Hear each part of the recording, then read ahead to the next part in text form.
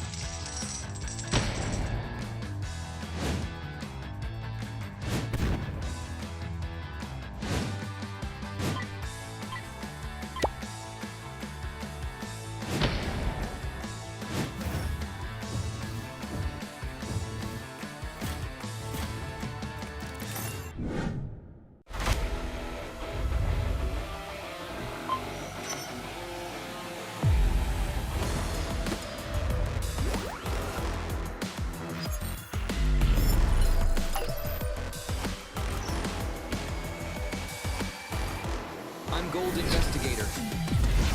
Join the Investigator team and let's protect the game's fairness together.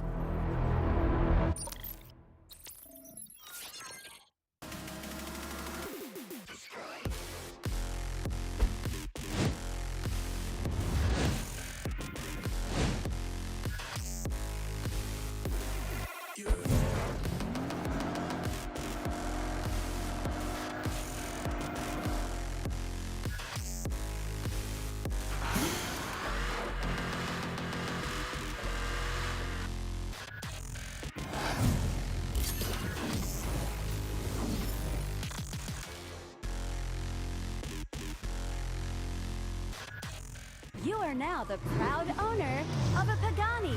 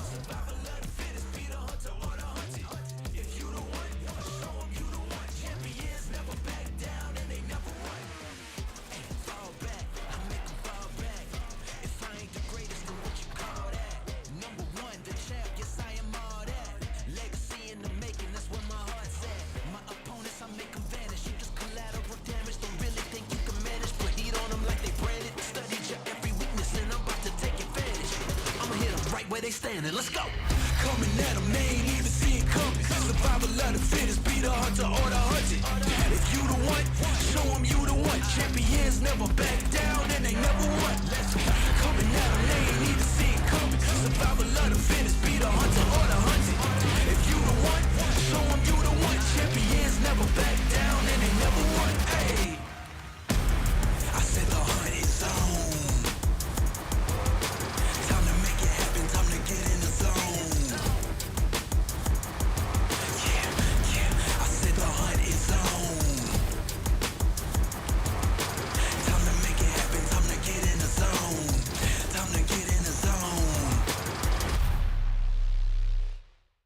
S2G stand for what? Stay to stay. Stay to stay. Bence bu sene diğer seneye göre daha kolay geçecek. We will smash you in PMGC.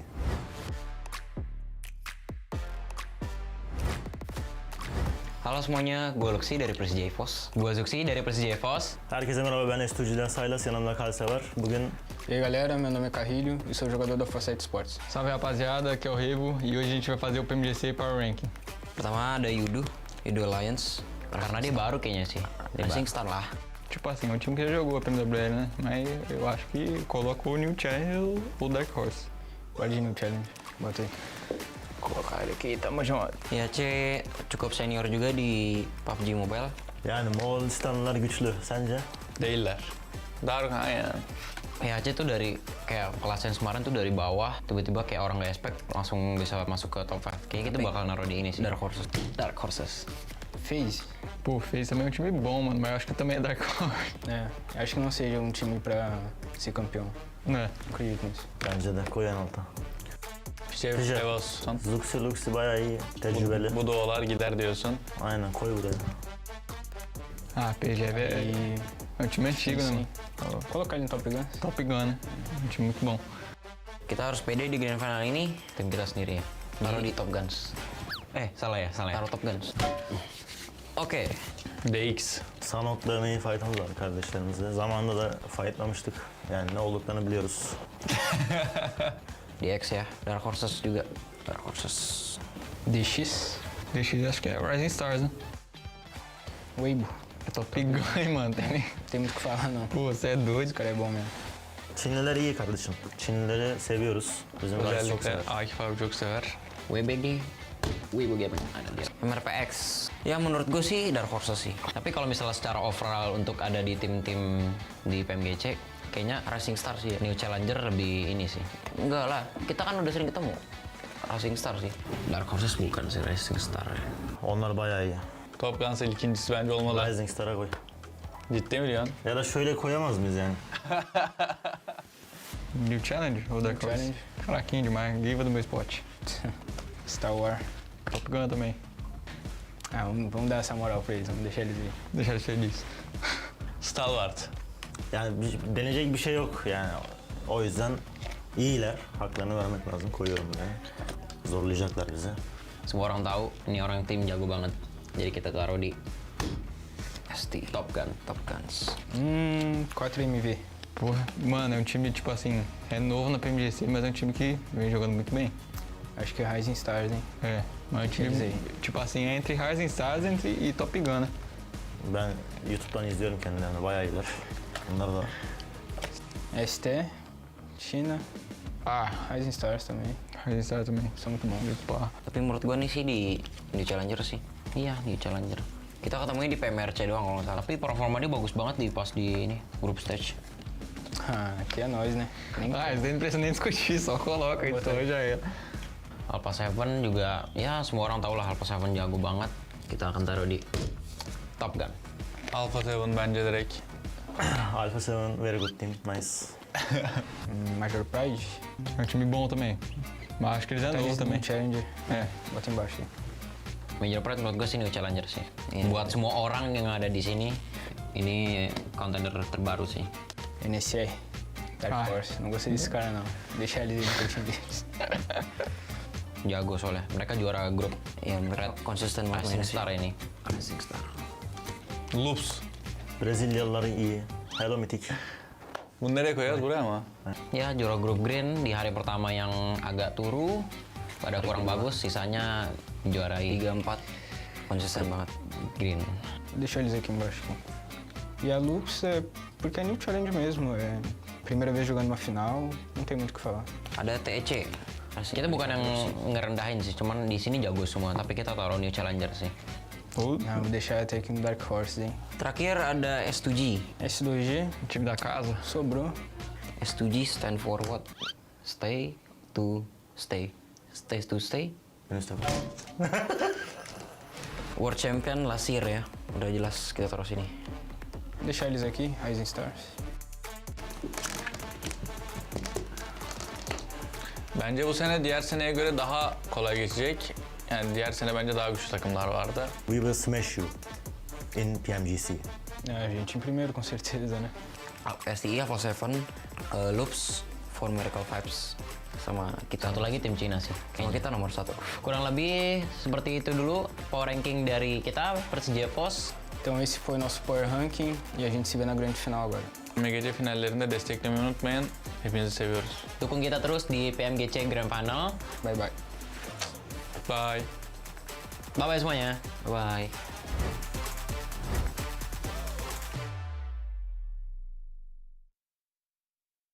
The all-new PMGC Road to Glory event is available now. Come and support your favorite team and stand a chance to win the rare esports supporter title, champion lobby theme, exclusive commemorative team cards, and more. You can choose a team participating in the PMGC finals that you wish to support at the start of the event. Once chosen, you can carry the team flag towards the 2023 PMGC finals venue. Each advance requires a PMGC memento. Don't worry, we'll explain how to get them in a moment. While advancing, you have a chance to trigger a Q&A challenge when you advance to a special space. If you win, you can advance one more time for free. During the event, each player has up to 5 free chances. Don't miss out. Please note that the likes you receive from friends will increase your chances of advancing more than one space per day. In this event, there are 2 main ways of getting PMGC mementos. First, there's a chance to pick them up in the Frozen Kingdom themed mode. You can get 1 per match and up to 5 per day. We heard that it's easier to find them in Snowy Village. Second, you can get 1 free PMGC memento by using 50 UC on the PMGC Lucky Spin. Every time you reach the destination, you'll earn points. Tap the gift box on the left to enter the event shop. You can use points to redeem PMGC-themed space gifts, a time-limited lobby theme, and more. Most importantly, when the event ends, the top 100 players on the flag contribution ranking will be awarded with the Esports Supporter 60D title. Upon reaching the destination, the carried flag will be contributed to the supported team, and there's a chance to collect signed commemorative team cards. Come and cheer for your favorite team.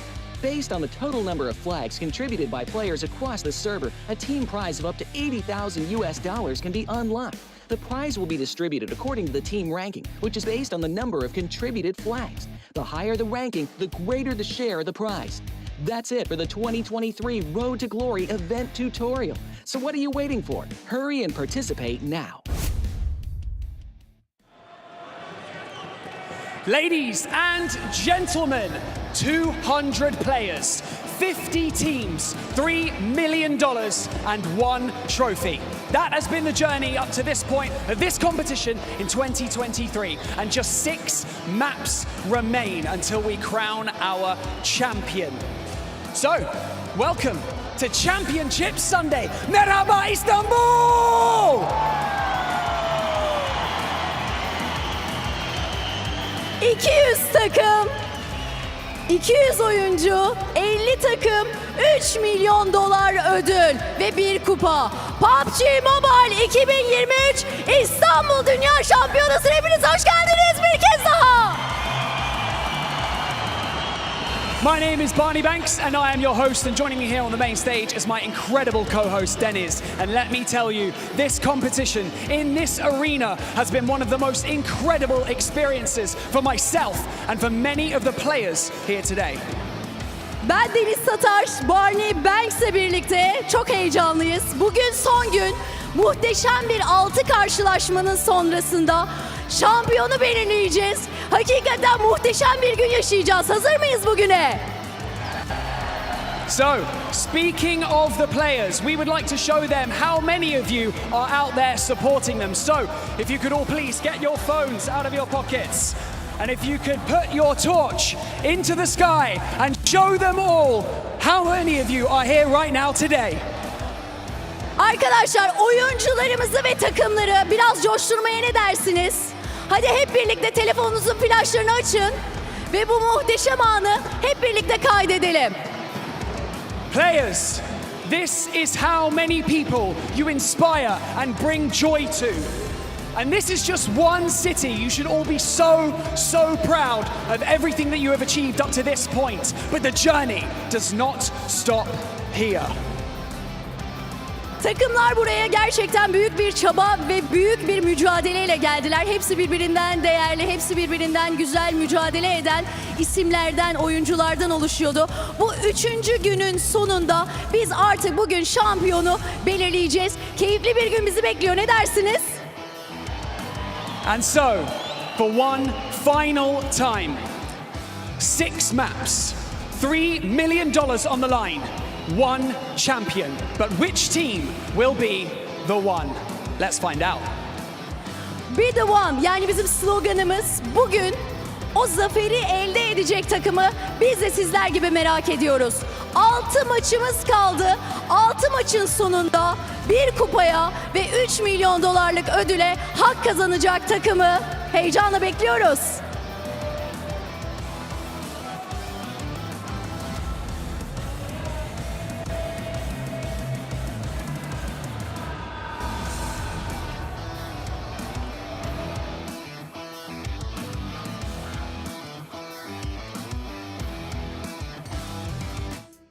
Is left to go. You can hear the crowd cheering and chanting S2G. But honestly, I feel like Brazil are the ones who are able to take this home. They are so close to doing so here, Max. But I'm not going to go to you. I have to go to you first, Seven, because you got to be happy about this. Alpha 7 looking flawless this event. And it almost has to make you transform into an Alpha 7 fan. I mean, let's be honest. They're currently playing like champions. If there was ever a time for me to be an Alpha 7 fan, it would be right now. The way they're being able to adjust, the way they're learning from mistakes, and the way that everybody in their team is currently being able to frag out or clutch up whenever the team needs them to clutch up. Alpha 7 are currently looking like champions, but we'll have to wait and see. They have history of choking on the last day. You know, we have to wait. Very persuasive. I might jump on the Alpha 7. No, don't jump on the Alpha 7 train. Well, didn't Stalwarts Esports tell you about that? They did. They reached out to me, sent me a cease and desist, said, don't talk about me anymore, don't talk about the team, and start supporting Alpha 7. So we'll see how that goes. And you can support Alpha 7 on TikTok with the tag PMGC 2023 to find out things happening behind the scenes, some interviews, and some footage as well. And of course, if you do post about it, make sure you use that hashtag as well. Not to mention, you can do that on your lovely Infinix GT10 Pro, the little thing right in front of me. It's born for Alpha 7 to win titles. I think they're going to pick up a new sponsorship for themselves as well here after this event if they take home the title. One of many to come. Okay, all right. Okay, calm down.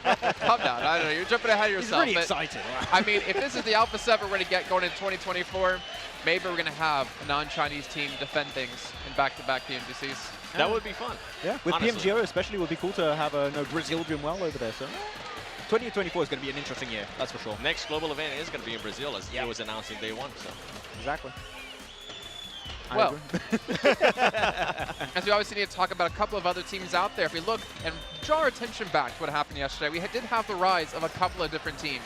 Xavier, first of all, this team coming out of almost want to say nowhere have been able to massively step up here. And of course, if you guys missed on the last 2 days of action, you can see what's all going down today.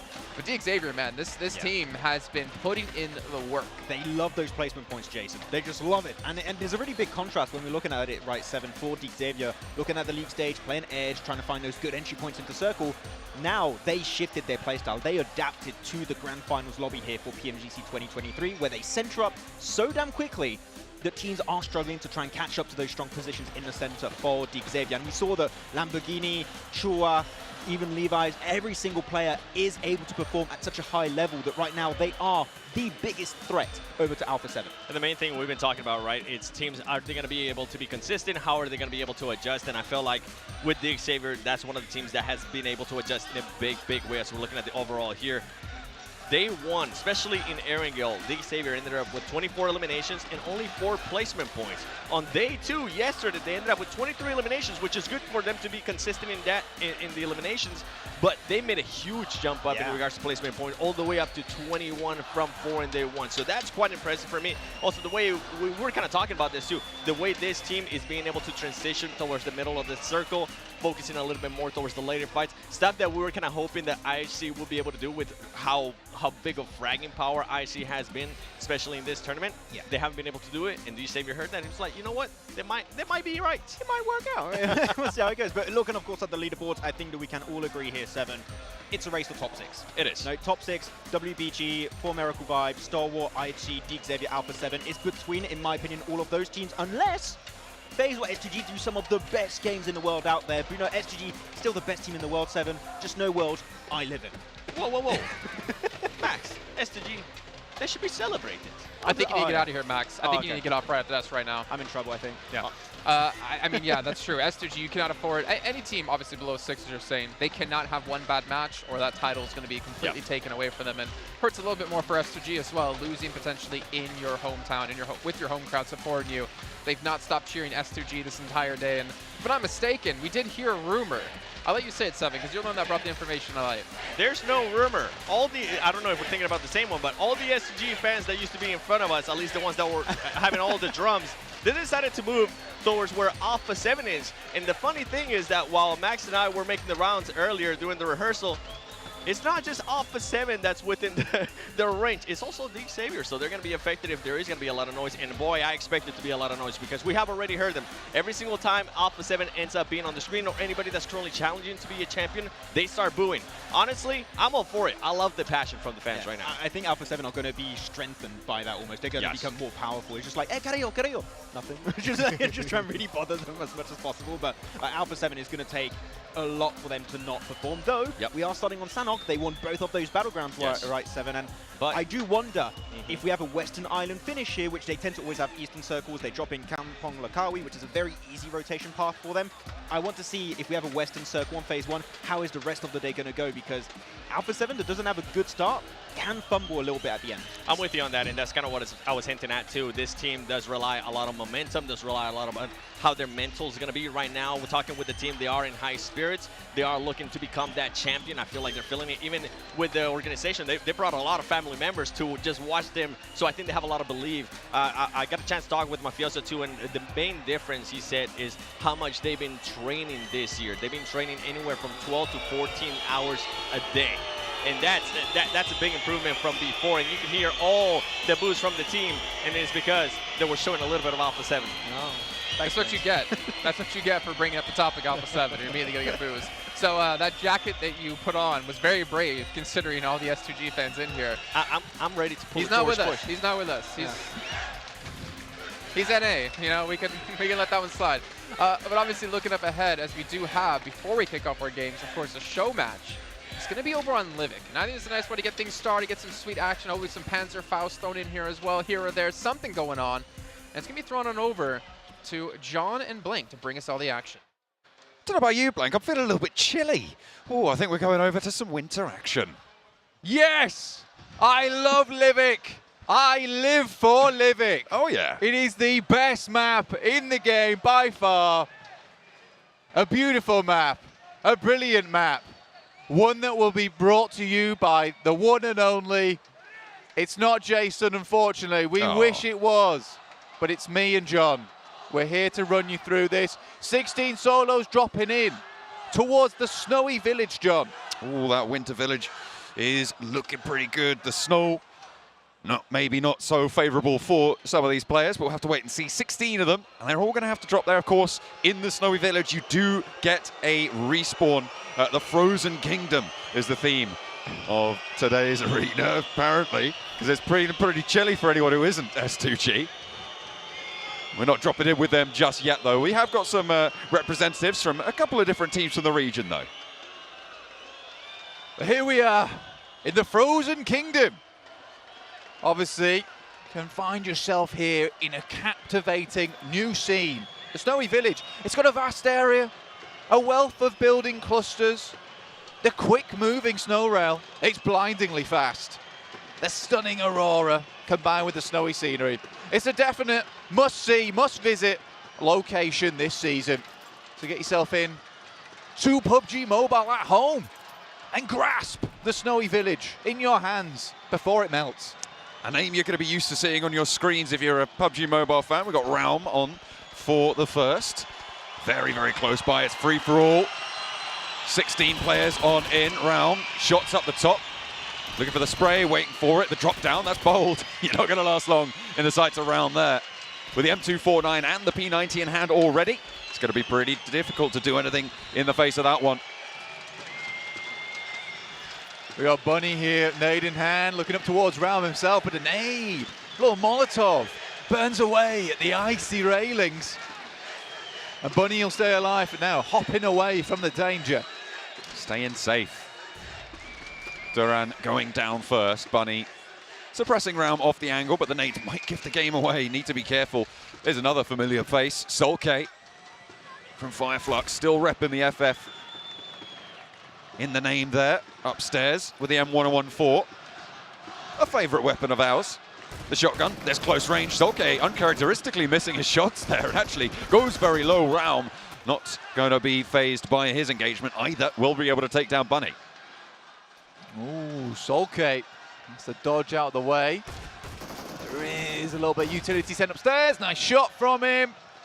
Will take down one, but it's Realm off in the distance to get those final shots in. Looking very cozy right now. His current outfit. Looking at those snow rails, maybe able to reposition faster than you would normally. Quick transfers available when you hop on board with them. I'm sure we'll see that being utilized. Nades in hand for Realm. Looking for a shot. Oh, breaks out wide. That's difficult. Kairos has to be careful. There's a nade in through the window. Realm repositions wide, drops down outside of the viewing angle of the windows. But Loxy's ready. Maybe able to find something for the Regnum Kaya representative. Ooh, passing back downstairs right now. And there's the snow rail. Oh, it's beautiful. Sliding along. Heat pad on the soles for slippery carnage. Nice and fast that was. Very fast reposition from Loxy. Wasn't on it for too long, but valuable nonetheless. Solke taking shots, taking a fight upstairs and goes down.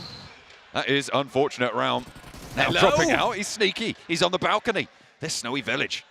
Looking to put him on ice, and Realm repositions onto the ground floor. Loxy nade on in. Knows there's a player upstairs as well, so Realm has to be careful.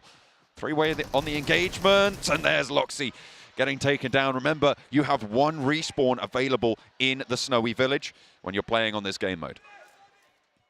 A little bit of an automatic recall, but not quite automatic. You do have to manually request the recall. Okay, it's a bit misleading, but don't worry. All you need to know is dropping in the snowy village at the start gives you a second chance at things. So you might as well. We all want a second chance at the end of the day. All right. It's true. I know Max does. Certainly. I know that S2G seem to want to today. We'll see if they're able to make that one happen. S2G repping for Barris at the moment as well. Try to keep it nice and tidy for them. Maybe they can find one win today. We'll have to wait and see. Not very believable. Boang downstairs. Looking to take nades upwards, blows the door out the way.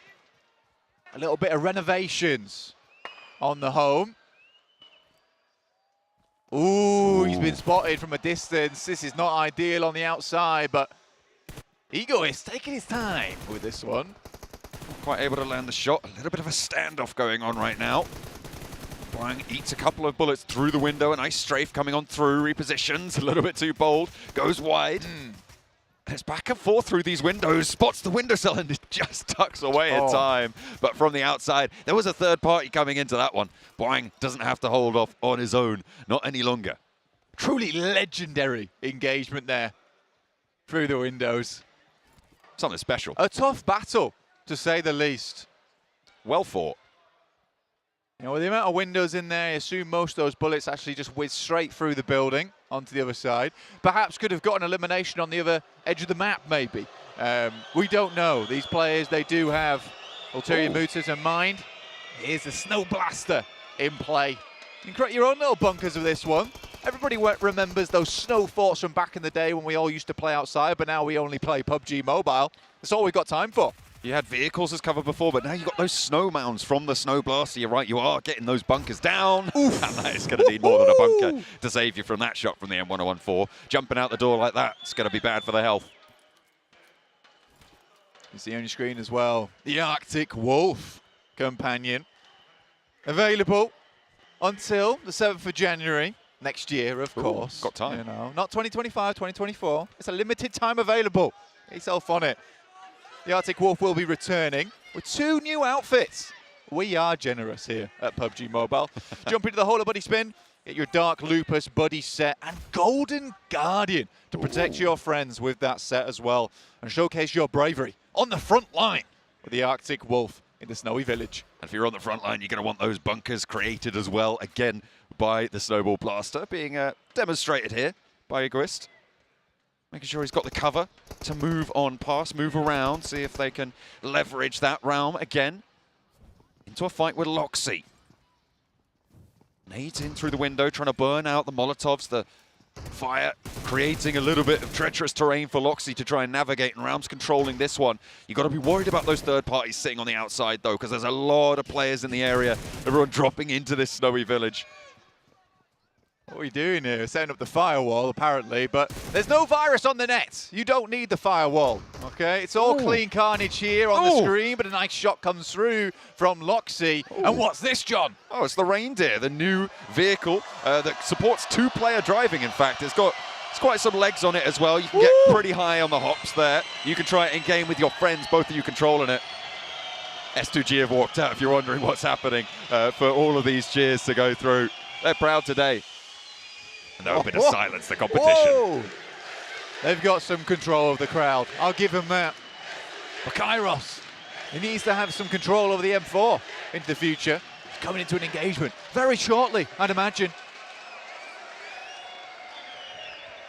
Looking for the shots through the top and maybe able to find a peak, able to find an angle. I think they're aware of each other's presence. Certainly Kairos seems to be. Wants the vault up onto the rooftop. Will he be able to find the angle? The player hiding out for the time being. Just staying on in the building. There's 6 players left. Blank, you've got to be a little bit bolder than that. You could see the Snow Blaster bunkers holding on for a while there on the side of those buildings, covering off angles and covering off sightlines as well. Yeah, just properly doing them windows in with the snow. Icing things up, fogging up those view lines. Cruel, really, but necessary in a game like this where it can all come down to the line in the future. Boing here, though, will continue to move on through. Does have his little Snow Rascal buddy here on the screen, presented to you now. That's also available to the 1st of January. Again, generosity abounds. The 7th of January. You've still got plenty more time. It's even longer. That's right. That's what I said. You said the 1st. I heard you. That's all right. Don't worry. 7th of January? Yeah, still the 7th of January. Legends. I know, surprising. But you can jump into that Ola Buddy spin, bringing the Snow Rascal along, and have fun in Snowy Village. Have the most fun in Snowy Village that you can. It's all about fun here in the crowd. We've got the T-shirt blaster in the background as well. It's not quite the Snowball Blaster. If you were wondering what that noise was, it's not the Snowball Blaster, but it is quite loud. Come on. Right in my ear. Right on the mic. Come on. Yeah. There it is. Lovely. We love it here. Fun in the Snowy Village. Fun on the stage. Absolutely. Shots back and forth. 5 players now remaining as well. Realm and Loxy with a bit of a standoff going on between these 2 players. Looking for that first aid. Looking for those bandages. He's all out of first aids, in fact. Still has 2 stims left in pocket. Don't think you want to take this trade just yet. Loxy not quite going to peek the angle, sees the player on the window. Realm has to hop out the tower. Going to be back on around this floor side. This Snowy Village has been chock-a-block with legendary action, Blank. Just 5 more players remaining. Snow didn't do too much. Getting in the building, locking that poor lass in. That is mean. Cruelty, I would say. But Boang has been having a right time of it today. Looking extremely good, John. Spray down for Boang and hits the deck. Reactions. Nice little drop there. You're right. Quick on the reactions there to hit the deck, Boang. Going to be peeking the angle again, and it's just up and down. Whack-a-mole here for the Snowy Village. And again, just missing the shot there. Really close by, but no cigar. Looking to take the shots backwards over towards Boang. Right now, don't have too many players remaining. Just 5 here. It's becoming quite the lonely Snowy Village. Not too many neighbours to say hello to, but here's a neighbour right in front of Ural. Great little shot there from the M14. We'll take him down, and Boang locks in. Almost immediately, we're down to 3, so only 3 players now left remaining. Got Vural, Bwang, and Loxy trying to survive it on out. You can see the circles starting to close, but I think they might find each other a little bit sooner than that. The Blues are not really a major factor when they're all dropping in this snowy village. Obviously, they're going to be in much closer proximity. And with those recalls as well, got a little bit more time to play with. The Panthera Prime set. It's the all-new RPA4 available from the 14th of November, which has just come and been. But don't you worry, you still got time as well. We're dropping this one all the way through to 2024 on the 13th of January. It's a little bit longer this time. It's a new custom color outfit. Panthera Prime set does await you in particular, at home. You can equip your favorite RPA4 outfit and go and take a picture of the snowy village. Make sure you do that. We want to see just what kind of colors, combinations, creativity that you can come out with. Let us know over on socials. Loxy looking for the spray over towards one of the two other remaining opponents now. Looks like no one's rocking that snowball blaster anymore. I mean, if you keep that snowball blaster, you can turn your enemies into snowmen, Blank. But hang on a minute, we are getting a little bit more frosty action with it. It seems. Bwang around the edge, looking to try and make Loxy a little frosty. Lands the shot on it, but there's a response. Look at that. He's covered in snow, but it's not going to matter. He's got his winter coat on. Oh, he's very frosty right now. Feeling the bite of it. But Loxy, we know this guy. We know he's a champion. We know that he can get stuff done here on the main stage, as well as in the snowy village. Loxy stepping in for us right now. Beautiful stuff. And he's moving on out. I have a very sneaking suspicion that Loxy might just have this on Loxy towards the end here. All right, okay, I see what you did there. That's a based Blank take right there for you. See if he can hold this outside. You can see the circle now starting to become a factor in this 1v1, in this duel of the ages, Blank. The snowball blaster on the shoulder of Loxy. He's locked in.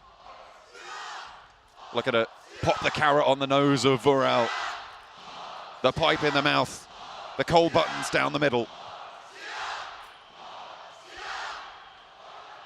Smokes out. The loot crate down in the middle. No one's going for it though. No one wants the loot. Everyone knows the loot's still available through to the 7th of January and the 13th of January. We don't need to get that too soon. We've got time to watch the conclusion of the PMGC and the conclusion of this momentous moment in the show match of Livik. Never mind, Vural, he's on the ticket early. I respect that, you know. He's gone in there with the pre-order. Fair play to him. This thrilling standoff between Vural and Loxy. As we wait for this one to conclude, Loxy has your vote. I'm beginning to believe as well he's got the circle. Look at that shift all the way over. There's no way Vural makes this through, right? Not with the snowball blaster in Loxy's arsenal. Oh, the tension. You can feel it in the air of the snowy village. Palpable, honestly. Locking eyes from across the field like lightning bolts, striking mid-air. The smoke blooms. That's a bad snowball. We'll give him that, you know, you got to fail on a couple of them. Maybe it had some rocks in it. He didn't want to play unfairly, got rid of it too soon. That's true, you can't be adding those rocks in. But there go the smokes, and Vural tries to make the cross. I think he's been spotted. Loxy knows exactly where he is. Shooting up, trying to lob that snowball in on through, and hits the tree instead. Vural gets a little bit closer, He's tagged on through the smoke there, and Loxy looking to go for the 1v1 victory here. Blank, Vural still on the deck, right on the edge of the circle. Trying to get tagged up here again by the snowball blaster. 2 more snowballs now left in the pocket. Gets the reload, able to refresh that. And Vural, he's using the cover created by that snowball blaster that is being fired at him as cover for himself, Blank. With the M1014, he's going to be looking to push on up as Loxy maybe just building an impenetrable barrier with the snow. Loxy's put man in an igloo. He's trying to get out. Blow on the walls of all the hot breath he can muster to escape, potentially. Nade over the top now into the smoke, desperately trying to find it, but it's the last bit of util in the pocket. M4 and the M1014 Now Loxy round the sides, There prays it is. in. It's an easy finish for Loxy. We felt it in our blood, in our bones. And he does us all proud. Excellent performance in that 1v1. Incredible stuff from Loxy to be able to close that one down. The champion of the Winter Village. Look at him, ice cool in the veins. He's ready for it. Regnum Kaya going to be happy with their representative here. Absolutely, but we're going to head back over to the analyst desk right now.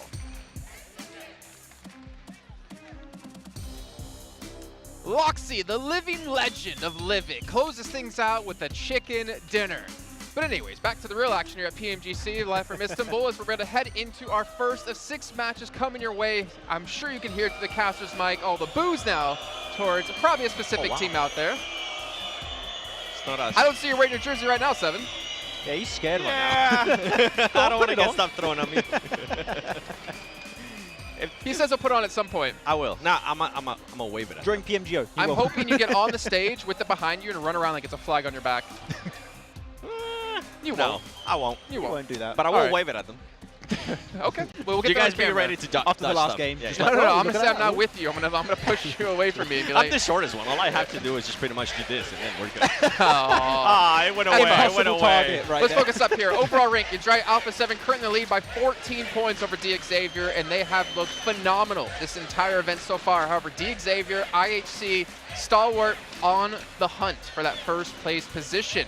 IHC, Max, the only team without a chicken dinner, and they have the most eliminations out of this entire lobby. Yeah, by a significant margin too. And we were talking about it, right, Seven? What is going to be the approach for IHC today? Are they still going to continue that playstyle of do or die, go for high elimination games, but still take the risk of losing players, and then your odds of a chicken dinner, as you can see, they haven't got a single one this tournament, is going to go down significantly? Or are we going to see adaptations? Are they going to try maybe pull a D Xavier and just center up a little bit faster and maybe get themselves the high elimination chicken dinner? Because right now, I feel like without placement points and Alpha 7, how they were looking these last 2 days, it's going to be so hard to catch up. Yeah, we'll definitely talk about a little bit more about IHC in a bit, but this is the main matchup for me, I feel like, especially for today. It's going to be between Alpha 7 and D Xavier. We were talking about it earlier, too, with D Xavier, the way they've been able to kind of adjust, just not being that fragging power, right? We were kind of joking about them being the IHC from Vietnam. Well, that's not the case anymore because they are able to back it up with those placement points as well. And with Alpha 7, I mean, there's so much stuff that they're doing right. Look at that damage, by the way. Yeah, not only that, especially the adjustment that they've been able to do as well. 1337. Hello? What? Are you guys here? Yeah. Oh my gosh. You guys disappointed the hell out of me there. How do you not know 1337? Whatever, move on. Let's take a look here at IHC up against Stalwart and a head-to-head as well. 2 other teams on the chase, and you can see the average eliminations for IHC has just been phenomenal, with Giola being the lead in the charge. However, the top 4 rate is almost abysmal. Yeah, it's a rough time, Jason, right now for them. But when you're looking at it, Mongolia here, 7 has been just so dominant at this international stage in the grand finals. Though we talk quite a bit about IHC more extensively for Stalwart, and this is a point that you were bringing up, 7, is that they're not being given those kind of good circles that they can easily rotate into, which has been hindering them throughout yesterday. And I felt like it was something that we've been pointing out with them, especially since day one. We saw them whenever they are able to position themselves, they are just such a strong team, and they are so good at being able to actually position themselves, but it kind of has been backfiring for them because they haven't been able to position themselves. They have been forced to make those hard shifts. They have been forced to rotate late. And with this team, with Stalwart, I just don't see them being able to push towards the top. They are truly within range, so that is a good thing, but I just don't see them being able to push towards the top. And I want to talk a little bit more about IHC because we keep talking about them with the placement points, and you were hinting at, okay, are they going to be able to adjust? I feel like we saw a little bit of it yesterday of them maybe trying to focus a little bit more towards the late play, towards the placement points, but then it ended up kind of backfiring for them because they weren't able to just frag out as much as they're used to. So at what point does this team realize, okay, you know what, let's stick with the game plan that we currently have. We are top 3 for a reason, and let's just stick to fragging out. I don't think it's going to work out. So many variables at play too, and you were hinting at it earlier too with Alpha 7. What's going to happen with Alpha 7 if they don't end up getting the circle right off the bat? It's going to be especially in Senhawk. Yeah, I'm really unsure how things are going to be going throughout today. It's very unpredictable. Alpha 7 sure were looking very scary, but if they don't get that momentum you mentioned earlier, other teams are going to have that huge opportunity to catch up and hopefully overtake first place. I mean, gentlemen, let's take a look just really quick at what we have on the screen here as you were talking about IHC.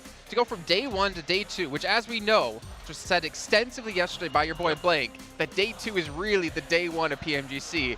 They got 11 more eliminations on the second day than the day prior and 700 more average damage.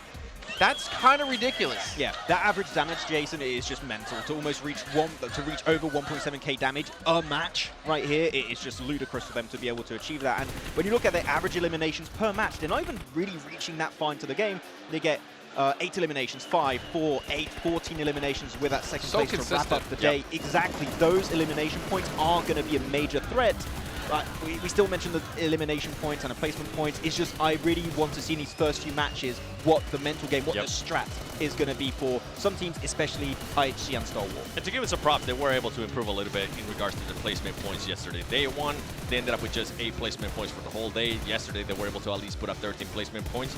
It might not seem like a lot, but for a team that's for a team that's just so focused on being able to get those eliminations, that is a lot for this team. And that's kind of what we were talking about in regards to this team trying to adjust a little bit more, trying to do what this Xavier was able to do yesterday, which was focus more on those placement points. And we're looking at this Erangel game in particular in the highlights, and now that was Miramar. But before that one, it was some of the best display of terrain knowledge from Deep Xavier that they put in full display. They know which fights make sense, and they can, even when they're not playing center, they were playing edge a lot of the time back in the league stage, and they can easily pivot between these two kind of approaches, which makes them such an issue for these teams that still reach the late game. We know Deep Xavier have a chance to still be lingering in the background for those placement points. I mean, the thing is, our battlegrounds are going to play such an important factor into today's matches as well, considering if we think back to yesterday with our triple Erangels, going into that first one, we saw Xavier and IHC had the most eliminations by far on that map, almost doubling the second, or the third, I guess the team behind them, right? Then you go over to Miramar, where I guess they would typically fall off and you would see more of a normality in terms of elimination. So they would see like 30 plus on Erangel for those matches, and then when we got to Miramar, you'd see like 15 or less. So when we get to Erangel, if IHC and Xavier, in my opinion, want to have a decent chance of taking this title, they have to perform on those maps, and they have to gain somewhat of a lead going into Miramar. Yeah, I mean, right now for Xavier is looking really good on Erangel. When you look at yesterday's performance here, Chicken Dinner with 13 eliminations, third place with 3 limbs, a little bit of a lower match here on their side. I think it was Chua trying to just swim across the water. That was a horrendous circle, by the way. Let's just forget that game ever happened. And then followed up with a second place with 7 limbs, and then a Chicken Dinner to wrap up the day. This is my big question for Xavier. Are we going to see a repeat of day 1, or are we going to see that continuation of day 2? Because I feel like that mental game is going to be at play for Xavier, that if they play even slightly close to what they've done, and Alpha 7 maybe don't have the start they expect, like, it could be a complete change in the leaderboards. And for me, the biggest question for Alpha 7, I mean, not only is it the Sandhawk, if they do end up getting the circle, is actually the first Erangel, because the first Erangel on both days, they just have not been able to get those elimination points. And if for this team, if for some reason they have a bad Sandhawk, and on top of that they continue to have a bad Erangel, that mental state is just going to start messing with them. The one thing that I do have to give them some props is how much they were able to improve in their Miramar from day 1 to day 2. And this is something we were kind of looking whenever we were watching the map feed, whenever we were looking at the review of day 1, is Mafioso learned from S2G. He ended up getting eliminated on day 1. On the second Miramar, he got eliminated by S2G. He learned from that. They decided to not ego fight. They decided to back off, especially in day 2, not take those early fights. And it ended up working out for them wonders, because they ended up with the 3rd place finish on the first and second Miramar yesterday. I mean, Mafioso got eliminated by Titan, I think it was, in the first one, and then S2G in the second. So definitely for them, the mental state is very important. But I will say this, though, 7, in my opinion, Alpha 7 had the strongest mental state they've ever had, period. Because we've seen them pulling back the aggression where normally they would get aggressive and look for fights or look for a finish. They are playing much more methodical, much calmer. That honestly, bars someone hitting them in the head with something from the stands, I don't think their mental state is going to be broken. Yeah, I don't think so either. I think with this team, they've just been so good at being able to keep themselves. They trust in the training that they've been able to do, and with everybody the way they're currently playing, I see them as champions. Trust the process. We're going to trust our commentators here, because it is time to finally kick off our final day at PMGC 2023 Grand Finals. John Allen and Blaine, take it away.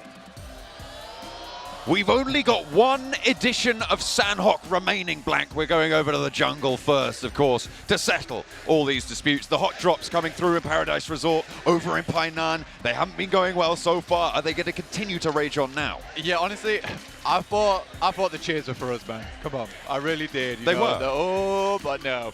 Every cheer I've ever heard. It's always S2G. It's all me.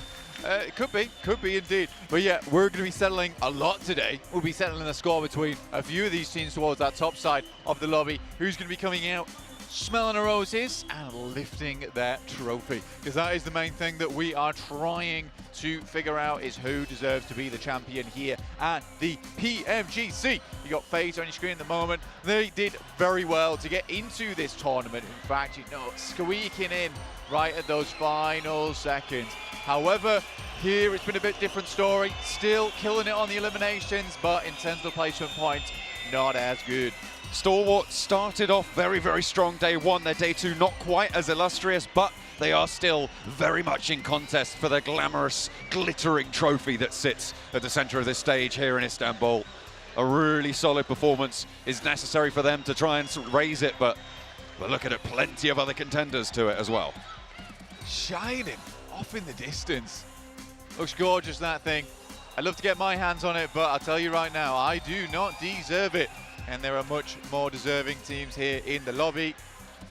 Stalwart, see if they can have a bit of a reclaim to that glory today.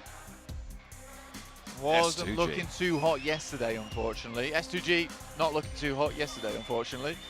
They've changed their jerseys, Blank. They were in the white, they're in the black and gold now. Let's hope that that's going to lend them a little bit of power. That is hard-hitting analysis, John. That's what they've done. It's factually true. That's... I've seen it. I've said it. You're hitting them with the facts. Absolutely. That's what we do here. That's all we do here on the PUBG mobile stage. Tell you what DXaver's been hitting this lobby with, though. Hella aggression, hella strong rotations. Yeah, for sure, man. I think that for DXavier, it's kind of a bit of a difference maker for them in this lobby. Is the case that, you know, when we were looking at before, very much a controlling team, like to take a lot of terrain, go for some wide splits, pick up those positions of the map, which were very important. I mean, Max has spoken to this effect a fair few times alongside with Seven, where that terrain gameplay is so important to them. They understand, however, they need to be more aggressive here at the PMGC, otherwise they're just not going to be able to accrue those points the same way that they were able to in the last chance, when perhaps the teams were slightly easier to manipulate. Slightly. Given that opening, you can't be denied it. Oh, Alpha 7 have come on the screen. And there is a response from the crowd. They're not happy about it, that bright orange jersey. You can see them from a mile off. That might not do them any favors with this crowd, but it's certainly working wonders on these battlefields. I think for Alpha 7, there is something to be said about those circles yesterday. Looked a little bit magnetic over towards Alpha 7's position a fair few times. However, what can be said is that the players were actually hitting their shots, right? They were making decent rotations from that position. They were controlling ground, and they're a team that have, quite frankly, picked up points time and time again. I think their top 4% is something like 50%, which is honestly insane. And you love to see it. And I think Jason made a good point as well, in the sense that this is the first time in a long time we've actually seen Carrillo do quite well in these matches on a global stage. So I think for Alpha 7, everything's going right here. This is the mix for success. It's like Seven was highlighting, it's a drop of the ego from Alpha 7 to increase that performance, for not going super aggressive, chasing things that they shouldn't do. They have gotten rid of that mad dog in them, and they are an old, seasoned hound now on the hunt for that title. Yeah, that's trying right. to make it work. Oh, it's nice to see new fans here, old and young. Waving the S2G flag. Oh, that is cute. And that's something to be said for the crowd, is that despite S2G's lackluster performance yesterday, they are absolutely performing for this home crowd who have got their backs, even if they aren't going to be the ones to lift this trophy. I'm sure they'll be running with them all the way, Blank. We're going to head over to Sanhok. The jungle awaits. The last time we'll see it here on the stage in Istanbul. Match number 1 of the day. We're into the closing stages now, Blank.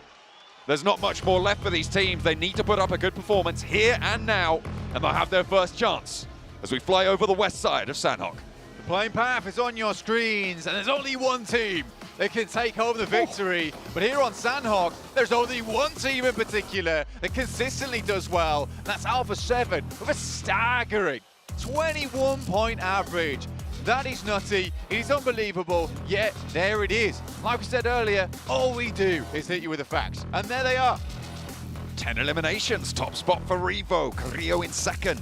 It's great to see. We've seen a lot of representatives of various different teams starting to stand up in these tables. I mean, obviously IHC started off very, very strong. They had that little dip again yesterday. DXavier kind of took up that mantle in day number 2. So both of those teams going to be looking to try and pump those numbers, try and stand up and contest with Alpha 7 at the top there. The drop fairly disparate. We're looking for those hot drops. Remember, Painan seems to have been agreed upon. S2G might still have a little bit of trouble with DXavier, though, over in Paradise Resort. DXavier not giving up the ghost. They decide to face their haunting memories. With the circle heading all the way up towards that northern edge of the map, so much water still in play. The winner of this engagement between S2G and DXavier gets a nice little branching point outwards to the rest of the map. But last time we seen this went off, both times, in fact, both teams did take some casualties from this position. I think maximum 2 players escaped per team out of this engagement. A forwards position being taken up right now for DXavier, a little bit more aggressive towards that S2G position. You can see Lamborghini trying to find something, the rest of them playing that backstop line. There have been third parties onto this area before as well. Loop's pretty close by with Mythic as their outpost. Titan probably going to be moving north from Quarry fairly soon. You've also got Udo Alliance, who have gone to the east side of this Paradise Resort position before on the Sandbox that we've seen. But with the circle as it is, the dynamics are going to change a little bit. Paradise Resort, whilst it's a good launching point, isn't that central. It is still going to be a sanctuary, I'm sure, for at least one team moving forwards, but areas near Tapmok, those hills to the northwest side of it, going to be a little bit more priority for a couple of these teams moving through. Yeah, it's sort of nice in a way for S2G as well as DXavier in the sense that all the teams that are surrounding them, like Titans, Udo Alliance, Donkshan Red Force, Loops, are all teams that I would personally say wouldn't go for this engagement over towards Paradise Resort. Udo Alliance, they prefer to stay out of the commotion until much later in the game. Titans understand they need to keep putting up consistent points today, so going out early on Sandhawk, that's not the ideal play. Loops have been trying to find their footing on this mountainous terrain of PMGC quite a few times, but just has not tied the rope in just yet to able to lock themselves into those railings. And lastly, Nongshim Red Force, central team, they've already got it in count, they're going to hold on to it. A good central spot for them as well. Likely that a team will rock up to that east side of it. Obviously, that lumberyard that sits down to the south, Tapmok, is a little bit more central in terms of the landmass, but in terms of the actual circle right now, Cal, you're right, is close to that center area. We'll have to see which part of this land the circle goes to next, because with such a dramatic north shift cutting out probably about 50% of this current circle, teams are going to have to make compromises in terms of their positional holding, in terms of their rotation paths as well. It's going to be a little bit more jam-packed with traffic in their way. And they've just met the rush hour, so they do not want to come into too much conflict too early, or if they do, they want to finish it quickly. 6-8. Moving over on that northwest edge, straight through Loops' compounds. All 3 players jump out the vehicle. Mythic first to face here, takes a bunch of damage, but there is a lot of firepower coming back here from Loops themselves. 33Z does go down, just 1 player still up and kicking with the DPS. Goes in through the window, and it's too easy here for Mythic. Popping in through that window, the vault is there, but 628 falter in their final Sandhawk hero. Last to stand for them. I would be very surprised if he goes in and continues this engagement. He's in a position where he's going to be safe for the next 2 phases. However, these placement points are not going to come quickly. They're not going to come easily. And maybe he just wants to get a little bit more on the elimination count to secure a slightly higher placing, because this team from China has not been performing to the level that we come to expect from them, from their group stage, from their performances over in PEL.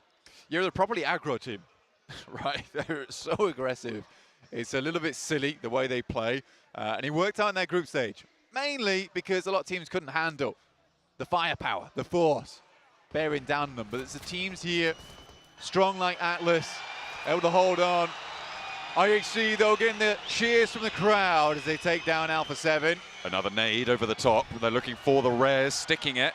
Could be important here. Mafioso back up and the nade is there. It's right on top of Revo. Is he going to go down? No. He evades it. A dash across from Mafioso to get some new cover now. And Alpha 7 looking to keep themselves up as 4. A good bouncer and a follow-up nade as well might be able to do the trick. Revo in danger, but he's able to weather it yet again. Popping that first aid off, and now Alpha 7 have the chance to take the momentum of this fight back into control. Ziol rolling around now, trying to get an off angle. Godless spotted in the smoke by Senab. Mafioso forwards, Revo with him, and they are surviving blank for Alpha 7. Holding on by a thread at this point in time. Gets a heal through too, stitching up the wounds in the process. Nice stuff from Alpha 7. Hang on here. Ziol in the distance behind the hillside. But I can't believe that Alpha 7's been able to actually hang on this long in this engagement. But IHC, they lose one in Godless.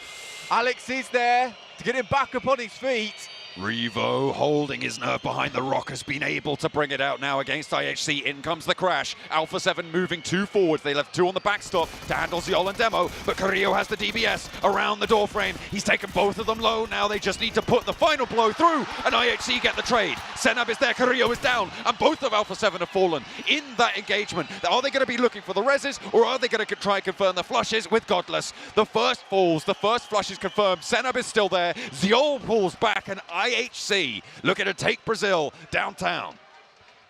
Is the worst team, the last team that you want to get yourself into a fight with. Because IHC, they know the golden rule. You don't talk about Fight Club, and Fight Club is very much situated on the east side of the map at the moment. What have Alpha 7 got in the back pocket with 2? On this northern side, there's a chance that they can get further, but they'll have to fight through IHC, a demonic force to be certain. The team from Mongolia currently in 3rd place, and the crowd might be cheering for Alpha 7's demise, but IHC just as much of a threat to S2G's position at the top. I think there's a bit of bad blood here because Mafioso is ringing it out towards Godless. Won't be for long though, because Demo has the shot, has the shutdown. And cacophonous applause to Alpha 7's falling. IHC has some of the most entertaining gameplay we have seen in a PMGC in a long, long time. 21 placement points they started out with today. They have the same placement points as Procedure Evos in 13th place, yet stand tall right now in 3rd place at the top of the lobby. Standing proud with their gun skill, the ammo falling around them. Major Pride have managed to get themselves into a fairly strong high ground compound here on the coast side, blank close to Stalwart, who weren't able to stop them getting in, neither were FaZe. So Major Pride with this area under control a little bit. Going to be a force to be reckoned with on this west side, but Stalwart sitting in the foothills underneath them, going to slow their roll when it comes to leaving this area. Yeah, for FaZe, honestly, from this type of position where Major Pride is sat, you need to, as FaZe, either go for a little loop-de-loop up towards cow side, or you go for the very aggressive push up towards Major Pride's compound. There is a possibility to make that one happen. As you come up the hill, you deny sightlines, you can get up there. A lot of times, that is a possibility to take the fight. And I think for FaZe, who are, to be honest with you, fairly decent at taking engagements. They're currently 7th place. They're not doing too badly at all in the grand scheme of things. They can take those fights with other teams. Major Pride certainly needs to be careful of that aggressive push pulling up towards their spot. Stalwart on your screens right now, over towards the western side. A team that has now had a door open up for them. Alpha 7 are out in 15th place, which is extremely surprising considering this is the team that's taken 1st place 2 days running.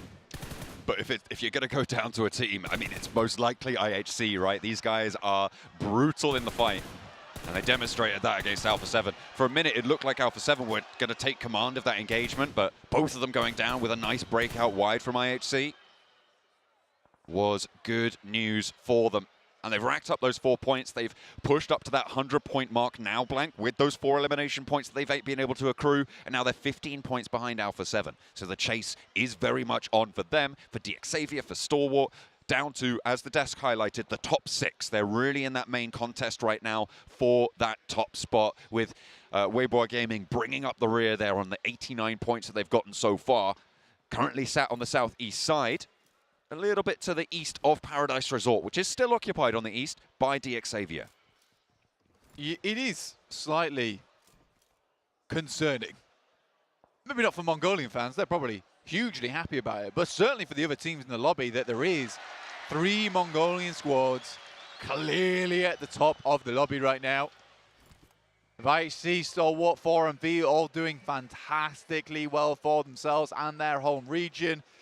Real flashbacks to Zeus back in the day, except now it's 3 of them, apparently. Really developing some unbelievable talent over in that region. Zeus had a lot of kids, you know, and apparently he has developed that family over in Mongolia to be such a powerhouse. Look at that, 3-4-5, the flags lining up. It's nice. It's nice to see. Expecting more from this region in 2024. But what if the first, second, and third place? Oh, that would be something, wouldn't it? Yeah. I think we would be going to Mongolia next year for PMGC. We'll cancel that. Scrap UK. I mean, I only have to get a train if it's in London or one of the other major cities of the UK. But I have to get on the plane. You're right. I could see it. I could understand it if that was the case. Uh-oh. IHC though. I mean, they've had their first initial engagement. Sort of makes sense that, you know, they get the beast out of them. And then get taken down by another team. Nongshim Red Force versus Godless, who has had a very lovely run yesterday. They will be taken out in 3rd place. Only 4 eliminations on the match. Not enough to catch up to DXavier. But it certainly closes the gap. And the crowd flips on a dime for cheering for IHC's demise after they take down Alpha 7. And to be honest, that's probably one of the better situations for S2G fans in the audience. Because, of course, now that's 2 teams that they're going to be less worried about this match. We'll see if they can go the distance, because the Circle has given them a little bit of their blessing so far, but it's still going to be a very hard-fought victory for them should they be looking for that chicken dinner. DXavier, they've got company on the south side of Paradise Resort now, blanking Pasija Evos, who have managed to find their way on through. Pasija Evos playing with 3, though, so a little bit down in force. They've lost Luxie already. They were not so fortunate as to keep that one together, with Titan out to their west as well. It's going to be a little bit tricky to get through on past Paradise Resort. Yeah, that position's a bit awkward right now. The Rocks over towards the western side. I mean, DXavier will be leaving. S2G took their chances. They took the northwest side of Paradise, held in that building, expected DXavier to move a little bit sooner, but instead they just say, you know what, this is not worth it anymore. Let's move out towards that western compound alongside the road. It's actually a very good compound to play around. Right now, Loops have a good spot as well on the other side of the road, but it is Nongshim Red Force with that hefty cluster of buildings to keep them very safe for a very long time. My big players in this match at the moment. On our screens, though, it's going down from FaZe and Major Pride. Expect this to happen sooner or later. Nice initial shot with the DBS. Looking for more through the smoke. Vittorious can't quite find the last shot there. Does finally put it to bed. And Major Pride will fall down 13th place. Not going to be able to do anything in this match. And that might draw any hopes of them getting towards the top. To a close with their first match going poorly. Pasija Evos still as 3. Having to hold out for MV right now, who are approaching on the south side. Lynx with the first crack at it. Apex is behind the rocket. I think he knows it. They're going to be aware of each other's position. East, a lot closer by. It was East and Doc who were really standing tall for 4MV yesterday.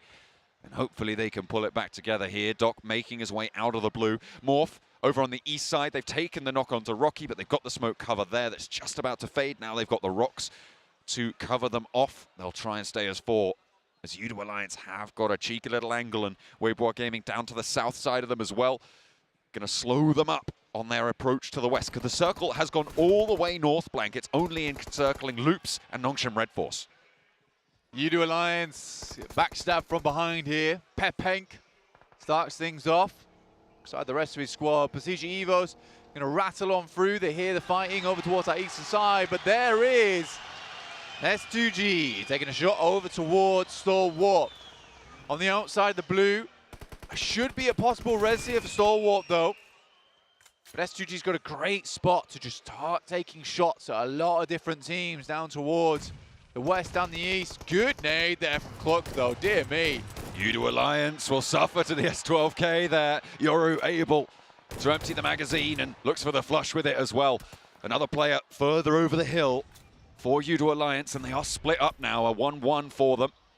Loops have been doing bits over in Tapmok in the meantime, Blank in that area. Stalwart continue to be suppressed. Yoru forced out of position on the rock as Iftar launches a Molotov to it. Repositions, gets the healing done, and the regroup for Udo Alliance can start to come through. Might even be able to enact the res. Drive-by Molotov. I like that a lot. Here's East versus Titans. There is shots coming through from his side, though. That's 97 here.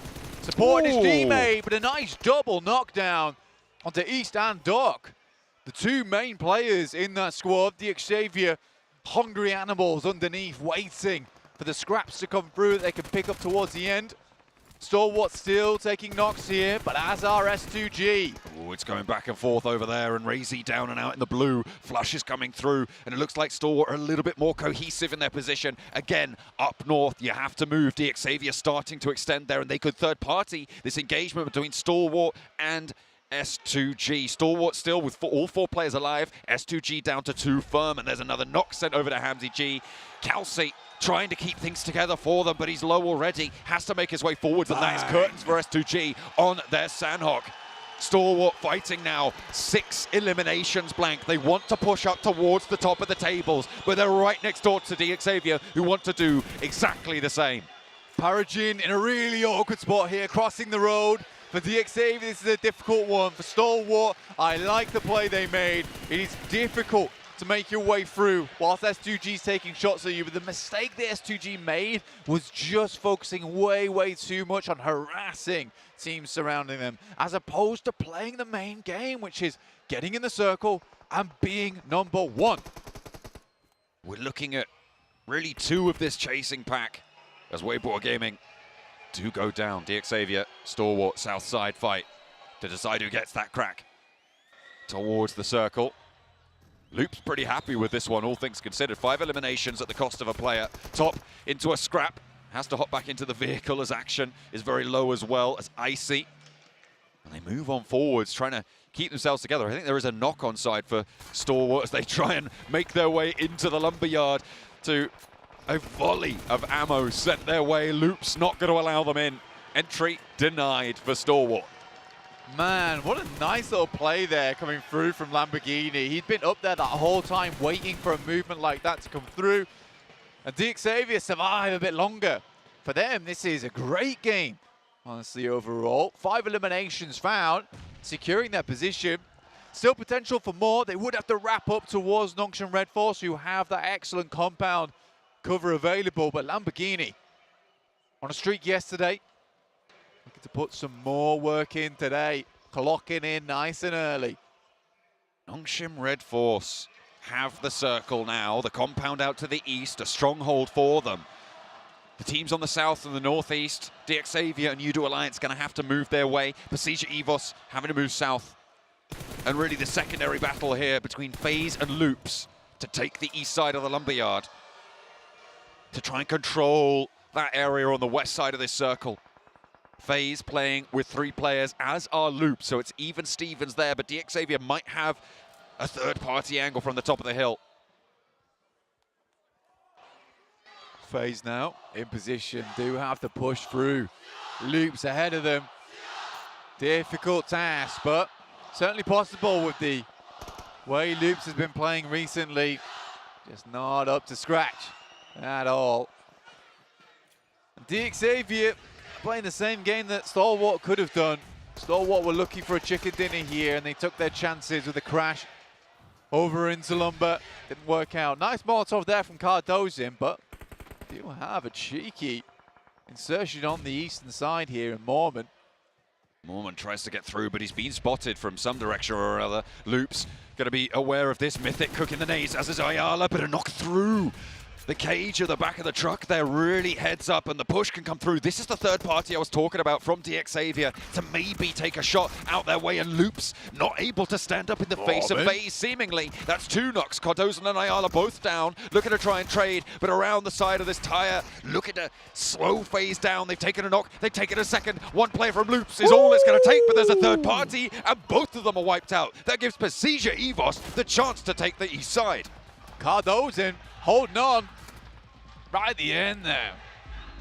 Fingers and palms thoroughly burnt by the rope that he was hanging to. Really, really difficult ending for him, but you know what? Gets Loops a little bit further, making up for past woes in earlier games.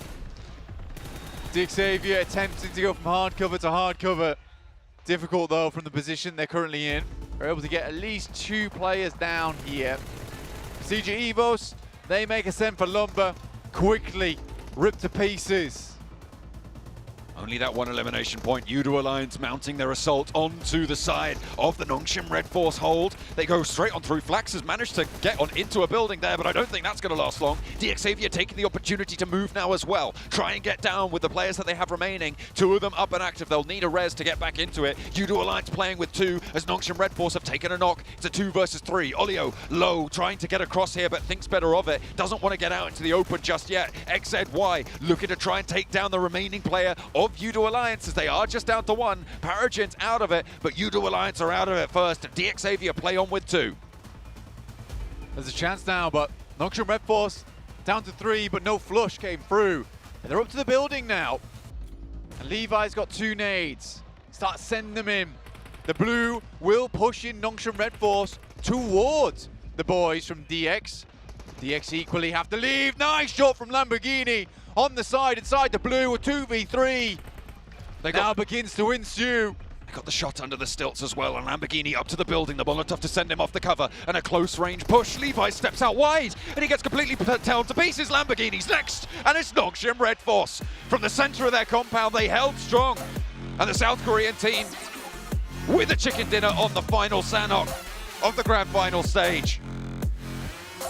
It's nice to see that pan out as well, because honestly, you think back to what Max was talking about on that start of the second day, which is a case of Nongshim Red Force, they want the center of the circle, right?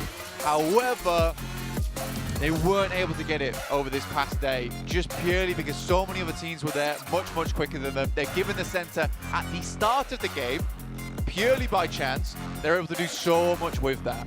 And it just shows you that they are a good team, but those rotations, the fights to acquire those compounds, that's what's lacking on this side. And it's not something that you can be lacking here at PMGC.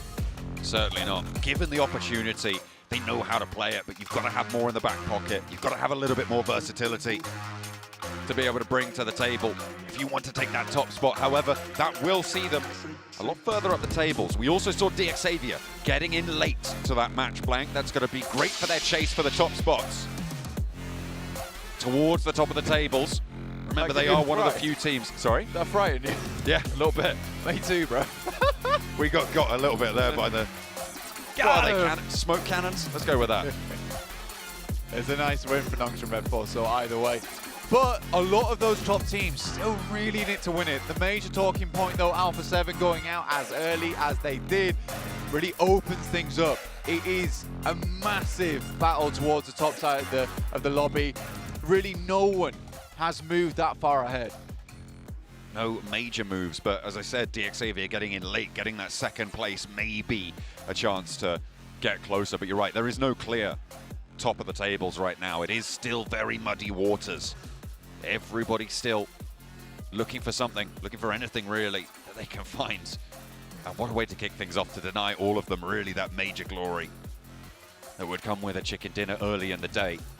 The last day of these grand finals. S2G doing something a bit weird though, I'm not sure I completely agree with, which is this case of sacrificing position for elimination points. I think you can see the difference between them and Stalwart quite clearly, in the sense that Stalwart is at least attempting to cross into the circle, which allows them to win that fight against S2G in the end, whereas S2G is just so focused on taking the shots and not on what the Blue's doing. It's a little bit of short-sightedness there from that team, who right now does look good. They have good players on the team. They might just be a little bit in their own heads. Maybe just a little bit. It wasn't enough to give them the power to win this one out. Nongshim Red Force hold the center of the circle, and for it, get a chicken dinner. For a team in 9th place, this might have been exactly what Nongshim Red Force and South Korea needed to get themselves in reach of potentially taking home that trophy and getting themselves into 1st place. But obviously, still a while to go, still a long ways to go for them, and still 5 matches left to play. But honestly, Maxman, this had a lot of drama in this match right off the get-go. Yeah, I think the Neon 7 are very critical. We're going to be very, very critical. Very critical in this game, and we talked about, of course, some of the teams that we're looking at in this tournament and in the start of the day, Alpha 7 in particular. Not the easiest circle for Kampong and Drop do they typically go for on the eastern side of the map, right, 7. And here going right into IHC with a minimal amount of scouting and losing players as fast as they did when all the other teams got some eliminations on board. It does set a scary prospect for the rest of the day for Brazil. Yeah, and even when I was watching that fight, I was like, okay, this could be the championship fight for Alpha 7 right here, depending if they're going to be able to win it against IHC or not. And it didn't end up happening. Actually, it got me a little bit worried with what we were talking about earlier. Okay, if they do have a bad match here in Sandhog, the first Erangel, they usually don't get any eliminations, at least from the past 2 days. How is this team going to be able to react? But with Alpha 7, we've been praising them in regards to not ego fighting, being able to back off from fights. I felt like this was a fight that they needed to back off. They got a knock on IHC, and they ended up sending it with 2 players. Not sure why they decided to be a little bit more aggressive there. I wonder if maybe the championship is going to start getting to them, and that's something that I'm a little bit worried for. Yeah. But and on top of that, whenever they did end up going on a 2v2 there against IHC, the players were lining up for him, and it made it super easy there for the last player of IHC to be able to pick him off. So overall, just things that we've been kind of highlighting for Alpha 7 that they've been doing good, that in this first match, they did not do good. Gentlemen, Xavier, 13 points. Yep.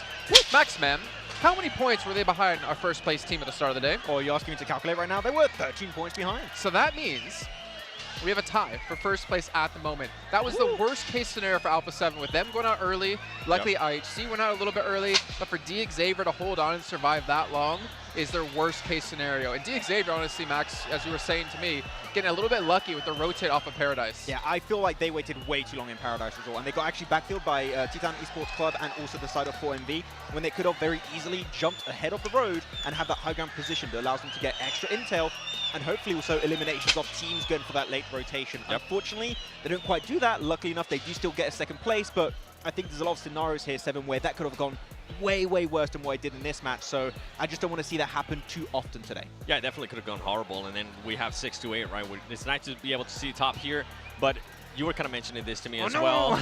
and we're going to have to bring it up because we do need to point out the flaws that some of these teams are currently showing. Even if it is Sandhawk, these are teams that are currently trying to challenge for that championship. And with 6-8, I mean, with SD, with Star Wars Esports, what we were able to see there in the last match, I was not too happy.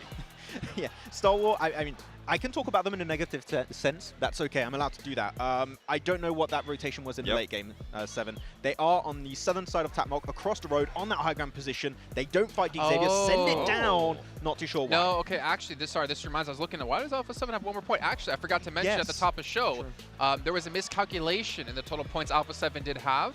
They got 1 additional point from an elimination that Koryo got. So they got added on. So Alpha 7 still technically in the lead right now by that 1 point. However, it is too close to call for now. It is. But something I do want to point out with IHC is we were kind of happy. We were kind of intrigued what was going to happen after they won the fight with Alpha 7, right? But then, for some reason, a team that had a perfect chance to actually be able to scout and see where they were going to be going with how much space they had to work with, they decide to end up sending it into Nongshim Red Force, which is a team that's set up, which is a team that was waiting for somebody to try to crash on them. And Nongshim Red Force just made easy practice of them, easy eliminations. That compound was taken over, as you said, by Nongshim Red Force. Get what was open at the time. Guess what was available? Gao, Tapmok. And you have an easy scouting spot on the northeast of the Nongshim Red Force compound. They could have easily made that transition, played it safe, played it for the long game, and hopefully get himself at least a podium finish, but it didn't work out. Look at this, though. This is insane. Xavier, 47 eliminations when it comes to Erangel. IHC at 42. Stalwart only sitting at 23, but obviously the placement points can be a big deciding factor for IHC that if they can't remedy that today, that I don't think they're going to have a chance to take home that 1st place. However, I mean, Xavier, for Miracle Vibes as well, has been able to step up massively yesterday. Yeah, you know who we're currently not seeing here? Alpha 7. Alpha 7, and that's what I'm worried for. What's going to happen with this team here in the first Erangel? We need to see some eliminations out of them. We need to see Alpha 7 that we've been seeing in the previous 2 days. No ego fighting. If you don't have to take a fight early on, just feel free to back off from that fight. Set up for the later circles as they've been able to do. Not what we saw in this N-Hawk. Yeah, and actually at Xavier, when you're looking back on their angles, even though they are typically really strong on that map, even when we had that horrendous circle on the second angle of yesterday, they keep Chua alive, they make it to the podium. They still are able to just keep surviving in these matches while maybe Alpha 7 or IHC or Star Wars get a good game. That gap is not going to close too significantly because Xavier just keep surviving every single match. So they're going to be a real pain for these top teams.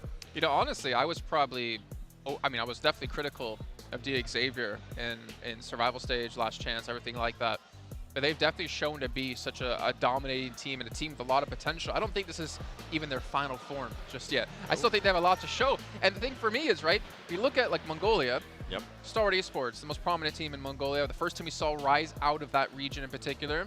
Now we're seeing Xavier out of Vietnam. I'm curious, are we going to start to see more teams as well shine up through Vietnam to really kind of compete at this top level? It feels like it. It's so cool to see different regions stand out in such a way. Like Mongolia, I mean, even going back, right, you had Zeus back in the day that were there, and then Star Wars came up, and you had so many teams. I feel like when you have some teams in your region that start performing well at the international level, they bring that back over into your, well, previously PMPL, now your PMSLs, and it just helps the entire region step up so significantly that Vietnam, with now how Xavier are playing, they might bring that back to their region, and the whole region will just birth Loops new with talent. Brazil, That's BTR exactly what I with was Indonesia. thinking. North America, we're still waiting. In Hyper. PMSL might help out, you know? It might help out. It might help out indeed. Hoops come back. You know, one team we haven't mentioned that apparently we're not critical enough of, and we're not talking badly enough of, according to some sources out there. PMPL updates. S2G, 11th place. What happened? What are we supposed to say about them? I mean, we They are are being not critical. playing well. They are not playing well, unfortunately. They're right behind us, so I'm trying to be a little bit extra quiet because I don't want to get beat up. But this team needs to step up. Like, they're in front of their home crowd. I mean, luckily for them, they're still enjoying the atmosphere. They're still cheering on with their fans. But they want to make their countrymen proud. And day 2 was not it. Day 3 is starting off to not be it either. They have potential to show up, but for me, this next game, if they don't pull off a big win, they're out. They're not taking home that trophy. They're not defending that trophy yet again. And I feel like you're being generous there because in my mind, I feel like this team is not going to be able to get a chance at winning. I mean, we were talking about this too before the show started, is they're so far away, and with the amount of points that they have to catch up and with the way that the top player teams are going to be the way they're going to be playing, there's no way they're going to be able to catch up. They're going to need at least 3 chicken dinners to start off with. With the way they started off with 0 points, I believe. I don't see it happening. When you see how many eliminations keep getting picked up by the top teams, the top 6 that we've kept mentioning throughout yesterday and now today, it just doesn't seem feasible. I feel like you had 4 teams that could be a dark horse throughout today. FaZe, S2G, Nongshim Red Force, and Titan Esports Club. Nongshim Red Force did exactly what they needed. Chicken dinner with decent amount of eliminations to be back in the conversation, but I feel like the first game is when you have to do that. I feel like it's too much of a stretch to do a comeback at this point for those teams. I'm glad you mentioned that within the first games, because as we get to the later stage, especially the teams that are on the second page of the overall, pretty much 9 through 16, those teams have nothing to lose. And we know what happens towards the end whenever those teams have nothing to lose. They're just going to start playing a little bit crazier. They're going to start sending stuff that maybe they're not used to seeing, and they're going to start giving them different looks. And that's when it becomes a little bit worry because different variables are added to the equation, and they're not going to know how to react. I want to take us back through memory lane of last year's PMGC Grand Finals, where Vampire did one of the biggest comebacks in the last day. 3 chicken dinners on the day. That can disrupt that kind of entry point into those podium positions on the leaderboard. So I'm telling you that if we see a team at the bottom being like, we got nothing to lose, that mentality can be so scary with now just 5 matches remaining. Especially if they become that point sponge, right? Because that means every point you get at the top is even more impactful, considering the points aren't really going in that direction. But it's going to be tough. Again, a lot of teams out there, I think they have a lot to prove to themselves, a lot to show. One team for me, Procedure a little bit. I want to see a little bit more out of this team. Obviously not in the running for first place anymore. Even Morph, UDO Alliance. Like, UDO Alliance, we still have some, pretty decent play when it came to our group stages, but not really leaving up to it right now. But right now, we are going to be heading over to where, Max? To the casters. Let's go over to them. Kick off our first angle of the day. Send us on over. We're only right next door. Thank you very much, guys. We are getting into our first of the Erangel sandwich. It is 3 maps on the cards for this map, and we are going to be going once over the grassy pastures to kick it off. Yeah, I think that there is a lot to be said right now, and it's difficult to say all of it, honestly, because there are so many teams that can do it excellently well going forward. I think that the Mongolian teams have really done their nation proud right now, because this has just been back-to-back powerful games. One team that's basically relying all on elimination, something we've never ever seen before in the esport. It's like such a big change up in terms of playstyle. We do also have teams like Stalwart who have been trying to grasp at that trophy for such a long time, yet never really quite at it. There's definitely still a chance for them, but also Xavier towards that top side, catching up towards Alpha 7. I think it does have to be stated again, though, that Alpha 7 has played a blinder this tournament. I think from some of these other teams like Xavier, perhaps, first day wasn't as massive. However, Alpha 7 has just been that consistent train, making sure they make all their stops along their way on their journey towards that trophy. Trying to keep up that pace now. The Sandhawk didn't go great for them. That fight with IHC panned out less than favorably for the Brazilian team that everyone's talking about. And they went down very, very early. 15th place it was, with 0 eliminations. The first time they've underperformed on Sandhawk this tournament. We highlighted it, right? But at the start of the game, 21-point average on that map. Now that's been reduced somewhat with that 0-point entry. I think for Alpha 7, there is one thing that can be said about that last match, is that it's something they won't have to deal with again. True. For the rest of the day, right? Because it's a specific rotation they have to make on Sandhawk, which passes by IHC and Udo Alliance on that eastern side. Udo Alliance was far more concerned with getting into the circle. I think Alpha 7 wanted to go for a large wrap. Pretty cool rotation, in fact, I'll hope to see from them heading up towards Cow side of things. However, you do run into IHC doing that. The first of the Erangels, map number 14 of 18. As the end draws inexorably closer, Blank. Erangel, a major points earner for the top of the tables, trying to keep that consistency. A Mongolian specialty, it seems, with the top teams, 4 of them being from that Mongolian region. Xavier trumping it all, though, from Vietnam. Very, very interesting. It's kind of weird to see that we do have a lot of the regions all clumped up over on this side of things. You've got Vietnam at the top, Mongolia, into Brazil, you know, Indonesia, South Korea, and then after that it's 3 Chinese teams. So pretty weird, but also curious in the sense of, like, is this just we actually are seeing the power of these regions translated quite nicely onto a leaderboard? Obviously, very much Western-leaning playing here, so getting over towards that eastern side slightly more difficult. 60 limbs there for Levi's from Xavier. Certainly expected this guy to step up in the PMGC, and he has. It's nice to expect something and actually deliver. I'm looking at the teams right now on the military island. We're seeing a lot more residency there than we have done previously. 3 teams, in fact, dropping out over there.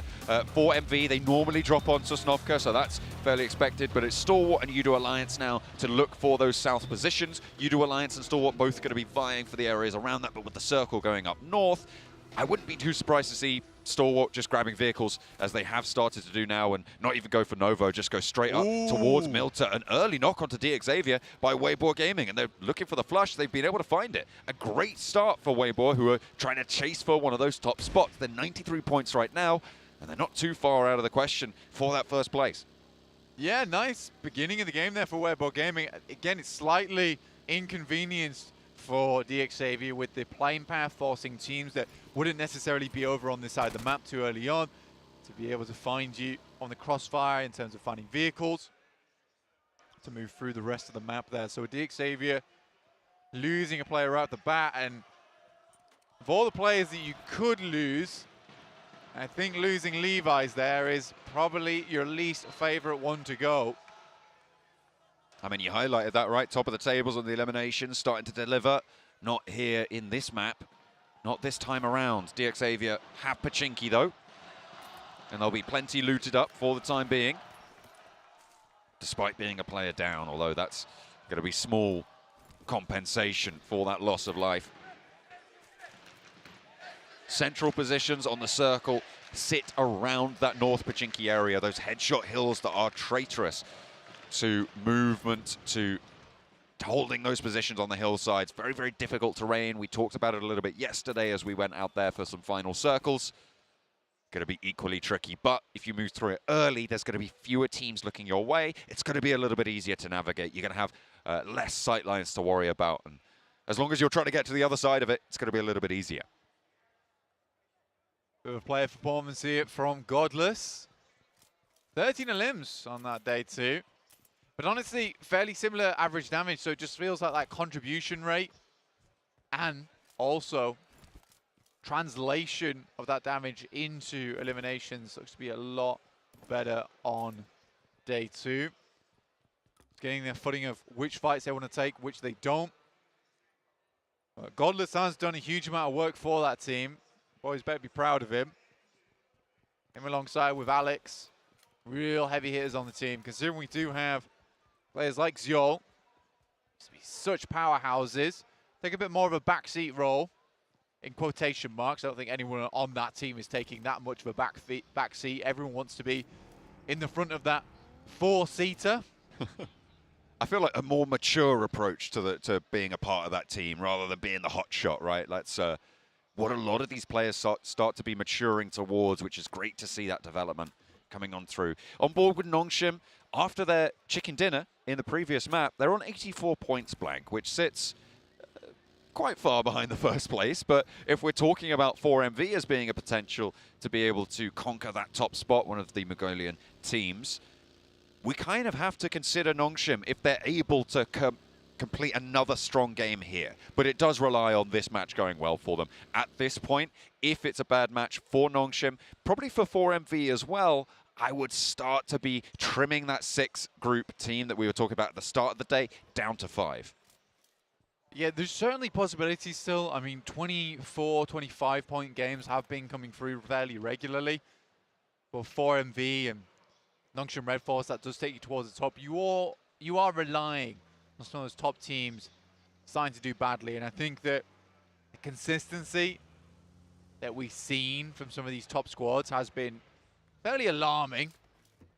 Quite a few of our other squads within the lobby, but it's still very close. I think that's what always makes PMGC so exciting, so fun, so delightful to watch here. With really those points dropping by a mere margin as you head down the lobby. I think realistically we will see in most other tournaments, like some certain teams towards that league stage, around 180 points at this point in time. So it's nice to see our first place team with only 115. Really shows us how fierce the competition here is. PMGC 2023 live from Istanbul. Making sure it's keeping us on the edge of our seats right until the closing moments. Only 5 matches left to play. 14 out of 18. Goodness me. Feels like just yesterday we started this tournament, but it was in fact the day before. Yeah, you weren't far off, basically. Yeah, for Nongshim Red Force, I would like to see South Korea, their single representative here, towards the grand finals, have a bit of a flair finish, right? Yeah. I think it's to be said that some of their games have been pretty poor, right? I think that the few games that they have won, it's been a little bit of circle look. Okay. Been able to get towards that center side, trying to prove me wrong, apparently. Fair enough. I'll take it. There's the rundown. Onto Bamboo. Titan trying to just get away from this one. This is just over towards Potato Hill, east side of Pochinki, of course. Titan moving out further east to get away from the presence that sits atop it. Nongshim Red Force with Potato Hill, it is already a central position on this first circle. We'll see if they're able to make that maneuver, make that transition to the center of the next, because that's really what we've talked about a lot, how central positions are being taken away from them. I think it was Max who really started to highlight that on the desk, and we've seen that bear out in the games that we have been observing over the last 2 days. Certainly in yesterday's matches, more so than the first. We'll see if teams start to move back towards the edges after that analysis of yesterday's matches. See if they have that sort of similar idea and maybe try and play a little bit more edge focus to get a little bit more done. Playing from that edge side is something that Solwar is very used to. Carrillo from Alpha 7 knocked and down.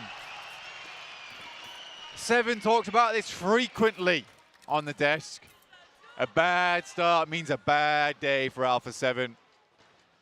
And day 3 the day of chokes coming through apparently. For some of these teams, Alpha 7, I'm worried about them now. This is where they let things slip out their grasp so quickly. They said, they talked about it, that they've addressed their ego about when they're winning, about when they're on that hot streak, keeping themselves in check, but this is the true test for me. Yeah. Keeping it in check when they are not doing so hot. It's so easy to let it get away from you, to get frustrated, and that is the major challenge that we've seen for Alpha 7 over the years, as this roster, as these players as well. So it's now or never. Keep it together, keep your cool. Brazilian fans hoping that they're going to be able to do so. But that fire in the belly of these players, man, sometimes it just bubbles over. Yeah, I think it's difficult to really put a pin in it, right, of who's going to be able to come first in these games. Precision Evos, though, onto Xavier. Nobody is safe towards that top side of the lobby. Alpha 7 taking cracks. Xavier taking on water. But the ship is far from sunk. Only a small hull breach. Scratches if that. Check the paintwork, you might be all right. If Alpha 7 also are having a bad game, though, it's not disastrous for Xavier, but it is one less opportunity that they'll have in order to jump up to that top spot. But for Stalwart, now is an opportunity, right? This is where Stalwart needs to put their best foot forward.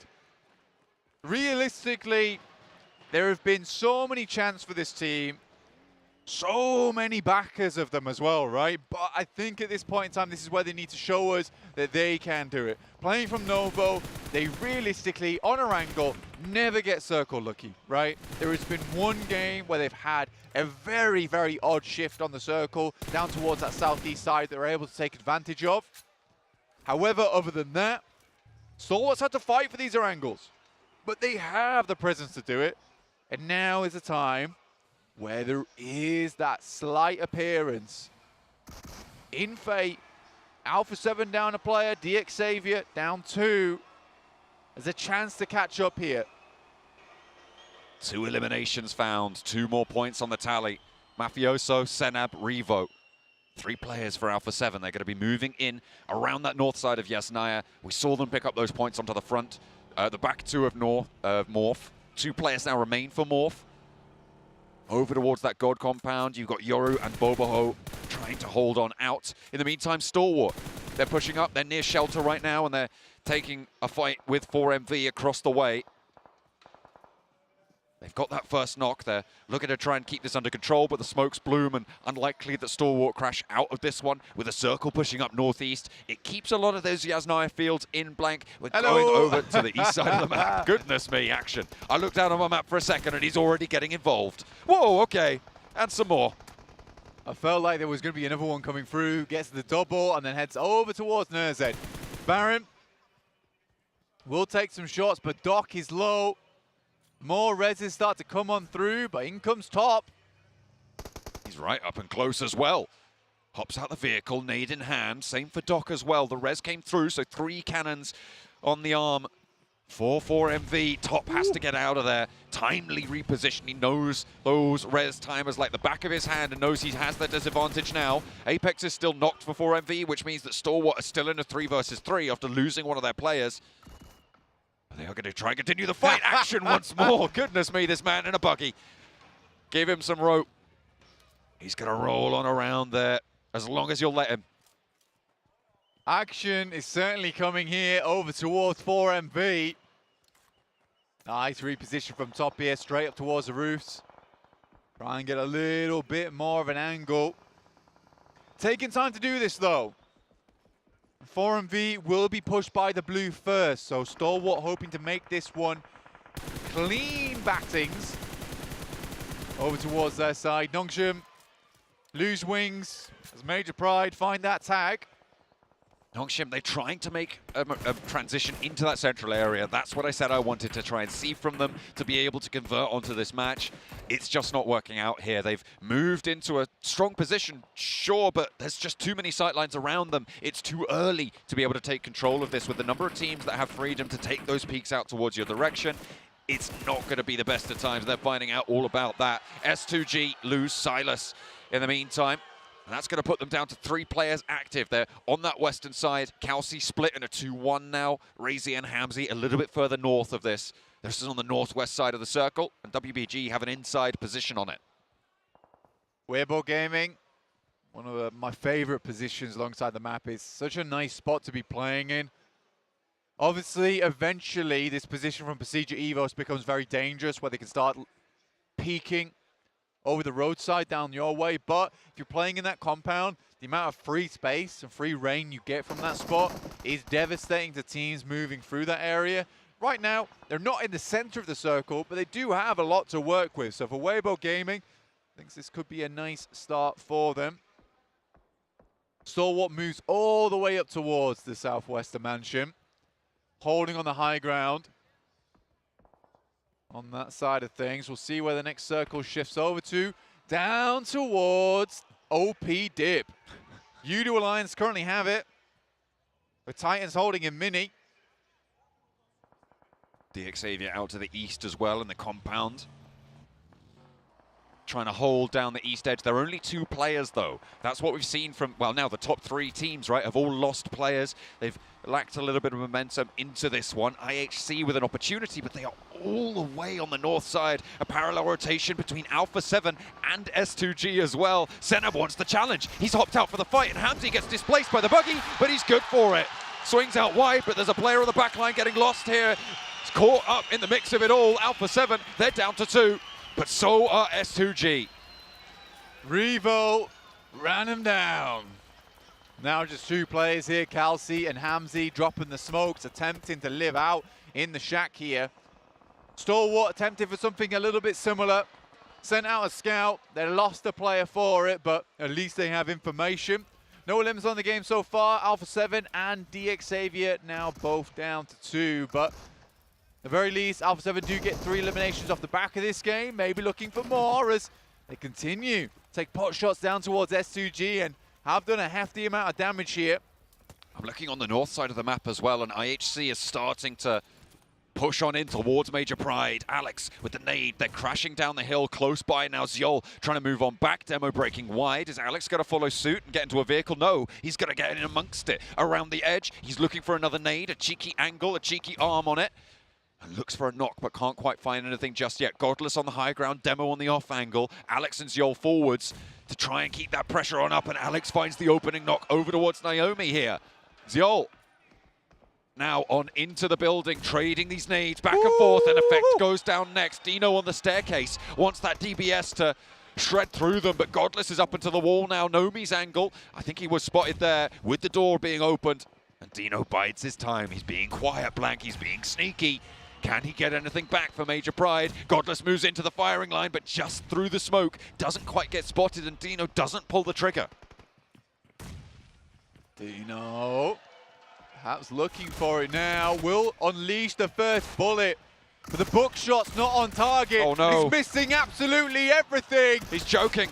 Finds the final shot just about there, gets the first knock, but Demo can now start to move in on the off angle. The spray, the suppression, and Dino gets a second. He looks for 3. Dino in a potential 1v4 situation now against IHC, a brutal team in the fight, but not this time. It looked a little bit shaky at the start of the fight, Blank, but Dino for Major Pride to maybe take down IHC. The top of the tables right now, Blank. They just can't catch a break. Prehistoric madness brought back into frame by the dinosaur himself. Looking to bite down the 2 players outside. A quick nade. Perhaps looks for the finish here. The 1v4. Is it on the cards? He pulls the pin on the smoke, trying to bait out a peek. Dino, he's close to danger. Does he know? They see the res up and into the window, but he gets through the door just in time. The blue zone's here to play now, and you've also got to get that re-knock from the zone into the vehicle. And Demo has to get out of there. Will he be allowed there? As Dino looks to fossilize IHC towards the top of the tables, misses the shot, and it's a breakout wide. A survival instinct kicking in for IHC. Dino sends them running, packing away. In the vehicle, the glass of water in the front, trembling in the footsteps of the Tyrannosaurus Rex Dino himself. A nade to trade and Major Pride go down. Unfortunately, he's going to be nothing more than future coal on this one. Get him out of this, Erangel. Major Pride have done damage, though. IHC, one player to stand. That is the top 4 teams now blank, down on their luck this match. The good news for IHC is they've got 4 eliminations already. Alpha 7 have 3 eliminations already, but we're going to be looking at Weibo Gaming and 4MV this match to see if they can close that gap. Weibo Gaming have taken a knock. They're on that north side with a struggle position to get on through. As S2G keep getting these pickups in a central location. Yeah, from that shack, it's got some really nice sight lines, in fact. These cheeky little planks that you can peek between do make for an unfortunate way to play this game out for some teams. FaZe with the nade over towards Boboho, but it's not going to make its way through the window. Another nade goes forwards, and there it is. Picks up Morph, they will go down. Hang on a minute, that was Hamzy. To be able to pick up another point for S2G. They've got 3 on this match so far. FaZe. Venturas goes down, Mela's already out of it. Demo's still active for IHC. He was able to get away from the terrifying presence of Dino for Major Pride. But they have been cut down to size. Demo open ground against FaZe. Not going to last too long there. Onzen's able to take him out, and IHC fall first of the top 4. Xavier versus Stalwart here now. With Nerzed unleashing grenades. That one looks pretty on target to me. Paragin's down. The top floor brought hurtling down back to earth. That is a resounding ego check there. Nerzed nade in, tries to post it, doesn't quite manage to get on through the slit there. Chua trying to hold out around the side, taken almost down entirely. Nerzed still wants the challenge with the SK-12. Oh, this is bold from Chua, but it pays off. Xavier still going. It doesn't matter how much HP you've got. You've still got a DBS in hand, and that is brutal, but finally, it's put to bed. Stalwart, though, suffer. They pay the price as Nerzed has gone down. They'll need that res. In the meantime, Weibo have been looking to try and take that aggression, but Ymao's down. FaZe are starting to roll through this one. 3 players alive. Ming, close with that DBS again. But back into the smoke, has more to deal with. More man up the top, goes down, and now it's Onzen's in the vehicle. Ming wants to challenge, out into the blue zone. He has to roll around, and here comes at 6-2-8 for the third party. The blue zone claims one. And the gunshots claim another. Weibo now under pressure by 6-2-8. 6-2-8. Up to a solid elimination count of 8 here. So their countrymen in Weibo Gaming are starting to find themselves some purchase on the rankings. They don't want to be left behind here and push further forward, but it's S2G consistently getting the circle still. 4MV, who Stalwart left in the dust earlier on, now attempt to make their way in. A lot of teams taking heavy punishment. The only team currently with 4 is 6-2-8. Over on that northwest side, who have been sweeping. Titan are going to be looking to try and move on in, but against Yudu's Alliance's position, it's going to be very, very tricky to make that move. They're more than likely going to have to crash onto that S2G shack in the very near future. A 6-2-8 move up towards Revo, who is still alive, and with 3 eliminations, if he can rack up a couple of more placement points, Alpha 7 are going to be happier with this performance than maybe it would have seemed towards the start of this match when they were down on their players, when they lost quite a few. Stalwart, in the meantime, getting their heads bowed down by Cluck, who's going to sit top. And now Nerzed, the last to stand, but there's an answer there coming through from 6-2-8, who still have that high ground position. Yeah, Stalwart right now just keeping their head out of the action. Top steps up to see if he can go for a challenge, but there's so many teams in and around this area. Action's going to go for it again as well. Nerzed taking bullets. It's not likely that 628's moving anytime soon. The vehicle explodes. At least gives them some cover to work with. But it is S2G towards that central arena. Oh, Hamzy finds two, over onto 628. Both of them go down as well. They tried to descend blank. They tried to get across the road, and they're denied. 5 eliminations, and an aid is going to follow it up, but in comes the remnants of 628. Kelsey's down, and Hamzy is going to be on the deck. He's not going for this res just yet. A Molotov on in. The smoke's out forwards to slow things down, but 33Z is already here. Hamzy's going low. He jumps out wide, and he's on fire now. Will be burnt to a crisp as 628 rack up 10 eliminations. Massive game from 628. Same again for Loops here, down to 7 teams remaining. Titans on that north side. Udo Alliance. OP Dip.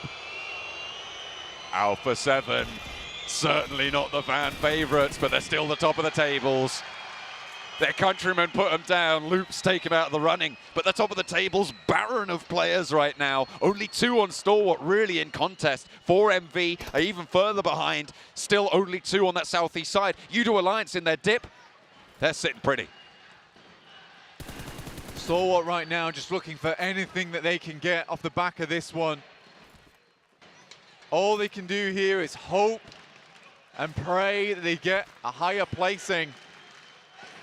But most of these teams not likely to come into contact with one another until later in this game. Stalwart desperately need themselves an Eastern shift on the circle, a hard one as well, but not likely.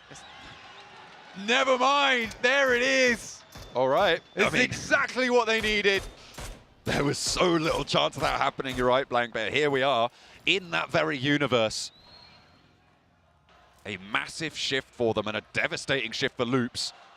Ayala does have the MG3 though, and that ghillie suit keeps him nice and secure for a time being, but they're going to have to cross, they're going to have to get past 33Z, and they're going to have to get past Udo Alliance, who is really the major factor of this circle. They only have 3 players though, so still potential for things to change up here. I think for Loops, pushing down this way will be a little bit of a struggle. 6-8 down to 1 player, but lovely amount of LMs here, up to 10 now. Ayala spots over towards Titans and 4MV, and now have to make a rotate of a lifetime. Mythic leading the charge for Loops to wrap around. Udo Alliance looking to hold it off, but you've still got 4MV there, and the sideline peppers and the forward front hold is going to find Mythic. Get the flush, the steal from top, you're right, for Stalwart across the way. And Udo Alliance are looking out that way saying, who did that? Who's the cheeky so-and-so who's gone for that shot over the top? It is That's top. nice. Shadow takes down 628. This is realistically exactly what I was talking about. The hard Eastern shift allows Stalwart not only to maybe steal away some eliminations, but also to pick up some more of these placement points. A 3rd place for Stalwart right now would be very beneficial towards their rankings. They're still currently behind IHC. Yet to add those placements on though, against IHC's total. So I think as it stands, they might just be able to jump on up a little bit higher. 15 points total behind Alpha 7, so any more placement points they can get, you're right, very, very beneficial in that pursuit. And Loop spots top though, and that might slow them down just a little bit. However, they've been behind this ridge for a while, and the reses can still come through. Chief is down, and there it is. 4MV, deal with the roadside. Roadworks ahead. I don't think it does for Loops.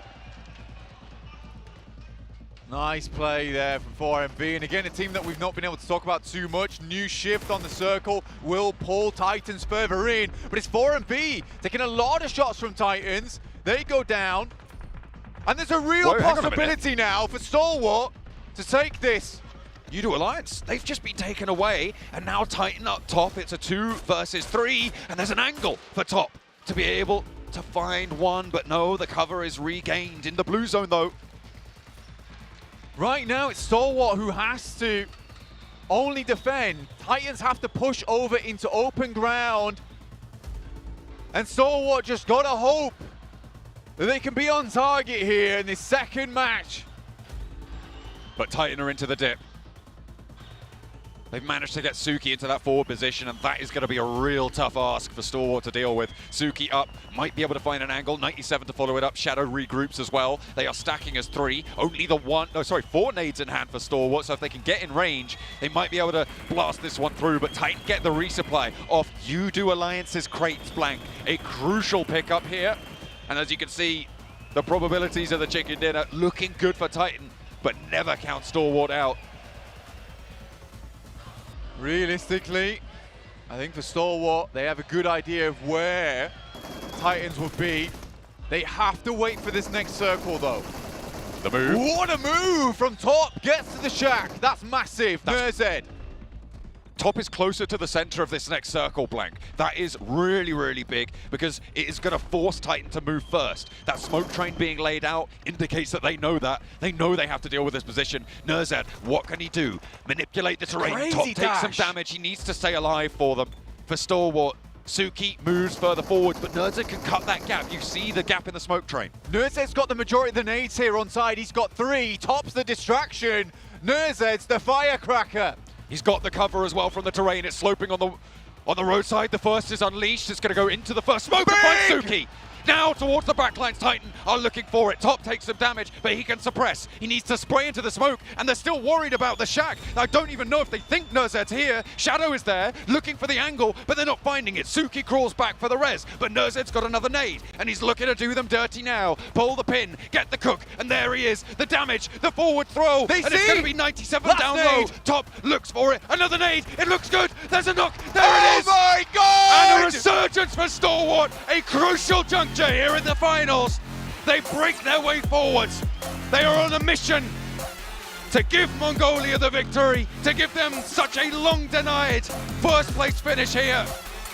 Make some noise for them, because this could be the start. What a win from Stalwart. Stalwart to the end here. Resilience incarnate from this team. Holding onto the edge. What a circle shift for them as well. I did not see that one coming. I don't think Titan did either. An unbelievable play as well. Top as the distraction. Hands off all nades to Nerzed. All nades by 3 nades, I mean. Makes the run as fast as possible under the purview of the distraction of Top on the shack and hits all 3. The most valuable nades of PMGC. Made of pure gold right now, and that's exactly what they're chasing. Coach Senna happy, praising the duo, Nerzed and Top. Names to remember. It's a crazy thing as well, because for Senator to come out there, give him the high fives, be happy about that one, that means a lot to the team. Usually, Senator, after a big win from Stalwart, he comes in, he calms the team down. He said, look guys, it's not done until it's done. But for that one, I mean, high fives and smiles all around, completely deserved for Nerzed and Top. What a game. What a game. 16 points on that match for them. 6 eliminations in the chicken dinner. That's going to put them right up there. Alpha 7 were only able to get 3 eliminations. The start of this match, they were on 100. They are right on the doorstep now, Blank. We thought that this team was going to be a favorite for that top spot. We were worried after yesterday's games, but Blank, I feel like that passion, that confidence has been reignited with that chicken dinner. I'm pretty speechless, honestly. It's a perfect finish for PUBG Mobile there from Stalwart. And this is what I'm talking about, is that Stalwart, when they play at their A game, they are literally on another tier, right? It's a different level of PUBG Mobile than we see from any other team. To make those decisions in those last moments is insane. What a performance from the magnificent duo of Stalwart, Top and Nerzed.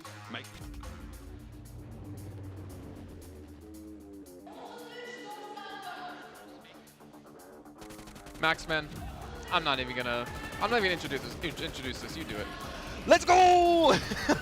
I will take a Stalwart win like that every single day of the week. Nerzed What an insane play he's done, not only in that finishing moment here, Seven, but also on that breach onto the side of Xavier with that opening nade, so he's only have one singular player to focus on, and especially holding on to that utility when the entirety of Titan Esports Club were pinched by the blue zone in OP dip. No way to escape, Seven. That was potentially the game that we're going to look back at the end of this tournament and say that is what made Stalwart the champion. Are you on the Stalwart train, Max? Let's say possibly. But I'm with you. The way Nercea was able to be so patient, wait for the right moment, start throwing those nades. And I love that he didn't decide to get up and start shooting, which is usually what we see some players do, right? As soon as they get a knock, they want to be able to finish it.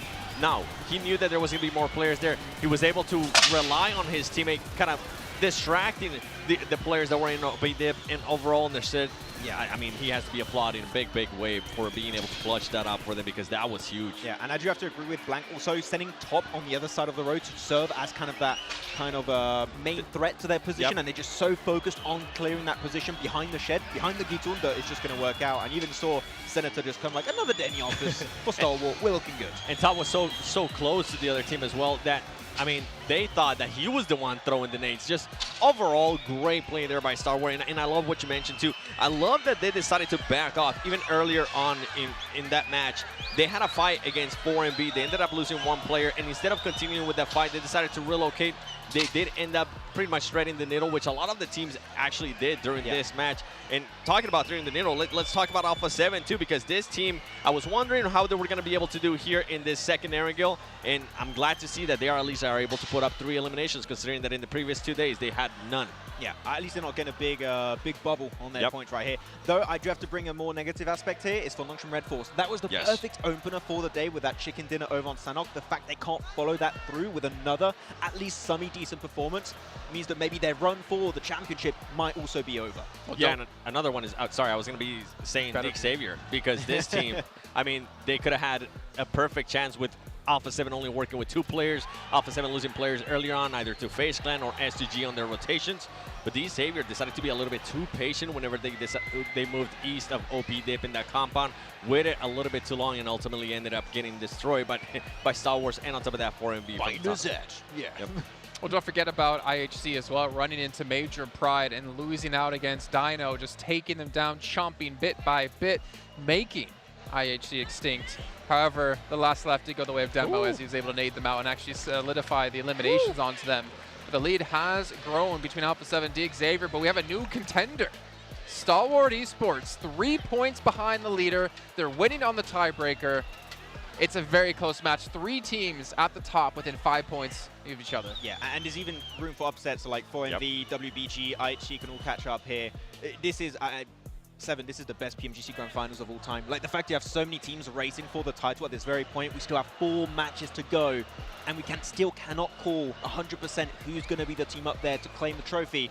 It just makes it so intense every single match and super unpredictable. Yeah, I would have to agree with that. And then we were talking about earlier about those teams that are 9 to 16. Judo Alliance being able to place themselves in OP dip earlier on actually ended up disrupting Alpha 7's rotation and forced them to back off. Sinab ended up getting caught by S2G, and this is what we're going to have to keep an eye on even more, because Loops now has had 2 matches where they have been able to get some eliminations or at least get some placement points, and that's taking points from some of the teams that are actually currently fighting for that championship. I have a question actually for you, Seven. Looking how Alpha 7 lost players early on their rotation and fully sent in the middle, that seems to me at least a little bit desperate. I feel like maybe the pressure's getting a little bit to them because they know just what's on the line here. They don't want another 3rd place like last year. I'm with you. Yeah. I completely agree. Well, we can see here, Alpha 7, a bit of a struggle there, but at least they're able to survive and get some points, right? 3 eliminations, the 1 placement, better than Xavier did, as Xavier did get wiped out by Stalwart. And of course, we saw Udo Alliance sit in OP dip for such a long time until they got dislodged. And D10's like, hey, we'll take this position. This is your position? This is our position. But obviously didn't work out for him in the end. But it is a little bit of a shame, though, for the likes of Xavier to keep things close, realizing Alpha 7 went out early. That could have been their moment to really claw back some points. But for Stalwart's sake, I don't know, man. I'm still not 100% convinced they're going to take on the trophy here, Max. We've seen some chokes just yesterday in some of the positions they were playing. Thinking back to, I think it was, I want to say Sandhawk, if I'm not mistaken. I think so. But at least the Senox behind us. Yeah. I mean, Star Wars, how should I make this work out? I think they're not going to do well. There you go. I don't know if that's going to work out possibly. But No, say what you really want to say. I would like to hear. Okay, Say what you I think really they're want going to dominate. I feel like right now, even when their individual players like Nazed is popping off, I feel like they're going to feel, of course, the pressure is there.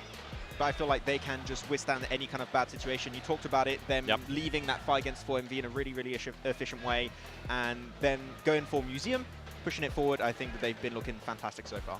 Well, of course, all these players are participating on the Infinix GT10 Pro, born for professional esports players. You at home can pick one up and hopefully one day participate here on the PMGC stage, or maybe the phone alone will make you better than you already are, which for me wouldn't be that hard. Yeah. We literally played some duos yesterday, and Max was carrying my butt. We had a fun time on the reindeer, though. We got on top of gas station. It's a really cool scouting spot. Yeah, it was very cool. Yes. We saw a little bit of it in the show match, and maybe we'll see a little bit more in the future. Not here right now, because we're not playing with the Frost Festival. You guys at home, it's a head to short break while we get things ready to go for our next match of the day. It's going to be our halfway point, and it's going to be our second Erangel. We'll see you in a few.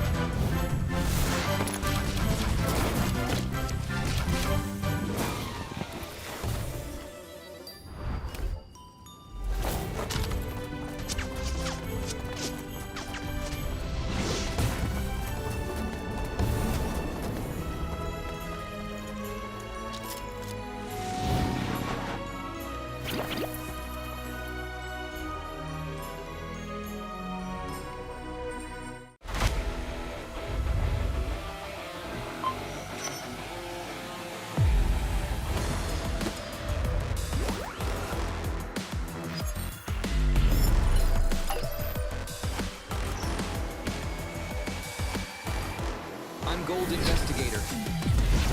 Join the Investigator team and let's protect the game's fairness together.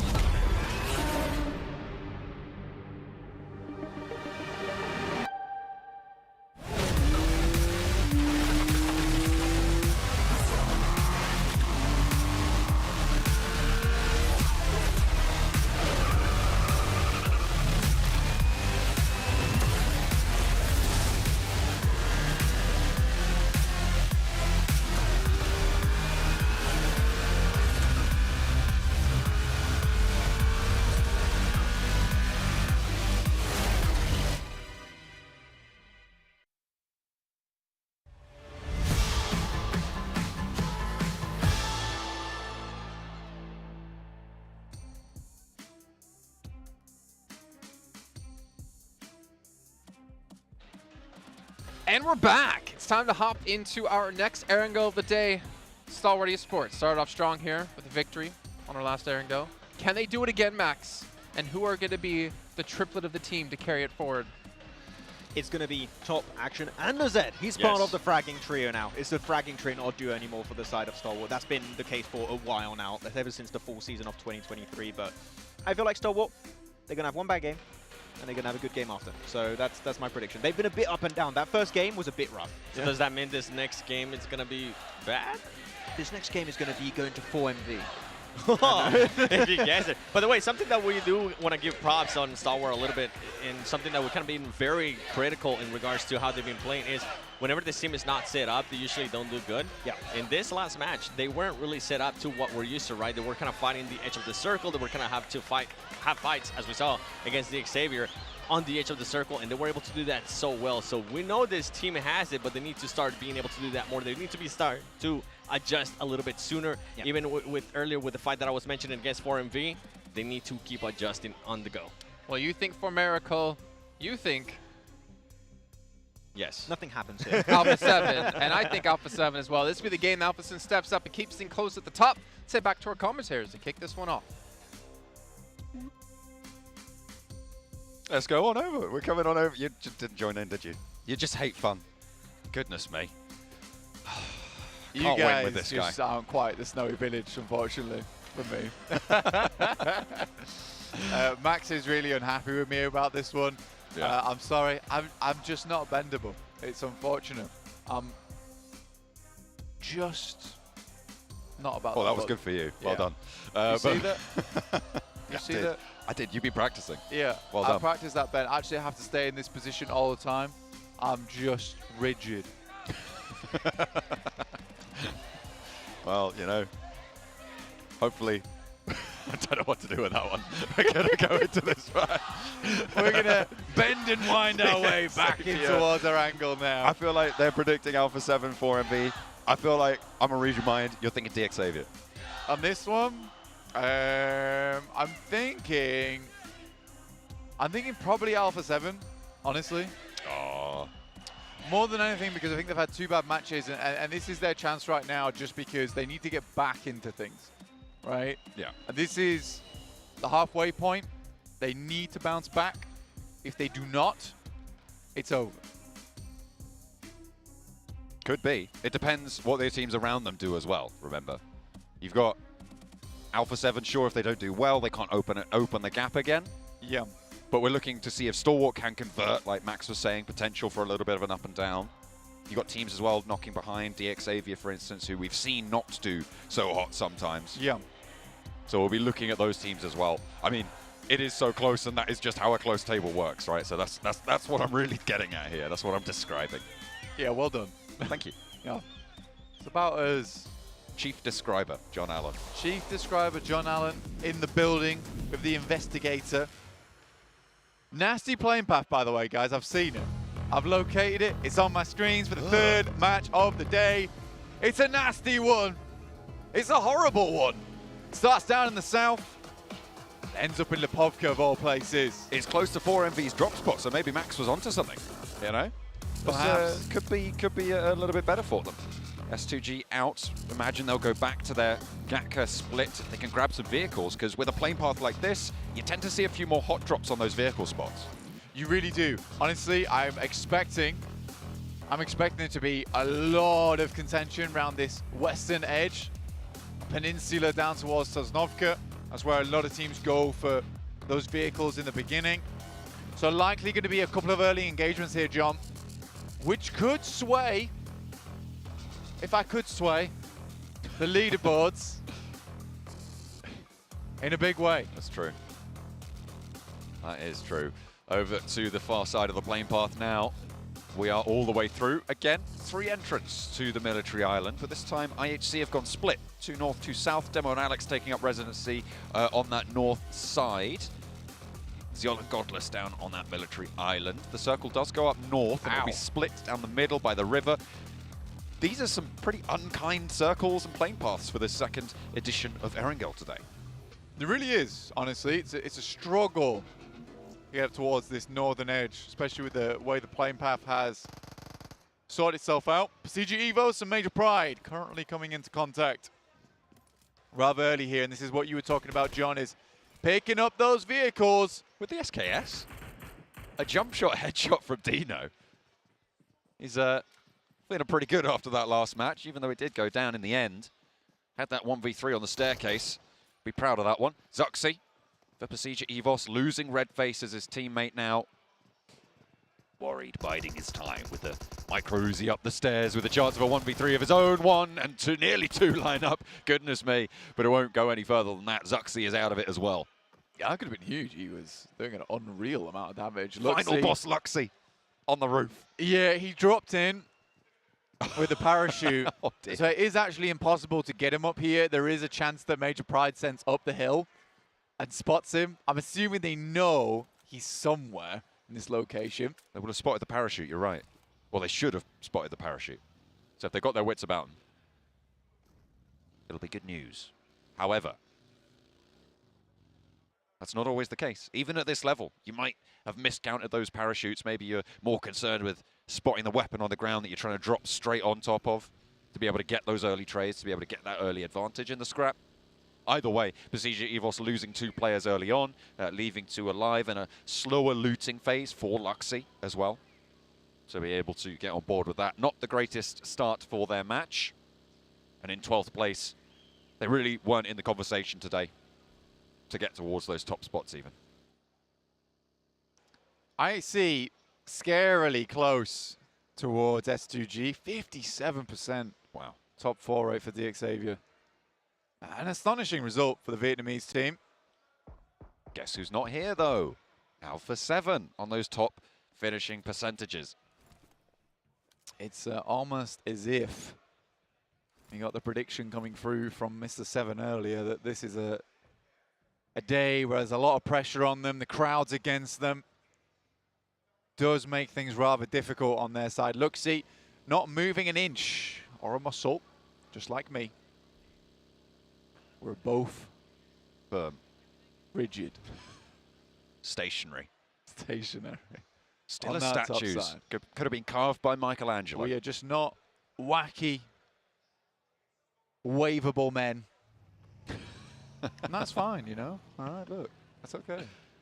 Hey, you know, some of the greatest men were wacky and waveable, but not me and Jason.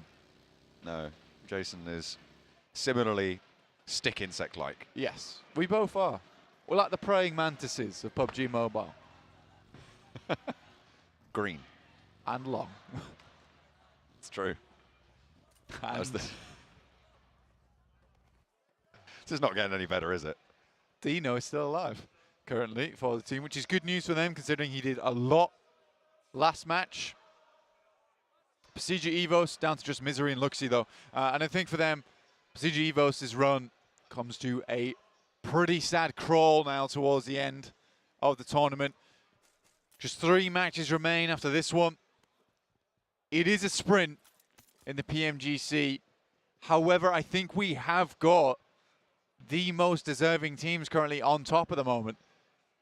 Stalwart, Alpha 7, DXavier all challenging out for those places. IHC, what crazy turn of events it has been for them to be here in 4th place. I mean, you said it before, right? It's so unlikely to see a team, maybe not to see a team that is so elimination focused, but to see a team that is so elimination focused in contest for the top spot, right? That is what is so peculiar about this roster, about this standings. I mean, IHC have 21 placement points. You have to go quite far down the tables to see a team that is going to match those, because they have 83 eliminations right now on the tables compared to 68 from Alpha 7, 68 from Stalwart, 69 from DXavier. They are head and shoulders above the rest of the lobby when it comes to these fights. Yeah, so you know they have 21 placement points, right? Yeah. Guess how many placement points they started the day with? Was it 22? Have they lost them somehow? I don't know. Oh, give a guess. 19. 21. Oh, they have got 0. Right, okay. They've had 0 placement points on the day. Goodness me. It's very amusing the way this is all working out so far. But I think for IHC, it's certainly okay. S2G, though, it's not okay at all. 2 players down once again. In the early game. 33Z does get returned onto. Some shots from Ray Z, but Hamzy G, Silas down once again, and Silas going out early quite a few times here. But we expected these early engagements, John. We thought they would come through. We assumed it, considering the way this playing path did give a lot of these teams a pretty cruel start. Udo Alliance have taken a knock. A standoff between them and Titan.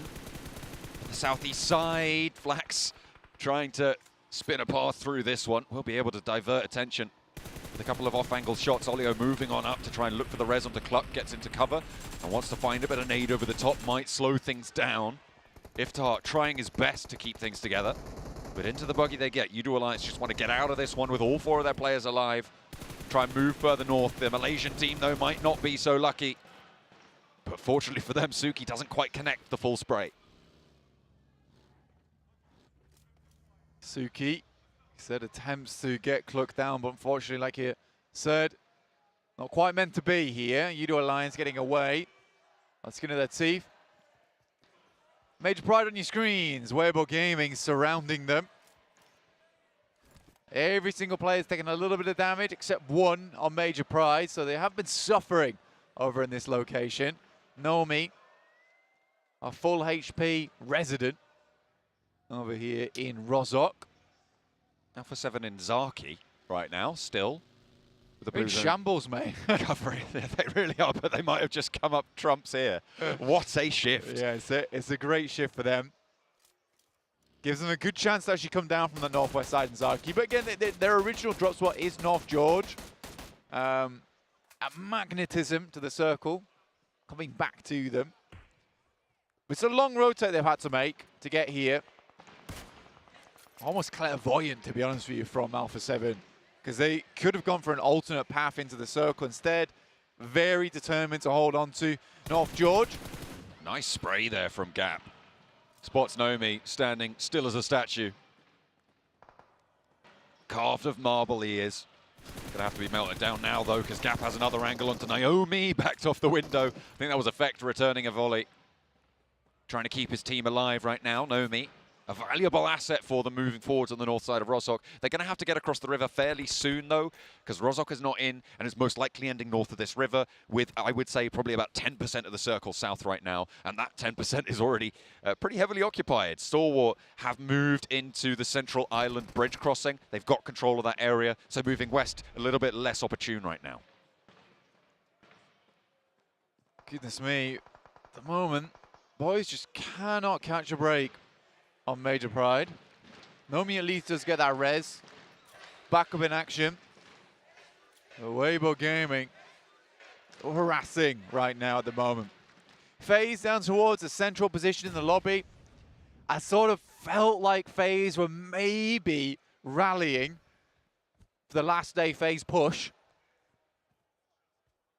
Could be, still. They still have...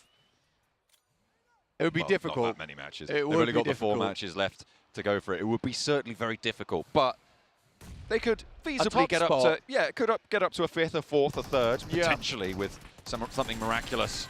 Weibo Gaming up for a challenge, and they lose a player, but they trade off onto Effect with a knock. Ming is close by to maybe be able to find the flush. Dino, though, wants to suppress the position, allow Nomi to move on forwards. Remember, they were able to keep all 4 of them alive. The fact that Weibo now has lost one of their players, maybe a little bit of an unexpected turnover in Rozhok after the res on Nomi. Effect crawling along the wall. There is an opportunity to take the shots. Gap sees it. There it is. And Effect's now more than likely falling with the blue coming in as well. Nice shot, though, over towards Gap. Let's bring him a little bit lower. Both these teams have had to move, and Weibo Gaming, they have not moved an inch. Set those feet down, planted them in, and they are not leaving anytime soon. Like a tree with its roots in the ground. And come on, you cannot be serious. The PMGC wants Alpha 7 to win. I'm not gonna lie. If they don't win this game though, we can call that a throw. A massive throw and a half. And they have had this sense of loss of confidence at the start of the day after that Sandhawk game. And being in the center of the circle, not always as easy as it sounds, particularly with a lot of teams looking your way. Here's the thing, though. These shooting range hills, very, very treacherous, right? You play it slightly wrong, even an iota out of position. and you just get shut down, you just get shot out, and there's very, very few opportunities to be able to try and keep control there. So any cover you can use, any cover you can get early for Alpha 7 will be very, very valuable, because Stalwart's trying to move in to this area as well, as is pretty much everybody else on the north side, past that shooting range area. Xavier maybe in an isolated fight with IHC on the west. Yeah, tempted to get over towards the crash plane and the ditches that lie in that area. Nice little bit of a defensible position. There is a scout out from Stalwart. They come back. The regroup with Nurzed, who does pass some information. And Weibo Gaming cleans out one of the final members there of Major Pride. Alpha 7 in the buildings now. So they have got that early cover. Could see them safe. But the rest of the hill's going to ring out with gunfire. 97 steps into the fire as the nade goes back over to Mythic. Chief on the high ground off angle there as the nade's cacophony in the ears of Loops. And find Mythic, get that knock. Cardo's in further on down the hill into the tower. Chief wants an answer, wants some retribution. Asuki's low, nade high into the air, but there's two split really to go for a cohesive push. Does land the knock on Suki, puts another one in as well. Looks like it could be an airburst, nearly takes another. And here's Udo Alliance. This is what I was talking about with these shooting range hills, Blank. The dips, the divots, this saddle between the two hills. So difficult to stay in cover of. Titan finding out about it. Loops as well, losing a player to it. It was almost an unreal airburst. Coming through on the nade from Loops, could have taken down a fair few of them. But he certainly got his money's worth in terms of damage from that nade, despite the players being fairly split. Another one comes through. Ooh. Just goes a bit far, bursts a little bit too late. And Caldozin cannot track the target. 4&B lost a player to Stalwart earlier on, as they are on that eastern side. Currently trying to clear out some zone. I like the Stalwart play earlier, which was to send a player like Action very far into the circle, scout out where people are, where they're playing, and then give themselves an availability of change later on. Weibo Gaming, probably quite an unsuspected element though, over towards this eastern side for Stalwart, as they barrel their way in towards where Morph are currently playing. But nice shot from top, has cut their track short, and Nurzed rolls down on Ming.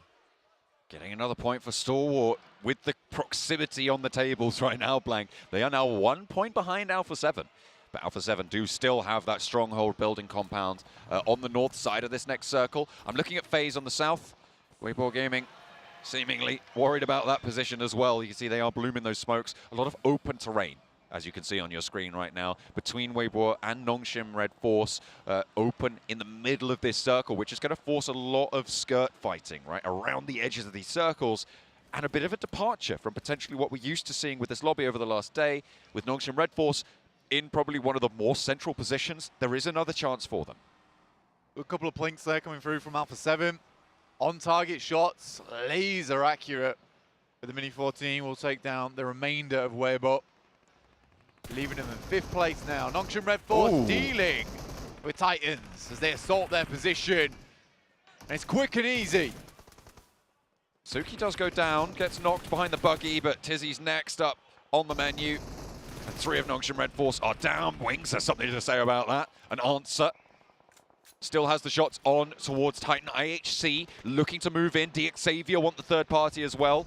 4 teams now engaged in this. A nade goes long, right on top of them. A flush and another knock onto 97 for Wings. One more Molotov now to try and burn this one away. Can Bamboo get his team back to his feet? A crawl away, a reposition now. XZY still available for a res, but with Xavier pushing in, with IHC potentially just over the hill, this could get messy. Xavier, as well as IHC. That will be a battle to behold in the coming future. Wings, though, wonderfully well. Hasn't been really rewarded all that much for it, sadly.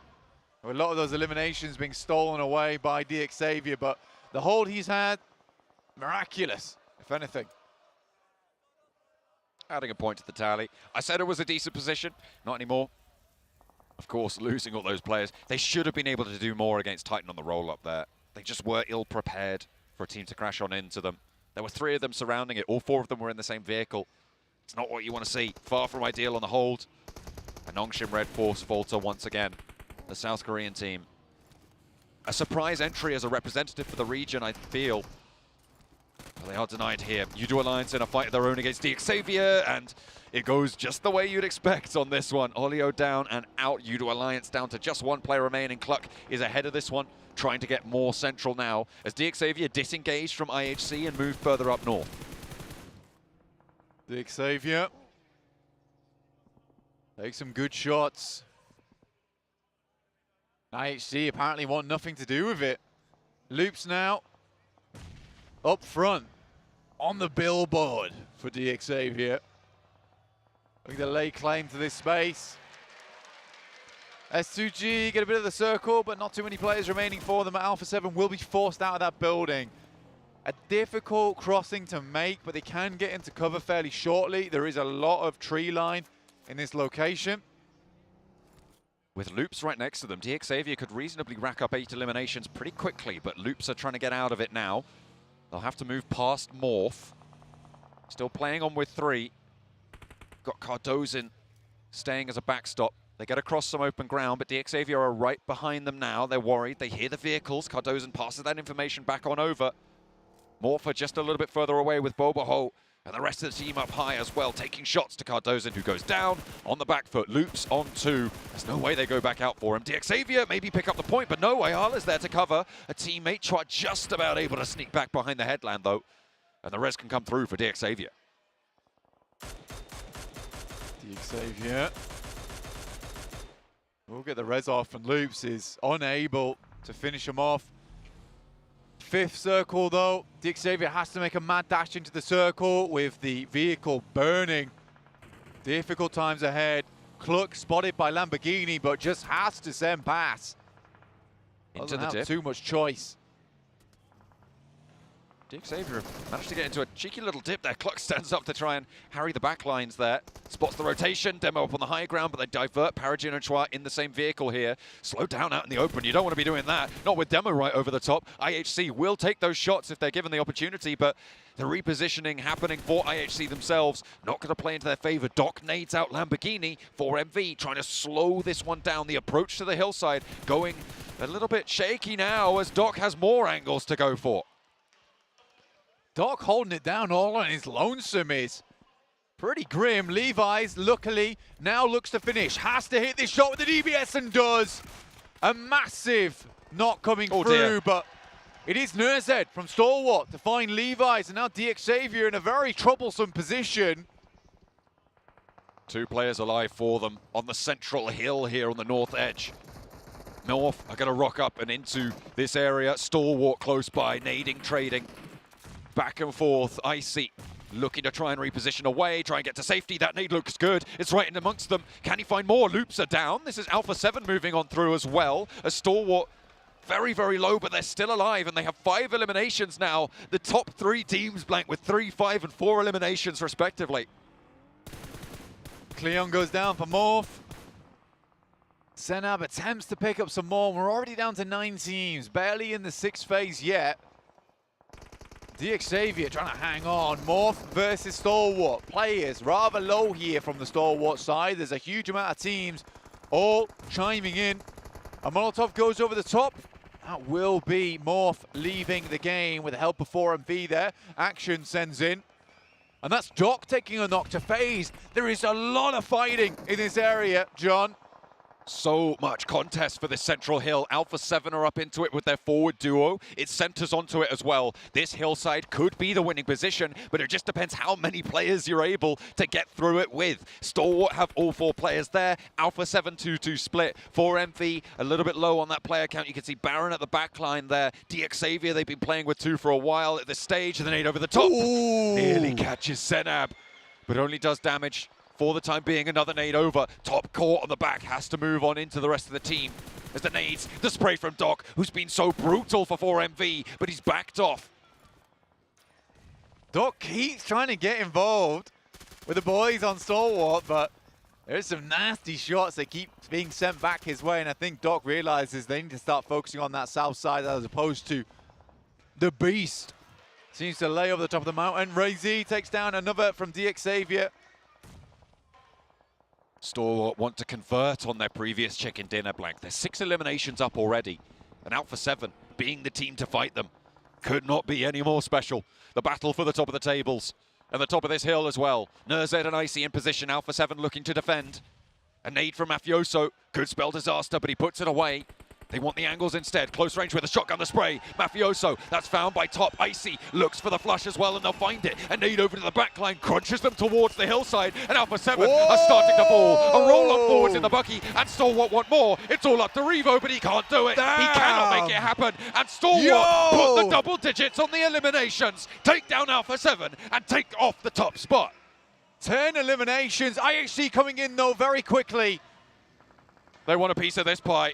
They want the third party. They have got 4 players alive, but Alex is on the back lines. Godless is forwards. Demo wants to go even further. And the nade over the top for Godless to try and get a nade over to Stalwart. And top goes down. It is always Doc every single time.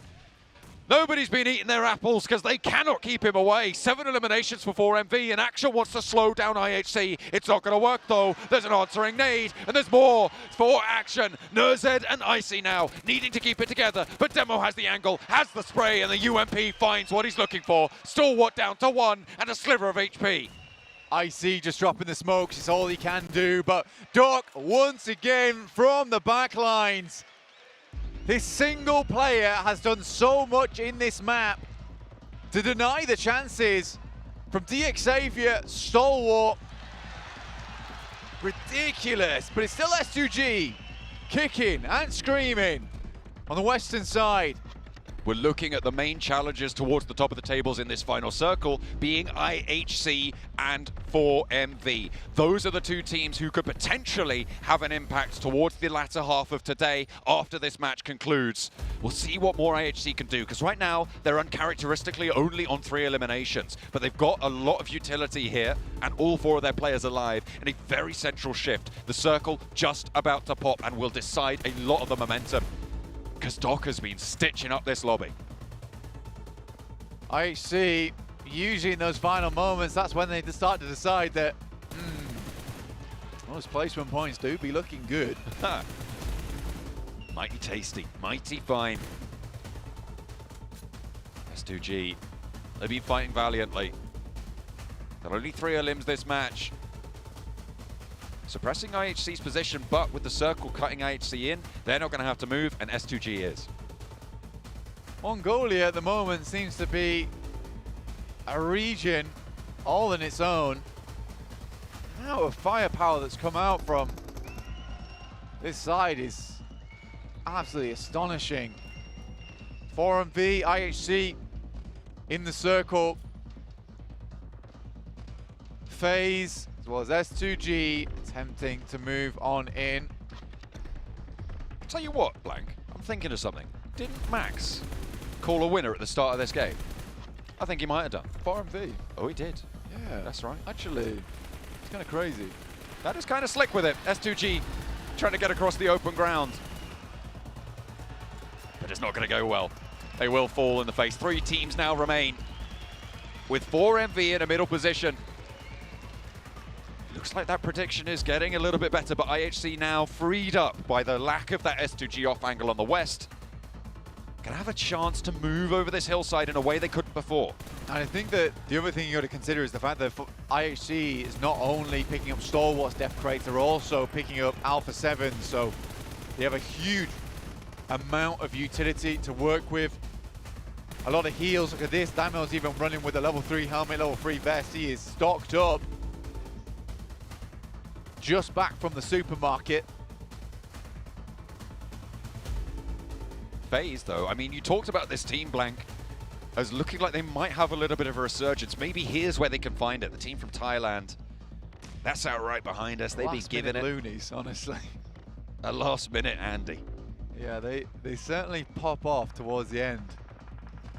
And I think it's the nice thing about FaZe is that tournaments don't really seem to be all that important to them until the last 3 matches, apparently. And they do very well off the back of it, but it has been a real trek from this squad to get in. They're both the PMGC and now a top 5 position on the cards. 4MV though, very much pincered between FaZe and IHC. And IHC taking their time about this. Groza now picked up most players, level 3 vest, level 3 helmet. They are looking stacked. And the odds ever stacked against 4MV and FaZe at this point. I mean, look at the nades that are available to 4MV, right? That utility, dry as anything. They need value for it. I mean, we saw what value a nade can have in the previous Erangel match, where Stalwart were able to launch those nades, 3 high values on that engagement. Apex looks for a shutdown onto the low ground for Ventores, and that could change things. One of those nades expended now, a nade over to the back line, and it looks like it nearly was going to take down Mormon there, but he dodges the knock fully. That one's good. And that's the second nade. I think that's the coffers run dry, unless they've got a crate that they were sat on to pull it back. Apex looking for the hold, but the flush came through, and FaZe only playing on with 2 players now. IHC not likely to let this one slide. They hear the fighting. They start to move in, driving over the top. Dork up front though. The legendary player finally taken down. Raid boss out of the way.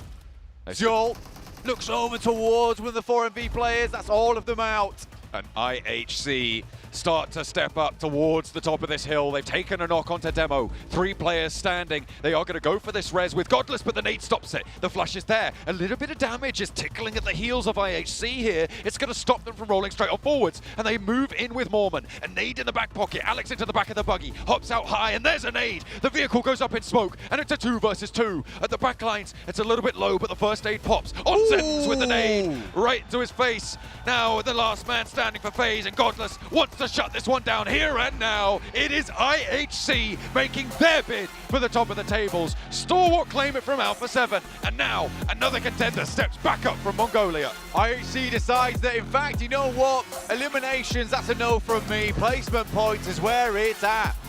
And they make it look easy as pie towards the end of it. It's just they weren't focusing on those chicken dinners before, but now they sense just how tasty they can be. FaZe getting late into that match as well. A little bit of a too late resurgence in my mind, but still a high performance. But we've got to talk about Doc on that hilltop. Man, that guy was the arbiter of that area around that hill. Nobody moved without his say-so, right up until those final moments.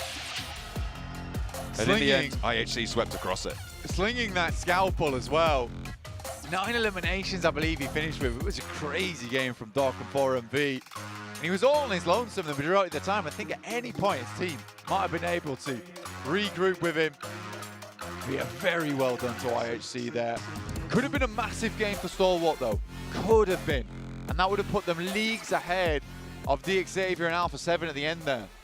I'll be really interested to see how this has changed the tables, because you had 2 strong entries trying to push up 4MV and IHC to try and gather towards the tops there, with Alpha 7 not having the greatest of games. I mean, they had a little bit, but weren't really able to do too much there. Like you said, Stalwart as well. I think the major thing is the fact that Alpha 7 don't have the best game there, right? Where they were given the circle at the start, they had a lot of opportunities to get in, they played versus Stalwart in that position, and Stalwart just kind of stomped on them. And it's what 7 says all the time. I'm going to keep referring back to it, is the fact that if they do not have a good start to the day, it massively knocks their confidence, especially on a day 3 in a tournament. Absolutely. It really does ruin them. And I think the 3rd game was where they had to bring it back a little bit. Even the circle threw them a bone. And I do think it might be a little bit downhill from here for Alpha 7. Likely not knocked out from the top 3, but that trophy, it's looking mighty tempting for a lot of these teams, and a lot of them put in a shift on that last match. The overall standings are going to look pretty crazy, I'm sure. I'm not going to lie, I thought I was hearing more S2G rants here in the stage, but it was IHC and Mongolia being spanned by the audience. And IHC, and not only them, but Mongolia in general here on this the second air go of the day, have been putting on a clinic. IHC have finally broken the curse here, Max Man. They've gotten their chicken dinner finally under their belts, and they put themselves now in contention for that trophy. Yeah, one of the best rotations we've seen from this team by far, this entire Grand Finals. Going for the Western Bridge on George Pole, and they know it's a very southern plane path 7. Let's just wire wrap onto the western side, enter that way, and then play the terrain to our advantage. Very, very smart execution from IHC, and it goes to show. They have 4 players alive, they reached the late game, they have the fragging power to wrap up these matches and get these big chicken dinners, so IHC, this is one of the most important games possibly of their career. It is, but I have to go to Star Wars Esports because boy, oh boy, we were talking about this circle. Yeah, I might get on the hype train, okay? I might get on the hype train. But we were talking about that circle, we were saying how awful it was. But this is usually when we end up seeing who the champion caliber teams are, especially those teams that are currently fighting for it. Star Wars Esports being able to put up 10 eliminations and being able to do it in edge of the circle, not being able to sit up, having to push on fights. We saw them being able to push on Alpha 7. We saw them being able to eliminate them very quickly without losing any players, and that was quite impressive. Sadly for them, IHC decided to time that out so perfect alongside with 4MV. Mongolia. That's the name of the game pretty much for this match in general. IHC, 4MV and Stalwart have been looking so good, putting on an absolute clinic here on this Erangel. And at the bottom, you know, you've seen the teams a little bit lower. Alpha 7 still are getting 3 eliminations is like the trend for today. But the problem is, they get 4 points, DXavier gets 6. So DXavier keep them within reach and actually close that distance. IHC getting a lot of points, potentially taking themselves to first. Stalwart already passed Alpha 7 in the last match, and they're building that lead even further. And right now, 7, ever since you put on that Alpha 7 jacket, they have been playing not great. That might be the curse. I'm gonna not wear it during the matches. But with Alpha 7, I feel like they're playing a little bit too patient.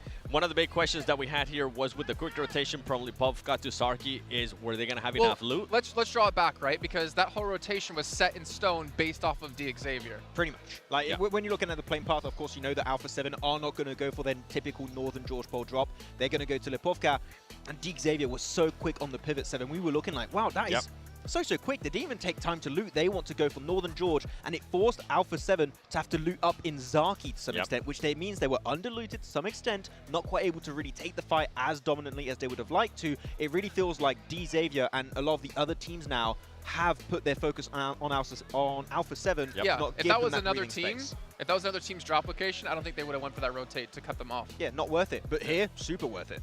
Yeah, and with that, I mean, we saw them not being able to have the amount of loot that we expect them to, especially with that rotation all the way up to Sarki, not being able to loot at all. Because when they were trying to fight against Star Wars Esports, they didn't really have any utility. If they would have used a little bit more utility, it would have been a completely different fight right there. But overall, Alpha 7 currently, for the last 3 matches, are not playing like the Alpha 7 that we have seen in the past 2 days. Yeah, actually, I want to bring it back to IHG for a second. We were talking about Alpha 7, how they, after took their fight onto Stalwart, didn't quite have the resources to take that fight.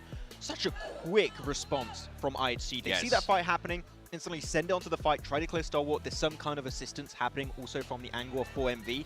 By the way, Doc, what a game from this guy. Just held against DXavier the entire red side, pretty much the entirety of that game. But IHC are on point and playing some of the best PUBG Mobile they have so far. I mean, Doc was a stand-up player as well when it came to the group stages. As we can see here, able to get 1,000 damage in this last match, almost 1,100. And that deserves another Maxman sound effect. Wow. Okay, you reuse that one. Yeah. You go back and in your R&D and fix that one. Speedbox. Wow. There you go. That was a very quick R&D session there. I will approve. And so does John and Blank. So I hope the Cars does out there as well. But here we go. Here's our overall rankings. And it's a 6-point lead for Stalwart at the moment. But IHC has been able to tie things up with Alpha 7. DXavier only 3 points behind that. And 4 America Vibes still technically in reach. Even, I think that cutoff we were talking about, right? You said about like 6th place was the cutoff. Yep. I still think it's 6th place. I still think Weibo Gaming has a chance to come back, but they need to have some big games. A win, right, 7. We need to see a win from WBG. Not just from WBG, also from 4MB. I feel like we need to see a win. Going into Miramar, you never really know what's going to happen, especially with the terrains that we have. We are more likely to see bad circles just like this last one in Erangel, and we're more likely to end up just relying not on just your rotations, just your gun skill. Are you going to be able to have it? And you don't want to be able to just rely on that. They need to be able to get a win and kind of set themselves up there for Miramar coming out. Couldn't have said it better myself. Yeah. I can try. But I won't. But then I'd be an analyst and I'm not a host anymore. And then we have to hear 7 hosts, and that just makes things more interesting. We are heading into our final Erangel. So for me, as we have been talking about, DXavier, IHC, their best performing map, hands down. I'm a little bit worried going into Miramar. So in my head, I'm thinking these 2 teams in particular, if they want to have a chance to maintain a lead or kind of hold on to a lead, they need to end well on this final Erangel. Then obviously getting to Miramar, kind of perform as well. And speaking of performing, you guys at home can perform and get yourself a chunk of 154,000 UC. And you can see there's gonna be a little bit more info than just what you see on the bottom of your screen, given later on. There's gonna be a top 500 players have a chance to win a chunk of that 154K. 6,000 UC, potentially won. We're not eligible. Aw, man. We were already thinking of ways to try to win some. You can use your day rate to pay for some UC. How about that? You can afford 5 UC. Wait, you guys are getting paid? What? Oh, wait a minute. So we're here for exposure. That's true. I mean, we got Pairboy in the green room with us. True. And some of us have yet to take a picture with him because, you know, we like to give the man some space. I'm not going to say who took the picture. You can guess, probably based off his face. But obviously, right, let's kind of focus up here because this is where Alpha 7 have to prove that they fix their mental state. 3 not so great matches in a row. We've been really praising them and how they've been able to maintain their mental this entire time. But this is the true test of a champion, a CCT, an ALT. I had to really think that one through first. Like, Avenger level. Can you bounce back now when the odds are starting to be stacked against you, when you had that lead throughout these 2 days, and when these other teams are starting to really step up when they need to? It's not even just teams stepping up, right? They're clearly responding in such a way they want to ruin your opportunity for such a game. We talked about Xavier, talked about IHC going for that rotation in Northern George Bowl. Now it's not just you being able to play your game, it's you being able to play your game while teams are clearly trying to ruin it for you, are trying to mess with your entire game plan, right? So this is an issue they have to take care of, and they have to double think, triple, prove that their rotation is going to be the right approach for these circles. So I would get in my own head if I were them, because you're never sure if the play is going to be available, because teams might try and predict your game plan and just mess with you as much as possible. Especially with the way they've been kind of setting themselves up throughout the last couple of matches too. They've been able to get some eliminations, but they're not being able to hit the mark in regards to placement points. And going into Miramar, I know we still have one more Erangel. This team needs to be able to perform in this Erangel, because going into Miramar, they have been a little bit too inconsistent for my liking. Yes, yesterday they were able to improve on the things that kind of hindered them in day 1, but then the mental starts at play, as you guys have been hinting at. It's going to start messing with them, and I feel like we need to have a good performance out of them here. 4 points is not going to cut it. I think if they do end up with 4 points again going into Miramar, I don't see Alpha 7, as much as it hurts saying this, I don't see Alpha 7 becoming a champion with the way that Star Wars Esports is currently playing, and with the way that I know that DX Xavier can actually play. All right, well, gentlemen, it is time to head into our final Erangel of the day. Will we have a new #1 team at the end of this? There's only one way to find out. Let's throw it on over to our casters. With a 6-point buffer at the top of the tables, there are, as Jason put it, those 6 teams that cut off region at the top of the tables that are all going to be competing. Going into 3 more maps, that is utter insanity. It's absolutely crazy at the moment, and I genuinely think that when you look at these games so far, it has been absolutely unbelievable the way that Stalwart's been playing, the way that IHC has really changed up the game. At the end of the day, it is fantastic, and I mean, I only want to see this continue going forward, John. I'm really, really pleased with the way that things have panned out so far. And I genuinely think that Erangel, this match 4, is going to be amazing. We've had 2 Mongolian chicken dinners so far in a row. Stalwart, the first of the Erangels. IHC with the second of them. But maybe looking at a third. Is it the time for Max to get that prediction right finally? On that 4 MV chicken dinner that he predicted last time around. He's going to go 2 for 2. We'll see. But no, we'll have to wait for that one. Just a moment, Blank. Hold your horses. I know you're antsy to get into it. So are we. I absolutely am. I just want to get into the game now. All I want to do is I want to watch some Erangel. I want to see some fun action on our screens. And I think that there could be some big switches. Going to be some twists and turns towards the end here. John, DX Xavier obviously being knocked out from that top 3 spot. Scary thing for them, because they, although have been trailing the majority of the time, they've been second place once. There is still an opportunity for DX Xavier to get that trophy and take it home for Vietnam. It is more hotly contested than I think any PMGC so far. This is an incredible performance from so many fronts, from so many regions as well, all across the world. Most notably, of course, from Vietnam. We've been talking about this for quite a while. The triple threat from this region is absolutely insane. Half of the teams competing for that top spot are from Vietnam alone. From Mongolia. That's what I'm talking about. That's Mongolia. what you're talking about. You good. You saw right. No. We were traveling on from Vietnam on DXavier. It's all good. I was on the train. I just love DXavier that much. I know. I can tell. Match 4 though for Erangel as we head in, playing path from that north to south side. Bit easier, but further towards the east. Players already out. You got Xylus on your screen. Straight down towards Taverny here, nice and early out. In front of the home crowd, S2G, they have fallen off, man. I mean, they've been able to survive a couple of matches late game, but I think I've figured out what the 2 stands for in their name. It's the average number of players they're able to escape the early game with, which is just not going well for them right now. No, it is not. I think for S2G, there's not much more to be said because I think we don't talk about Procedure Evos too much. We don't talk about Major Pride too much. It is surprising that our defending champions just aren't able to put up a fight here in their home country. I mean, day one was a blaster. It looked completely different, right? And to be fair to them, it was a surprise as well coming into this tournament. They have not been on form this season, and it feels like these last 2 days have kind of been a testament to that instead of that day one surprise performance. It is unfortunate, but that's just how PUBG Mobile goes, you know? We gotta have a winner. Sometimes it's not gonna be a back-to-back. Very rarely, in fact, is it? One time, there was. Yeah, there was that one time that Nova did the back-to-back. Yeah, just the one time. But now Paraboy's over on the desk, he's not even playing. Yeah, he's gone. I will not call him washed up because I will get so much hate. Not washed up.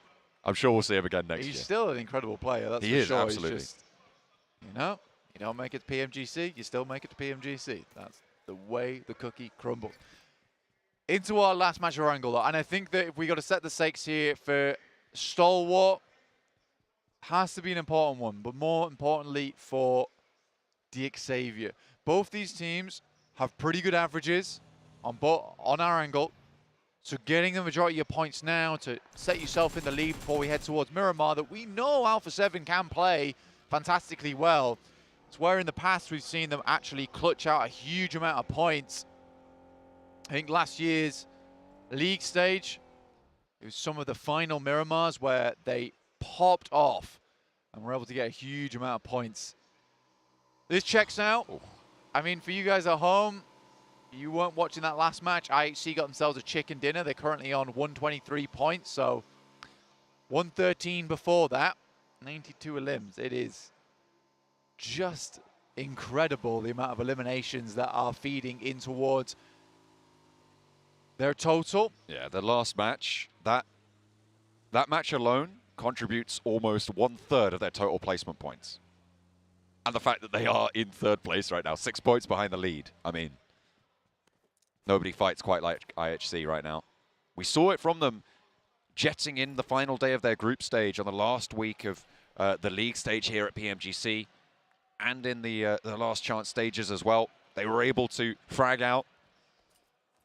People were maybe not expecting them to be able to continue that trend here, but here we are. Going into match 16, the last Erangel that they will play here in Istanbul.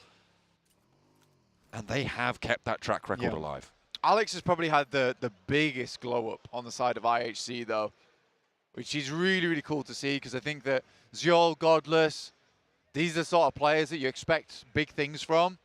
Alex was sort of in the shadow of both those players, really, in the background, and I think he's definitely come to the forefront here as the main actor of the group. Really, really well done.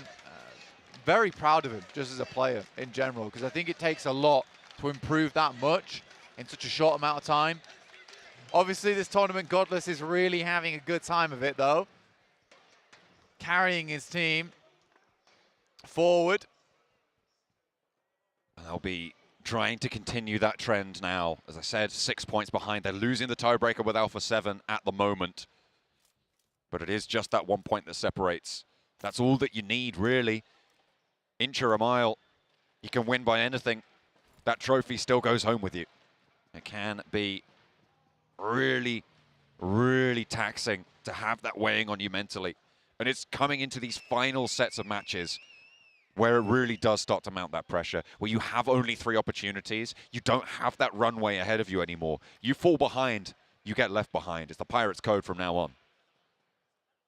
The difficulty with this as well is with how close the standings are, there is a real opportunity that you do badly on your last 3 games and a team in 6th place like Weibo Gaming is able to overtake you.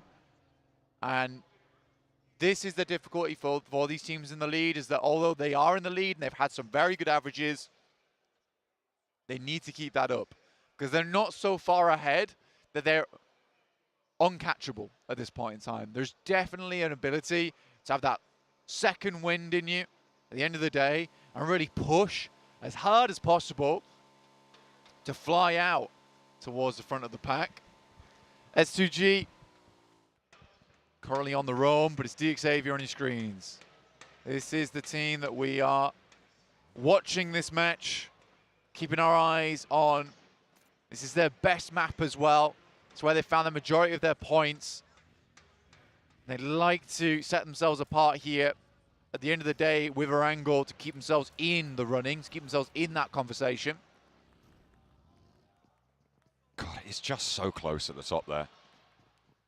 Even with, as you said, Weibo Gaming, they do, however, need that chicken dinner. If there's 4 to 5 points earned in the top 4 bracket across the board there, it starts to become unreachable after this match because 2 matches left to play, you're just not going to have the easiest of times there. Of course, still possible, still feasible in the imagination of a mad mathematician, sure, but very unlikely to come through. It's possible, I mean, even for a team like S2G to manage to rack up ridiculous numbers of points, but it just can't happen at this stage for them. They are 75 points. That's, what is that? That's almost 50 points behind the top spot there. Actually over 50 points behind. 54 points behind that top spot. So I just don't see it happening in 3 matches. Being able to catch up that much, unheard of. So I am counting them out fully, as I think most people are. But they can still give a decent performance for all their fans at the home crowd. Yeah, still a large chunk of change to be found in terms of those placements as well. So getting a 5th place, really good stuff. Opportunity for FaZe here, 4MV. It will be a really nice story for FaZe if they were able to get towards that top 5 because they have been living life on the edge for most of their tournaments leading up to PMGC. Imagine being the best performing team from your region that includes Vampire. Yeah. I mean, they've already done it, to be fair, from Thailand. I don't see, no, I don't see Vampire on that table anywhere, and because they weren't able to make it. So they're going to be going back. Yeah. With so a little bit of fluffed up there. Exactly. I mean, for Thailand, it's really nice considering I think a lot of the fans over there were really upset that Vampire didn't make it. They looked very shoddy over towards their league stage in PMGC, and I'm sugarcoating that as well. I was looking forward to seeing Satani, you know? Yeah, exactly. Oh. So for FaZe, it's like that last bastion, that last hope. And I think a lot of fans from Thailand kind of lost that hope when they saw how badly FaZe were doing in the league stage. Out of nowhere, Mela, Mormon start to pop off a little bit and get themselves into the PMGC finals on one hell of a run right at the end of things. So I think for Thai fans, they've really shown up where it counts, and even though Vampire's not here, they're flying the flag proudly for Thailand. And doing so effectively in this final day. Maybe a little bit too late for the top spot, but certainly pride on the line. Nongshim Red Force, again, let's talk about unexpected representatives of regions, right? South Korea, most likely, if you're a South Korean fan, you were expecting D+ to be the ones to fly that flag here. But no, Nongshim Red Force, they won out their group. They looked really comfortable, but they've been denied access to the center of these circles for quite a while now, and that has been borne out in these results. But similar to FaZe, they are in a position where reasonably they could be jumping up towards that 5th place, and again, bringing that pride back to the South Korean region. Right now, Circle centers up around Yas Fields. Still have school, apartments, Rozok involved. Only stage 2, just waiting for stage 3 to pop now. A lot of teams have sent fairly towards the center. couple of players on the outline of the circle itself. You've got Morph, Stalwart still making their way up from the upper left Neuer. But FaZe has a pretty decent spot to be working with. That west side of Yasnaya Field, the compounds that sit there, a little bit elevated up on the high ground. Morph turning 6-8 away at the door there, but not getting a knock. That high ground on the west side of the Yasnaya Fields has a lot of control out to the east. So they really have to be worried about teams leaving from Roshok in that area out to their west and from the south as well. There is a threat from the north, but I think it's a little bit less prevalent in this current circle with only those two teams sat up there. They are going to have to go through this area, however, so could be a little bit of a snag to be caught in that spot. Stalwart find themselves an initial knock here around loops. Ayala sends a nade over the top. Could be on target. It's a little bit further behind, and Nerzed will go for himself short, but it is in fact action up front. Tries to go for something a little bit too crazy. And Ayala happily picks up the elimination. For Stalwart, we said this. For them, a very important game. Losing a player like that, far from ideal. They're down one, but the nade is there to answer. And they've only found that knock. The southeast side, the circle shifts out to the fields. Blanket is such open terrain here, and FaZe's real estate just rocketed in value on that western side. They'll have to leave most likely in the next phase, but they can survive a little bit longer. Major Pride maybe assaulting onto the south side of their position, though, because they're maintaining a split. U2 Alliance steal away that elimination from Stalwart. Loops ahead in the buildings, but we do get the circle heading onto Yas Fields. S2G on the northern side. Just outside Yas. Procedure Evos with their compound towards that south edge. And Icy will finish off Mythic downstairs. So all doom and gloom for Stalwart, but losing that one player definitely will affect them into the future. Alpha 7 making their rotate on the northern side of Yasnaya, off towards the eastern edge. None of the teams at the top of the tables really have the best of spots. It's only really Weibo who are really far behind on the chase that have got a position in this next circle. I think 4MV are just about to come in on the south side behind DX Xavier. So potential for Weibo to challenge again is what we highlighted. We're looking to this team from China, the last hope for the region towards the top of the tables. But Stalwart looking to defend that from them. 3 players alive, circling the east now. Past Morph, they're going to have to go towards Alpha 7.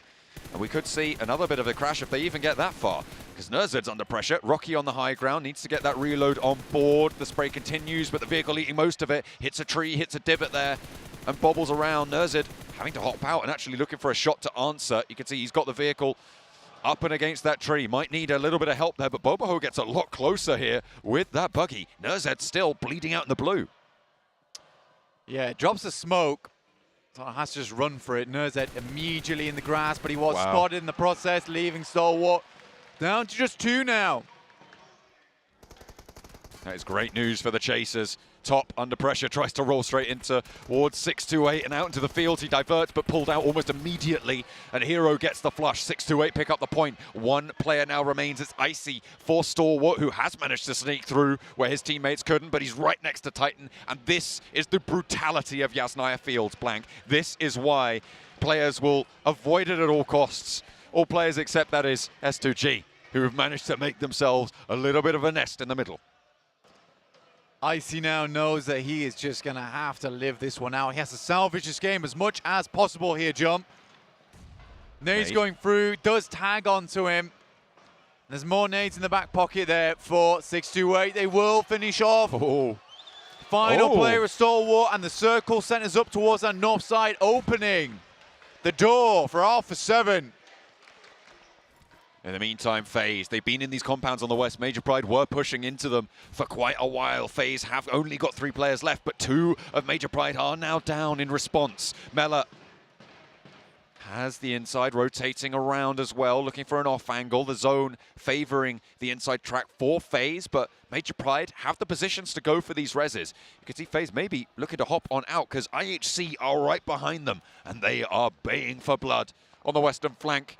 Xavier pushing in from the south as well, trying to find a path, forge themselves a route on in, but it's just so hard to make it work. Levi's caught on the back line. You're down to 3 certainly, maybe even more than that if a nade finds its way out. Wizard Tower held by S2G. They've got this forward outpost with 2 players, the M249 in hand as well. It's going to be absolutely deadly in a fielded format. And now Hamzi moving forward with a nade. That's a pretty good idea. Lamborghini's going to try and send one back their way. Paragin needing that res from Chua. They have the cover of the hay bale now, and they are sticking it. Should be back up and in action, but the smokes are really the thing that's keeping them safest right now. However, teams that are near them going to struggle to crash in as well. S2G holding that Wizard Tower. Alpha 7, their neighbors on the back 2-2 split. On the south edge of Yasnaya. FaZe are down. And that's S2G to find the final blow to it. The only elimination they found so far this match.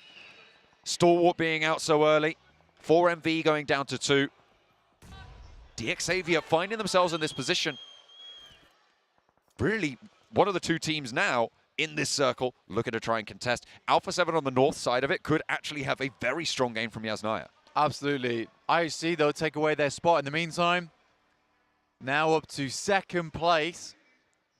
Alpha 7 dropped to 3rd. IHC just need to deal with Major Pride. Last time around, this sort of went topsy-turvy for them. If we remember, Dino did a huge amount of damage to all their teammates. 4MV losing East as well. I think Doc is next up, and that is 4MV down. 5th place. No chicken dinner for them, so we're not going to see the Mongolian 1-2-3. Not from them anyway. Maybe IHC can get a back-to-back and put the flag up. But Titan have Yudu Alliance close by. Iftar is already down. Titan have 4 players alive, but Bamboo is knocked, and there's another one for Yudu Alliance. It is only Olio, though, for them to deal with. If they can find that, that's Yudu Alliance out. Shadow needing to crawl on back to play with the rest of the team. These bunkers, blank, they provide a little bit of safety, but they just funnel nades towards you. You need to be careful. Major Pride now, just Naomi.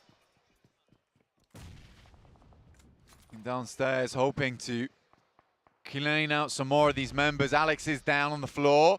Naomi with some good nades, trying to hold him out position. Oh. Finds the first, now looks for another. And another, he will find. Naomi able to hold it. Naomi's there as well. Just Seol remains for IHC, but out in the blue, he's got the DP and he lines them up. Naomi on the deck, but the ankle's too wide. And Seol keeps it going for IHC. 5 eliminations. Alpha 7 have 4 players alive, but they're going to have to move south. Can they make that crossing? This is their chance to take the top spot back. Alpha 7 now have a real opportunity. IHC, 5 eliminations, likely to go out shortly as Zol is in no position to make his way in. However, Alpha 7 do have to leave their buildings. Move further towards the front side of Yasnaya on the wall. Potentially taking shots from these other teams, which might give Xavier in their current position a nice little ability to pick themselves up some more points in this match and thrust themselves further towards the top side of the lobby. I'm looking at 628, slap bang in the middle on their compound with that spread out that we saw take down the remnants of Stalwart earlier on in this match. They have got a very, very strong position. It's a question of does the circle give it to them. IHC are out now as well. You said they were going to go out soon. You were right on that one. And that is all 3 Mongolian teams out of the running for this time. So it definitely won't be the 3-peat. Nade over the top, going to be pouring in from Weibo. And remember, they are chasing the nade from Wymout. Brutal. Looking for another as well to follow it up. Su looking for one more on the wide angle. Suki trying to look for these reses as well. 97 crawling his way. They're trying to split through the middle. And there's the charge. Weibo roll on over the top, and only one player stands for Titan. Suki in the smoke, breaks down low. Wymao has the challenge. Gap is down in the meantime, fully flushed away. Suki in the smoke, and he strafes across with the spray down. Bamboo flushed away in the meantime. Udo Alliance are on the top rope here. Flax looking to maybe spoil things for Weibo, as Wymao has got the challenge on the angle, but Flax is taken down. Quick side swipe, but it is in fact Suki to hold on alongside with the help from Udo Alliance, apparently. That's Weibo Gaming out. Alpha 7, DXavier now. Looking to go head-to-head. DXavier with the inside track, but they've got to deal with S2G on their north. They are 3 players. They were playing in that ridge line, and with the circle shrinking as much as it has got a lot safer for them. They can start to get a little bit bolder with their peaks. S2G on the north, they can be handled, and Alpha 7 will also be spotting out this rotation. We'll be thinking about it, how best to deal with it. Udo Alliance. Furthest into the game that we've seen them in quite some time now, John.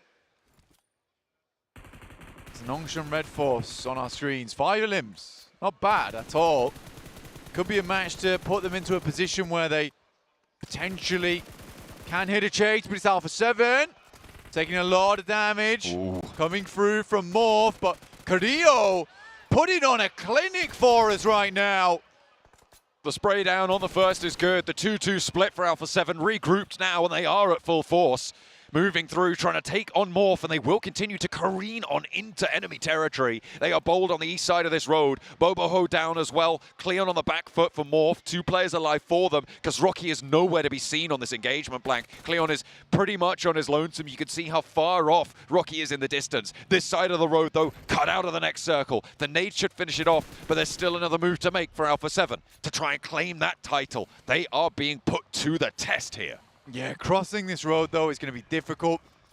More than likely going to have to make a quick send and try and crash 628's position. Good initial nade, though. Cleon able to pull another one out of the vehicle.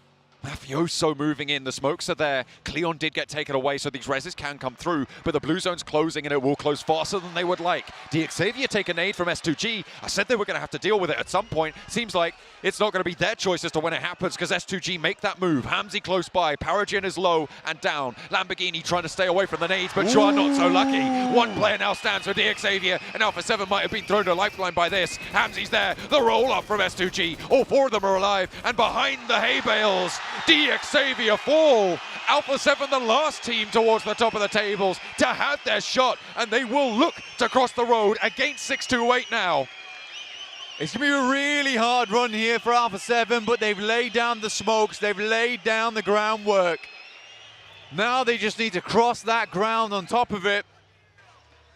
S2G likely gathering attention of some of the other these teams. Udo Alliance, Loops, Nongshim Red Force, the final warrior of Titans down towards that south side.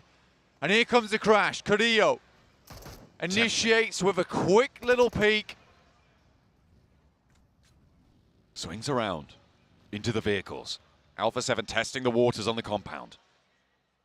Sunan vigilant on the edges of these smokes that are starting to fade now, so Alpha 7 forced to go for it. Carrillo across first. Revo and Senab going to be breaching on in. Mafioso tries to go wide, but Hero has the angle. He hits the deck and doesn't get the knock. Shing trying to hold off, but Senab's now in the building with him. The DBS is good, but there's a trade straight on in through the window, and now Revo has to look for this heal. And close by as well. Hero drops down. Sunan is there. They're trying to put the nades in. Senab can get res if he crawls out the back here. Revo's low, but he hops away. There's no chance of getting this back. The Molotov seals the deal. Another knock for 628, and Carrillo now has to hold it together. 1 goes down, 2 face him off, and now 1 more is just too much.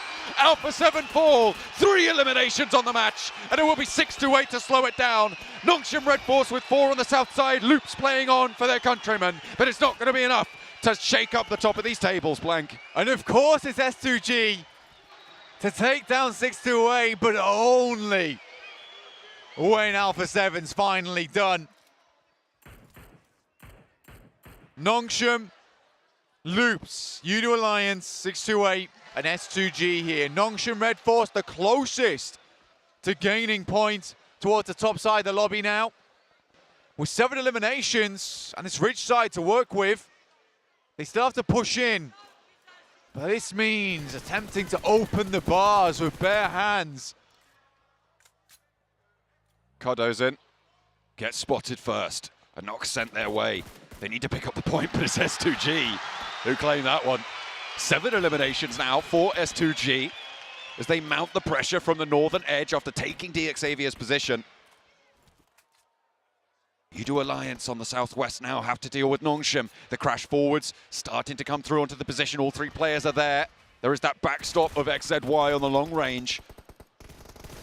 Trying to get comfortable with it.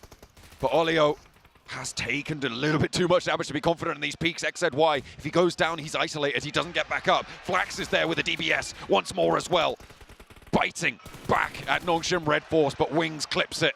And that is going to be Udo Alliance falling in their face. However, XZY is down with the blue zone looking to push. They will not be able to get this through. And in the meantime, guess who's rolling open? It's S2G. Ray-Z moving in along with the rest of the squad. A great position to take on the south side here. Looking more and more likely this is going to be an S2G win unless the Chieftain has something to say about it. Nade pin pulled, S2G all grouped up. A nade over the top. Kelsey goes down first. Is there an answer? Molotov for Chief to cut off that rotation. He might have a little angle through the smoke, but Ray-Z laying it down forwards, looking for the nades onto Chief, but they're not quite finding damage. They're not tagging on. Nongshim behind him as well, providing a little bit of cover. Chief is there for the spray down. 628 still have the high ground on the roof as well, and S2G need to weather this storm, need to survive this one out, because they are down to 3. They've been cut to size. Losing Kelsey. They'll want to continue it. 10 eliminations for Nongshim Red Force. The only team that's left in it that could even, in anybody's imagination, have an impact here. I think they were about 20 points behind that 100-point barrier.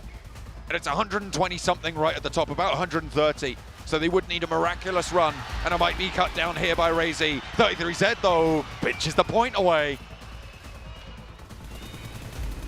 33Z still going, got an excellent position on top of these buildings. Eventually we'll have to leave it. Wings and Sporter, but it's 33Z on his lonesome dealing with the majority of these players. A knock. Repositioned for a res here. Wings can get Sporter back up. I don't think they're quite in nade range of S2G. As 33Z drops down, he has got a couple of vehicles in the back pocket to try and reposition out into the open. S2G have got that cover on the open ground. 33Z into the car. Can he make a position work? He's got a lot of terrain cover, and Nongshim are under pressure from S2G. They're trying to sweep it out. They roll on in, and it's good news, but the vehicle goes up in flames. No way! Nongshim Red Force holding out. 2 versus 3 on the push. The vehicle explosion takes it down, and a chance for 628 to slip on in the gap. The boys from S2G acted so kingly from the top side of Yasnaya, but the solos, they're on for rebellion now.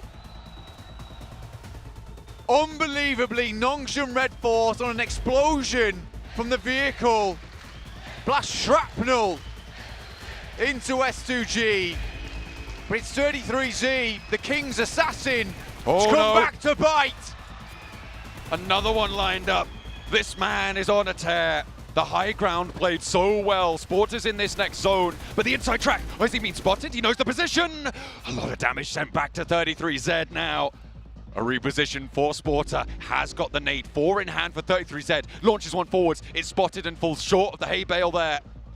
An answer is found. The heel came through. The stims on the advantage for 33Z, and an aid leash forwards goes around the side of the hay bales this time, but this looks good for 33Z to take it home. 4-6-2-8, he steps up. Way! This is bold, this is big, and it is brash as anything, but 33Z chopped to bits with that one.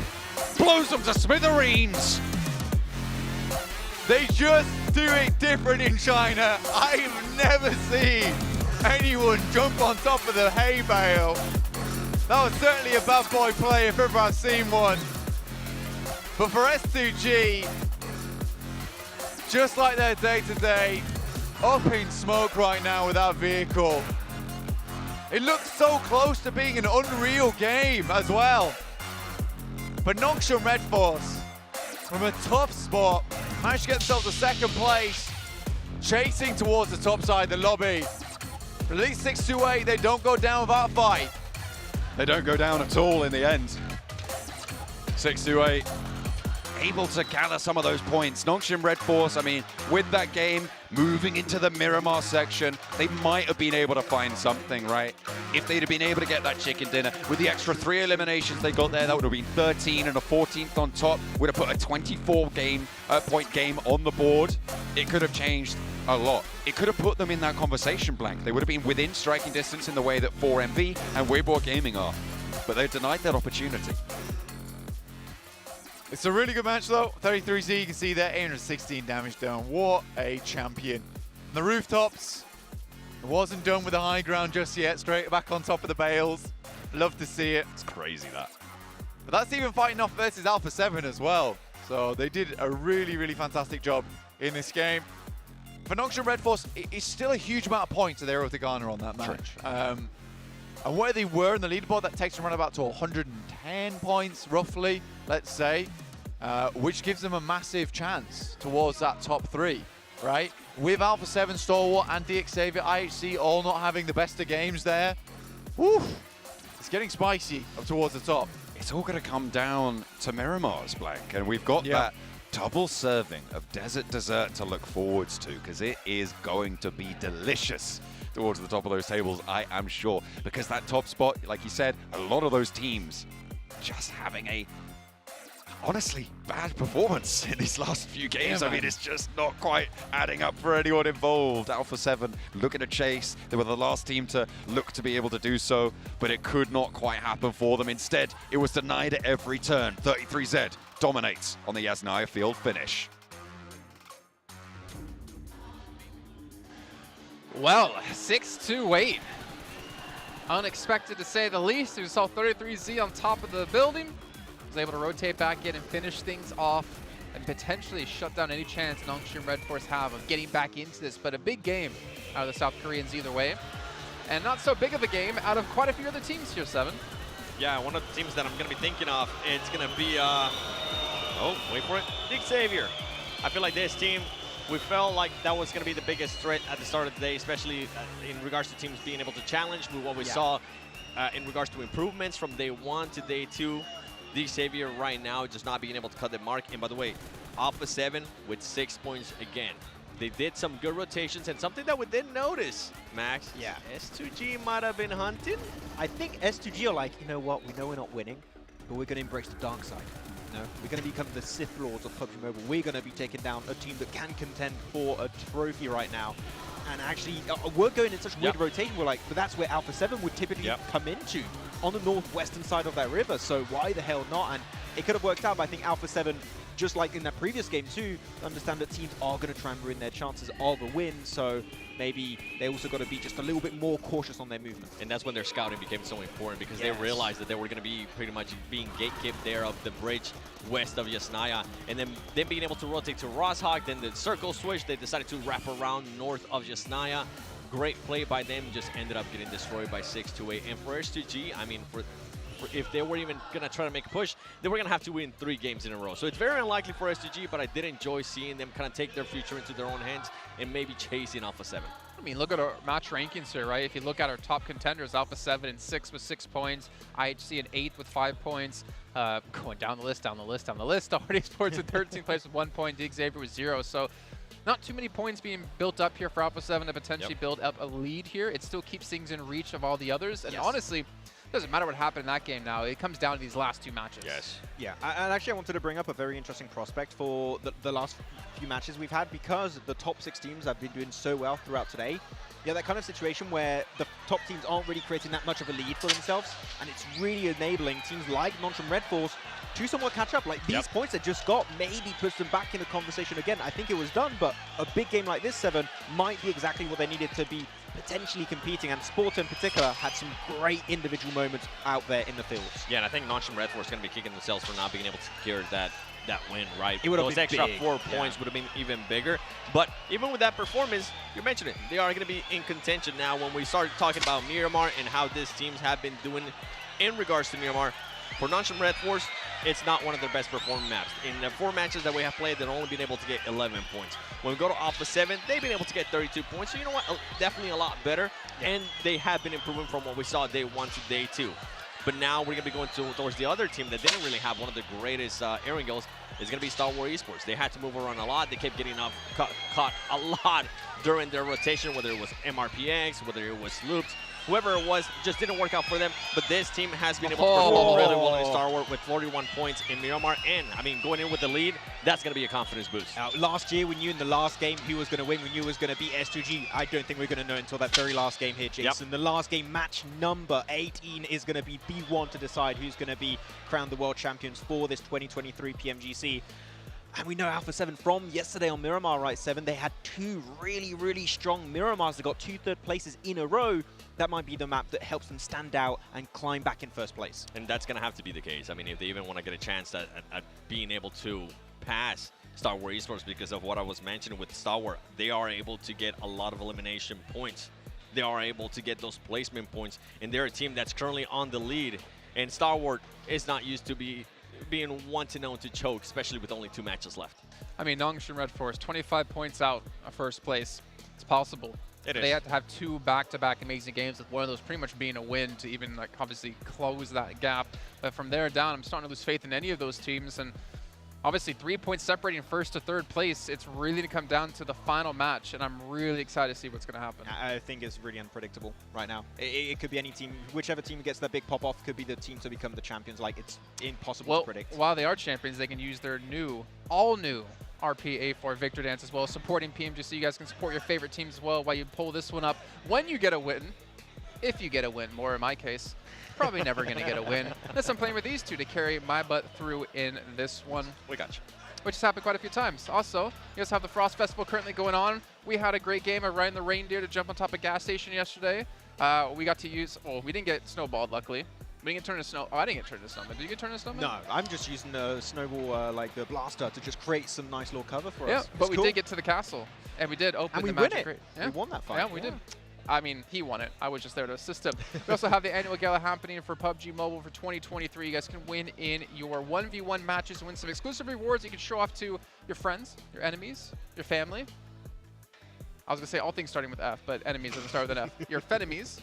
Huh? And then it works that way. Also, you can pick up the new Pagani collaboration as well with the Zonda R and the Mola models. You can confirm those eliminations, Max, man. Oh, yeah. Oh, I'm going to confirm those eliminations in style, Jason. Oh, yeah. If I get it.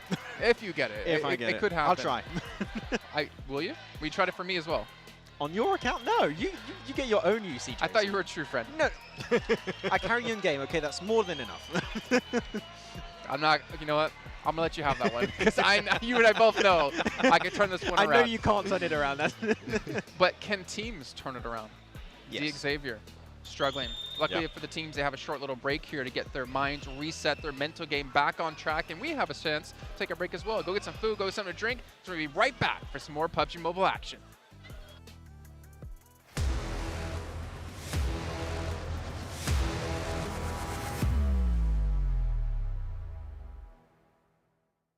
'23 Popularity Annual Gala event tutorial. Hey there, welcome to the 2023 Popularity Annual Gala. We've introduced a brand new competition and upgraded rewards. You will have to go through 10 rounds of 1v1 matches and compete to become the first ever PUBG Mobile Popularity Annual Gala champion. So let's get right to it. New competition, ladder competition. The Popularity Annual Gala event will be utilizing a new ladder promotion system. Players' initial ladder grade will be determined by their battle points at the end of the first round. Ladders are divided into 6 grades: Triple S, Double S, S, A, B, and C, with Triple S being the highest. Ladder promotion rules. Players are ranked based on the popularity they gain during the battle period. For rounds 1 to 9, the ladder results are settled at the end of every round's battle. Apart from ladder grade C, each ladder has 100 spots, with the top 20 promoted, the middle 60 retained, and the bottom 20 demoted. If you're trying to move up the ranks, be sure to stay within your ladder's retained threshold or higher before each round is settled. Additionally, ladder grades can only be promoted or demoted by 1 grade at a time, so your performance in the assignment round is crucial. Be sure not to miss it. Final Showdown. Based on the rankings from the previous 9 rounds, Round 10 will be the decisive showdown to determine the final rank and ladder grade placement, including the champion of the 2023 Popularity Annual Gala. Who will emerge as the ultimate winner? New exclusive rewards. At the end of Round 10, rewards will be issued based on the player's ladder grade and final rank. For outstanding players, they will receive exclusive rewards that can showcase their supreme honor both in and outside the game. In-game rewards include the Honor Title, Honor Name Tag, and Honor Avatar Frame, which are sure to make you stand out. Moreover, there are also physical trophies, interviews, custom-made popularity gifts, official social media promotion, game exposure, and other exclusive honorable rewards. Gain global renown both in and outside the game. What are you waiting for? Participate in the 2023 Popularity Annual Gala now.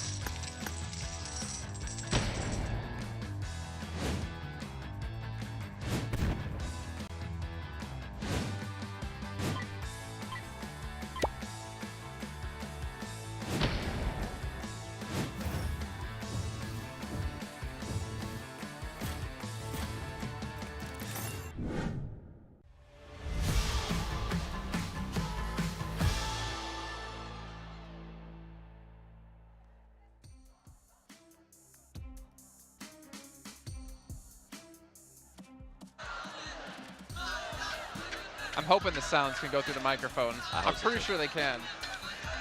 One thing you cannot knock Istanbul about is the dedication of their fans towards their team. S2G, no chance they're going to take home the title, but they've been with them every step of the way, cheering in their highs and their lows. And obviously S2G, you can see behind us, giving the love back to the fans. But it comes down to a new champion. We have 2 matches left, and honestly, there's quite a few teams in contention of getting it. Maxmem, you've got your stalwarts. 7, you've got your Alpha 7s. Me, I've got you 2. So it's a great finals for all of us. That's the That was like- nicest I didn't thing expect he's that. done That's in a so nice. PMGC. Wow. Wow. Okay. John's just jealous over there. That didn't say him. how dare he? Oh, my Miramar delight. Oh, no. Ah, that was such a good voice. That was spot on. Wait, look, he gave me the death stare. You Oh. wish he's about to hit you with the cane. All right, well, let's focus up here on the game because we don't have much time. Well, we don't have any time, actually. So let's get into Miramar. 2 matches left to go. Let's find out who our New Year champion's going to be.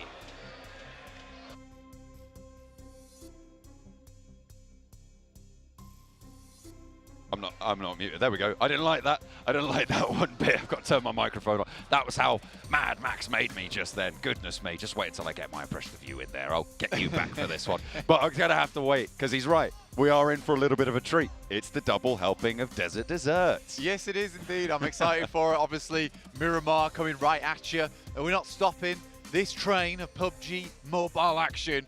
We're going straight ahead, all the way to the end here, John. I'm ready for it. Obviously, not much change in terms of the leaderboards last time around. A lot of other teams were taking those points, taking those wins. IHC, Stalwart, as well as Alpha 7, all still in the running here, looking for that lead. A really large group of teams, I think it's safe to say. There are still those outside chances as well, coming through from as far down as Nongshim, as Weibo Gaming, right? You have got that outside chance with 2 matches left to play. It can change, topsy-turvy. Obviously in that last match, Nongshim racking up a lot of eliminations, denied that full chicken dinner that could have really put the cat amongst the pigeons for them. But at the moment, I think we're up to 7 teams in the final 2 matches who could take it all home. And it is going to be all the way. I'm super excited for it, to see who's going to be able to find this one. A team that may not be winning the actual trophy, but certainly has won the hearts of everyone in this stadium. S2G, their uniform change didn't cut it, but they're still going to go home heads held high. Yeah, I think either way, what we can say is that the fans have been absolutely unbelievable here. Supporting S2G all the way. to the end, which is lovely to see. I mean, a really, really nice crowd in general. Had to give Max some evils there, sorry. That's all right. He was walking past us. But we still have further to go. 2 more matches ahead of us over on the dusty deserts of Miramar. And we're in the plane, waiting to set off right now. The burning heat of the desert will beat down on these teams, sweat on their brow as they try and lift it for the first of 2 on Miramar. The plane path right down the middle, diagonal, all the way from Trailer Park down to Puerto Paraiso. Everywhere very much available here. Teams looking to put the final shift in. Open up the gas tanks because the sprint is on. 64 players dropping in with us here for the penultimate time before we head to that final game on Miramar. A very kind playing path here, but we have seen some properly mean circles and alternatively some very kind circles to certain teams. Nongshim Red Force almost with their second chicken dinner on the day, with them winning the first match on Sandhawk.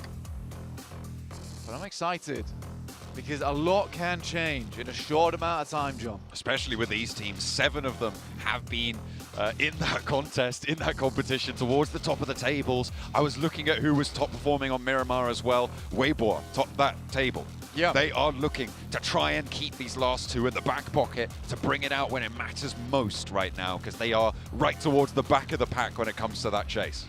Yeah, I mean, for Weibo, still got it in them. And take it further. Nasty circle, though, heads down towards this south side. Minesta Valle de Mar, but still a lot of water involved, so down to those craggy, uncomfortable positions on the south side of the map. Major Pride already dropping down here alongside with Udo Alliance. Weibo Gaming a little bit further towards the north, but it is 4MV. It's also in this location. Might be able to get themselves some cheeky points. Take a quick look at the overall standing. Stalwart still in the lead by 1 point only. And only 2 points ahead of IHC as well on 128. It is so closely fought. I think the surprise entry for most coming into this tournament is IHC. This is a team that, when you look at the Mongolian, well, to be fair, you look at the Mongolian region and most people just quake in terror at this point with the amount of presence they've had so far. But absolutely, IHC, a name that I don't think anyone would really have expected coming into the PMGC, certainly into the league stages, to be able to have this contest, be able to perform at the level they have done. Well, they've got to be proud of themselves. Certainly plenty of their fans are. IHC, brutal, very aggressive. That's really what's been characterizing their performance so far. Really very aggressive, very willing to take fights, and very willing to win them very, very frequently. Yeah, I think for IHC, it was their final match on Miramar as well that got them into the PMGC Grand Finals. Really down to the wire for them there. But potentially we see some kind of repeat going into our final match of the day.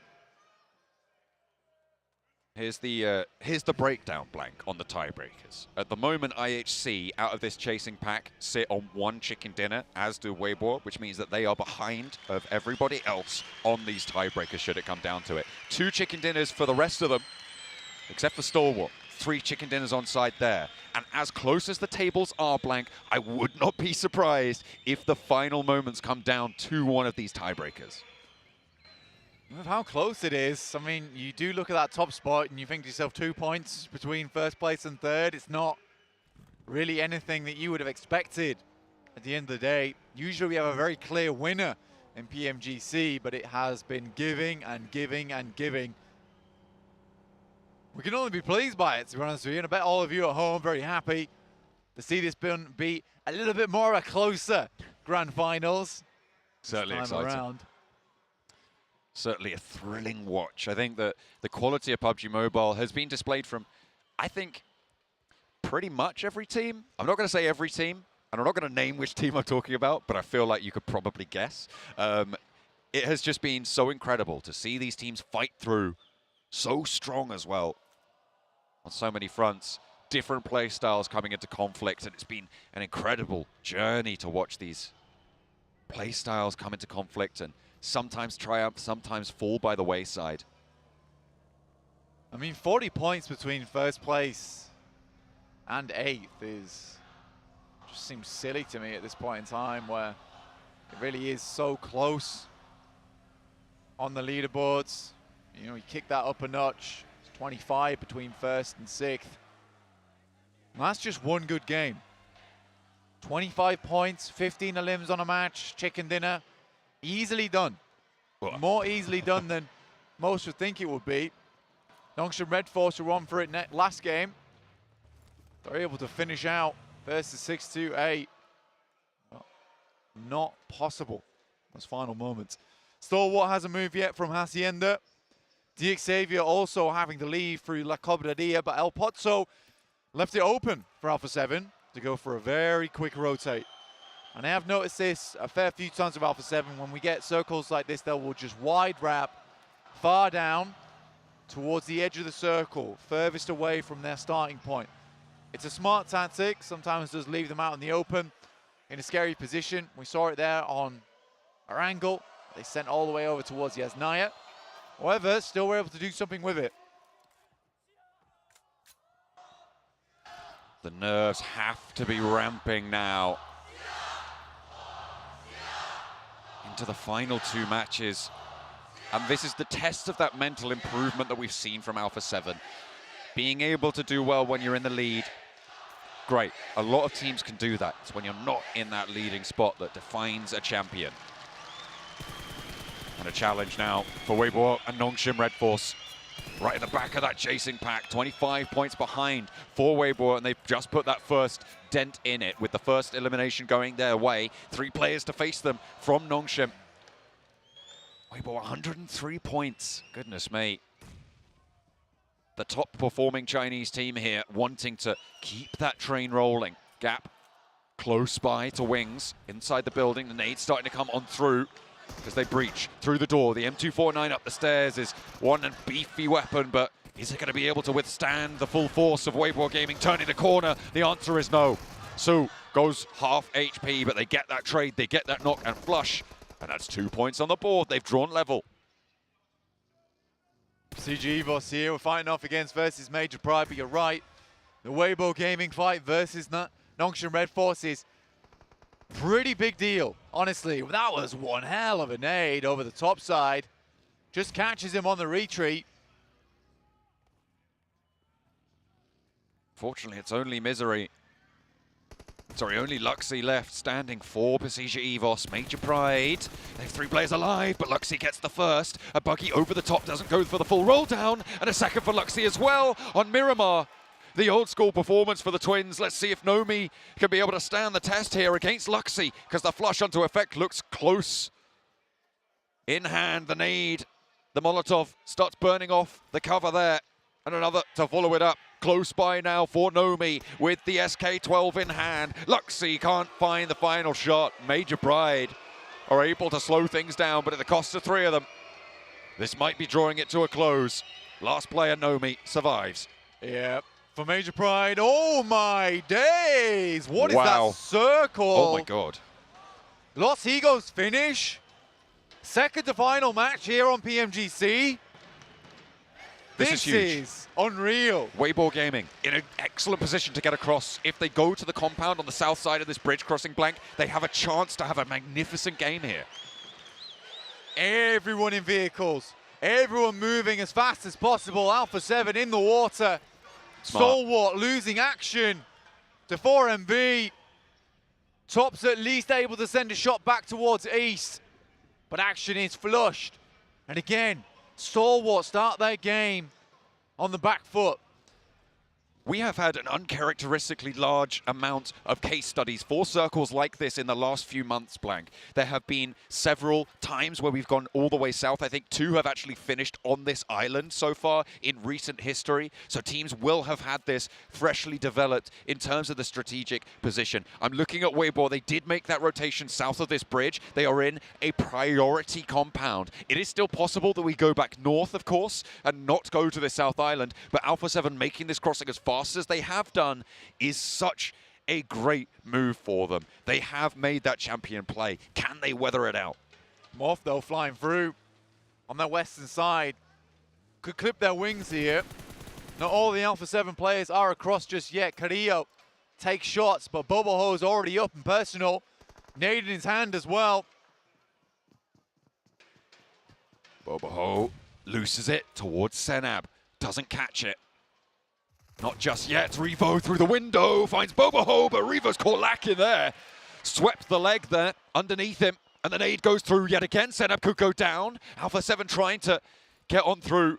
They have got the top floor still under control. Senab dodges the nade once more. Boboho's low. The heal allowed to come through. Morph not quite fully coalesced now, but IHC across the bay looking to maybe have a chime in onto this fight. Senab caught yet again. Upstairs he goes. He's allowed through and could look for the flush. Alpha 7, they're down to just Senab now, and the knock is crucial to keep them alive. 2 players on the outside looking for this flush. It will go through to IHC, also looking for that chase. 3 players on the inside, and Yoru from Morph. The bottom of the tables could have an impact right all the way to the top. A resounding chance here for Morph, and all 3 of them are there. A nade from Cleon, blankets through the window. Good spell disaster, and Alpha 7 have more to worry about. The nade in doesn't find it, but there's Yoru to shut it down, and Alpha 7 out for the first of 2 Miramars. They make a good crossing, but Morph are just too quick.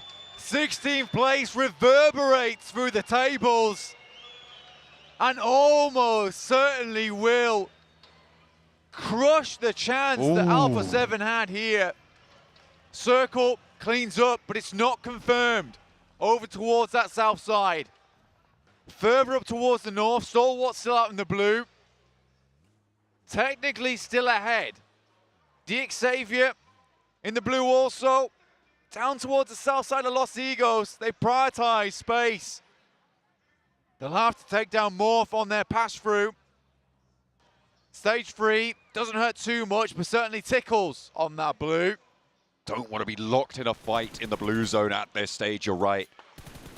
You can get through it if you're clean on the rotation, but getting stuck in a fight when you're starting to take a bullet or 2, those clutch bandages just aren't there in time in phase 3. It's where it starts to get dangerous to play towards the edge. Loops in the meantime being caught out for MV as well, being spotted by S2G, but IHC are still on this warpath, Blank. They leave such a trail of devastation behind them. They're looking to put up that 100th elimination on the board, and I think they've just done it. They had 97 at the start of the game. Blank, not only that, they've just taken the top spot. IHC now first in the rankings. Doc, who did a huge amount of work for 4MV last time around, looking to have an equal amount of impact. But Stalwart, with their 3 players rocking up behind IHC at the moment, and IHC has to come off from their high ground. Loops removed by S2G with the help of 4MV. S2G starting to rack up a couple of eliminations in the final throws of this one, but a little bit too late there. Morph suffering. Xavier able to pepper the backlines. Remember, this is another team looking to chase. There's so many to keep your eyes on, but they are still there. 4 eliminations for 4MV as well now. And they have kept up the pace at the start of this match. Xavier now have the bridge crossing under control. This South Island consists of 3 or 4 positions that you can really take control of. There's a hilltop to the west, a hilltop to the east, the compound on the bridge, and the compound that Rocky currently sits in for Morph. Those are the 4 major player positions, unless you get a super hard south shift, but that basically never happens. I'll say never. I won't say completely never, but it's very, very unexpected. You've got to be looking to those positions if it goes south. But at the moment, the majority of the landmass does sit back up north. So Weibo making that early rotation might come back to bite them. Yeah, I think you have to make that gamble, though. We talked about it with 4MV down towards the south side of Sosnovka. Sometimes you got to roll the dice and hope they come up sixes. For Weibo, perhaps it's not come to bear here on Miramar, but there's still a chance. Stalwart desperately needed the wet eastern shift. Maybe Weibo gets the south. Ooh. But it's a cruel, cruel mistress, the circle. Not determined on either side. IHC floating down over towards Stalwart. Perhaps Icy gets a nasty surprise. In the meantime, though, there's plenty more surprises on the card. 628 taking a fight, a scrap with Titan. Shadow looks to try and keep Bamboo safe on the highland. 33Z is down on a trade. Hero is there. A nade over the top. This could be disastrous if it's cooked long enough, but it's not there. And the challenge 97 will fall down in the face of it. 628 doing well. The DBS lighting them up as well. And now it's just Shadow behind the vehicle to stay alive. Gets the heal off and a chance to take down 628 as well. Into the buggy. Rolls forwards. Might be able to get a rundown, but gets to the other side of the vehicle. Trading around the US. But there's the spray down with the DBS. And a 1 versus 1 for Shadow. Titan now have a chance to spoil it for 628 on the engagement. Around the bonnet, he goes, and Shadow puts them to sleep. It's darkness for 628. Envelops them there. And that is not an embracing hug at all. Shadow removes 628, who were looking to flow their way up towards the top side of the lobby. Now it's IHC, #1 spot versus 4MV, docks down. Trying to keep themselves alive here. 4MV, with that 4 position eliminated, they'd already lost another player. Everybody on IHC is now rezzed up. So they're facing 4v2 on this angle, but East is still here. And this guy's been a machine for the roster over the course of this tournament. But can you withstand the might of IHC? That's the question. Alex goes, but there's a trade. Baron now down the hill for 4MV to try and keep the third Mongolian team in the running. They're in 5th place, and they're the 3rd place team for Mongolia. It is absolutely insane what this region has brought out today. And IHC sat at the top, now has Stalwart to deal with. It is Mongolian madness on the northwest side. Another nade over the top from Icy as Godless tries to fend it off, but he just can't weather it. And another knock, another flush. IHC starting to fall apart. They're vying both for this top spot. 7 eliminations already found for IHC, and they are down to 3 with 1 knock on the forefront. Weibo taking shots over towards Xavier, able to at least find a couple of knocks towards him. Here comes Silas. He knows the exact location. Ooh. Demo won't go down, but he'll step up with the UMP and put him down. And that's IHC out at the top. 7 eliminations, and Stalwart can carry on further into this game. With the 7 eliminations they found, blank, they sit 5 points ahead of Stalwart. With the 1 point that Stalwart already have, that's bumped down to 4. It is still so close at the top. Alpha 7, they're going to be a little bit disappointed with this one because they also sit 5 points behind the top spot going into the final match. Unless Stalwart can take that from them, then it will start to push up a little bit higher. Honestly, an exciting match here for all the players involved. But it has just been the wildest PMGC we've had in a long, long time here. S2G, you're right, the 2 stands for 2, with Silas and Hamzy G to carry the baton. And next circle goes north for Stalwart. Here's the big money game. Unfortunate for the early rotation from WBG. I feel like it was heads up enough to make something of, but that's just how the circle goes sometimes. 2 hard shifts up back to the north after that south. It's just going to be disaster for WBG on their chase. They were right down towards the bottom end of this chasing pack. They've got 4 eliminations already. If they can make it across the bridge, maybe fight off against Judo Alliance, there's a chance, but it is slipping away moment by moment. Every tick of that second hand of the clock brings them closer to a sealed fate. For Weibo, though, 4 players. Judo Alliance and the last player from Titans Gaming. This is a really decent path for Weibo to get in. Judo Alliance, though, is not making it easy. And Wymao's driving so slowly that it is easy. I mean, somehow, the slower you go, the harder it is to hit, maybe. You're expecting them to go faster, and you jerking your aim ahead, but not second time around. So gets through and Flax not catching them. Still slowly making their way in. They're establishing that line of fire. They're making sure they're being methodical about this, but the blue zone's a little bit too close for comfort on this engagement, and Udo Alliance can start to flex out to that eastern side of their position. Left of them on the screen right now.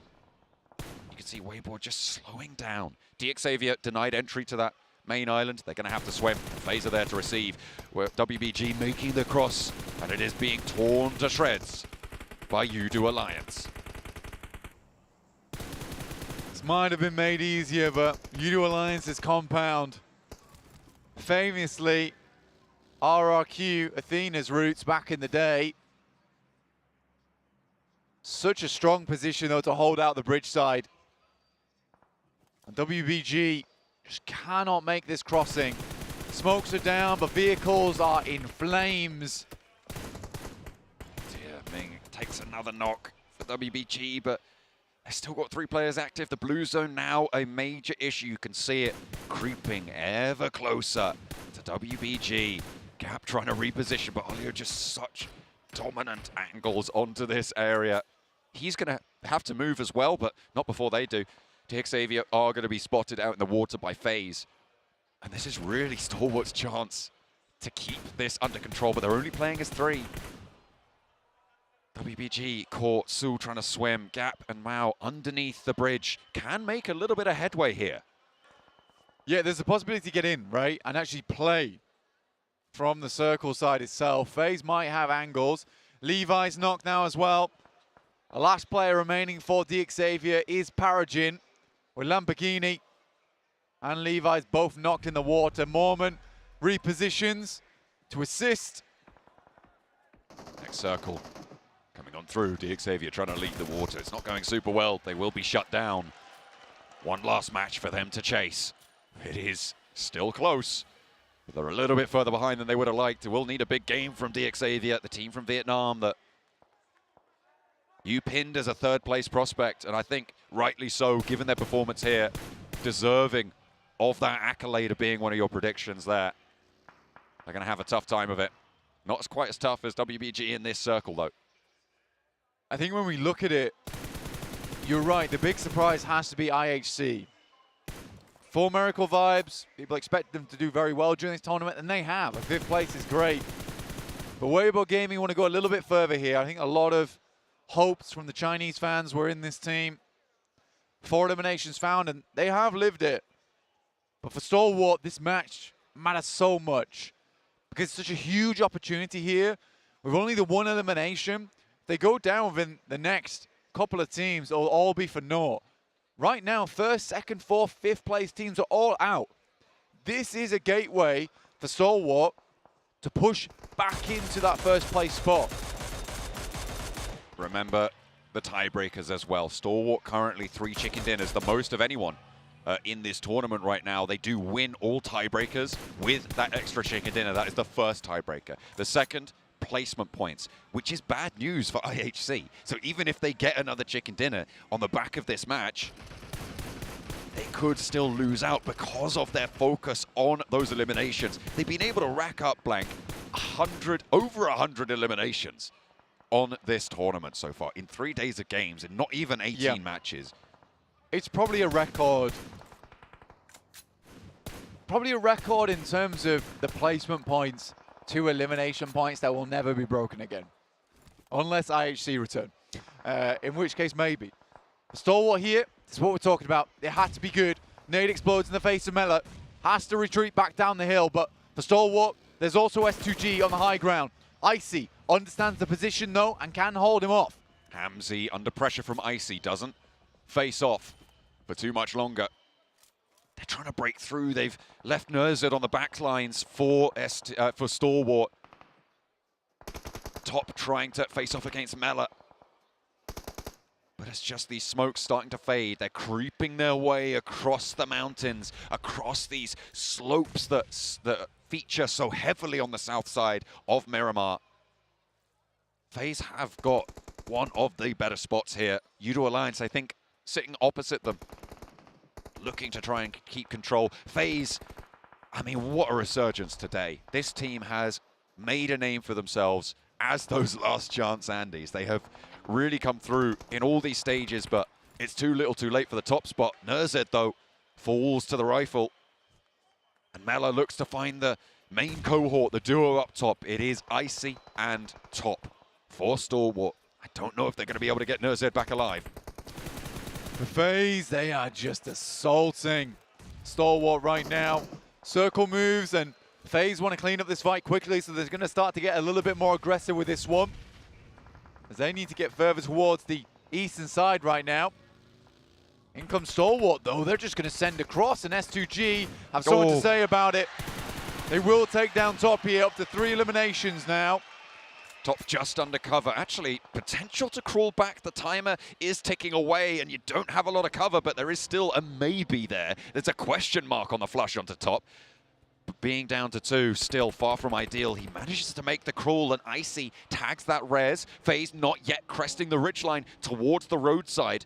They're going to have to move further east as well. Somewhat worried about facing off versus S2G's position. Realistically, Stalwart can play from here, right? It forces S2G to play into their hands, and the question is, how much util does S2G have remaining? Do they have the nades to make this work? Hamzy G sends down, and this is where he could just get absolutely obliterated. Surely they know. 7 nades for Hamzy, though. The first is unleashed, and he moves forwards off the back of it. Icy under danger, but he stands tall. He holds his nerve, and Icy's cool as ice. We'll be able to find Hamzy. The spray down, and S2G are eliminated now. Stalwart have a decent position. A third party just too late, but Top is spotted. You do Alliance stop his forwards push, and an aid from Mela over the back of the buggy should be the final thing that Icy sees, and that is Stalwart out in third, but they have kept up pace. 6 points they found. I think that keeps them right on this top spot blank, but only just. Going into the final match, it is still all to play for. Stalwart, a necessary game there for them. Salvage at least something. Udo Alliance, FaZe, and Titans. Shadow has really come a long, long way. Remaining hidden and out of sight. Ventores, though, gets taken down by Flax. A nice spray. A good opener for Udo Alliance to find those lines. They have got the road to cover them. They can move forwards, but getting down to that roadside in the first place, really, really tough. You can see Cluck trying to enact that forward position, trying to get within that nade range. And as you say, you've always got to be worried about Shadow. He's always creeping around. He's always lingering. Cluck, nade in hand, over towards Ventores. Looks for Mela as well with it. Cluck not going to take a damage from the response as well. Mormon's close by, though, with that DBS. Might be able to find an angle, and he does. Able to take down Cluck. Doesn't get knocked in response. Gets back to safety, and Flax doesn't have the angle. That is a great shot with the DBS. But a very limited window there to pick up the damage onto him. And the nade followed up with it. Seeing that they've got a lot of util still on board. Mormon nails it once again. Mela and Mormon. This combo is so deadly. Nading out the forward positions, trying to keep control. FaZe, with all 4 of their players alive, Onsense the anchor that's keeping them safe on this flank, but Shadow is still there for Titan. If this goes hayward, it could be an opportunity for Titan to sneak on in and claim something here, but would be a very outside possibility in a 3 versus 4. You've got to imagine they're going to have their wits about them. Onsense regroups. Olio, no nades available. Udo Alliance. Some good shots again from Flax, playing up on as high as possible. Circle will push him out eventually. Shadow still in. Kind of crazy. He's popped a smoke. Nice nade. Oh, huge nade. Olio goes down. It goes right into the tree. Banks off the Birkin. Shreds him down. The forward position isolated.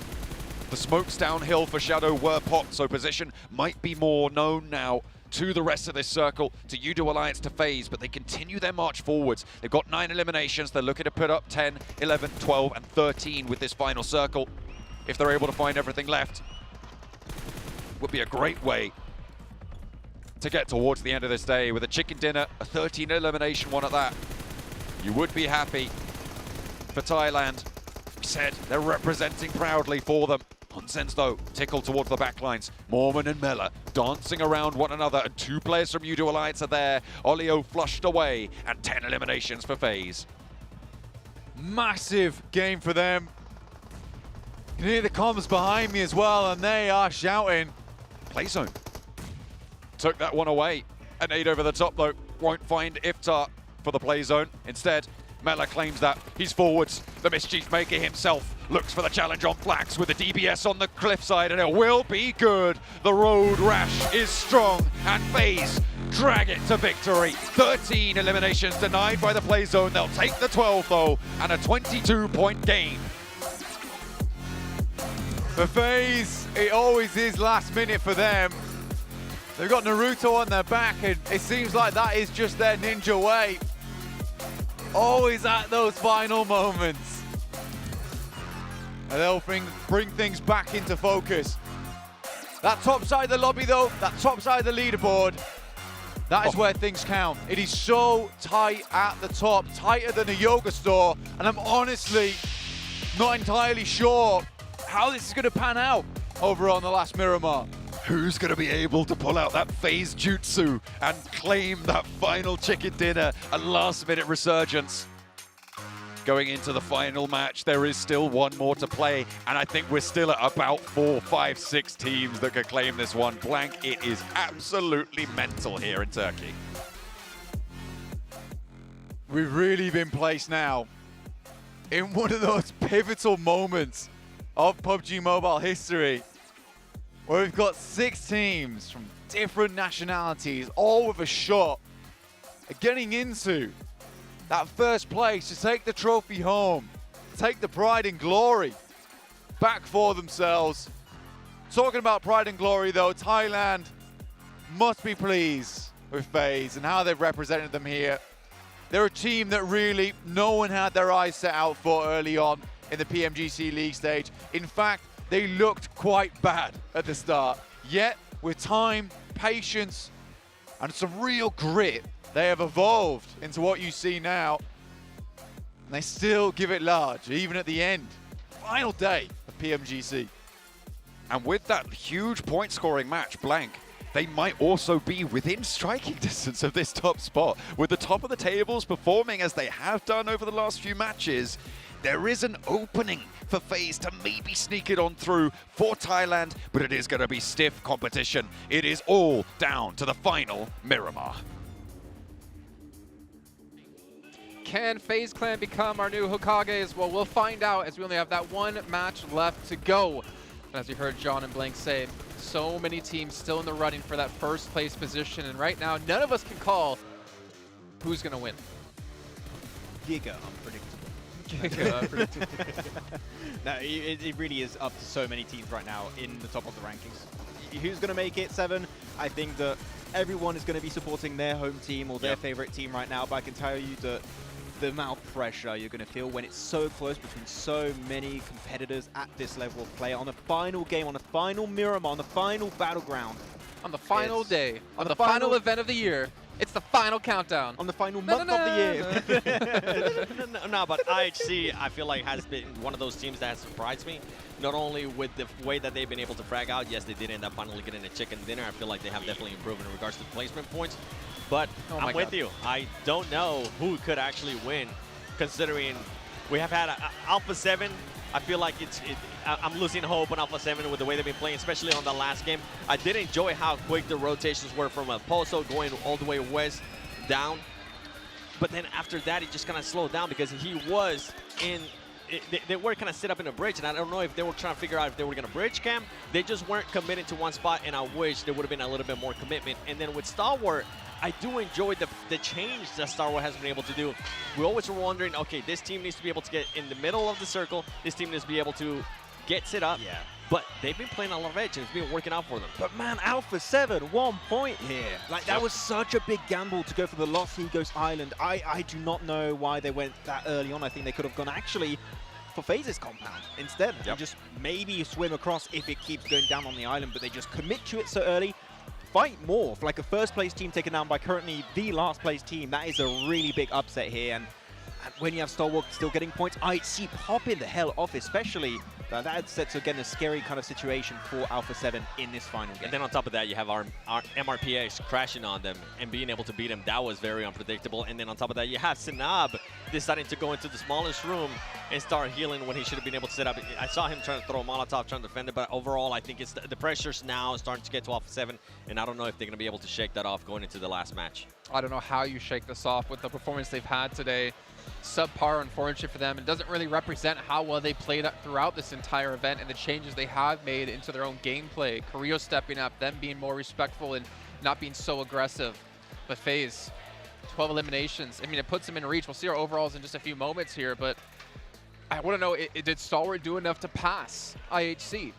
Are we going to see FaZe Clan within how many points of potentially being in first place? There's so many variables, there's so many unknowns right now. Actually, a really smart play from Stalwart in that game. They saw IHC fight for Miracle Vibe, no, IHC fighting, for Miracle Vibe at one point, and they just see this is a great opportunity to eliminate two teams competing for that first place and also maybe getting eliminations, which unfortunately did end up going the way of S2G, but that really good awareness from Stalwart that we are witnessing is going to be a big difference maker at the end of the day, but as we said, didn't quite get the elimination, so maybe it's going to be a bit different. Oh.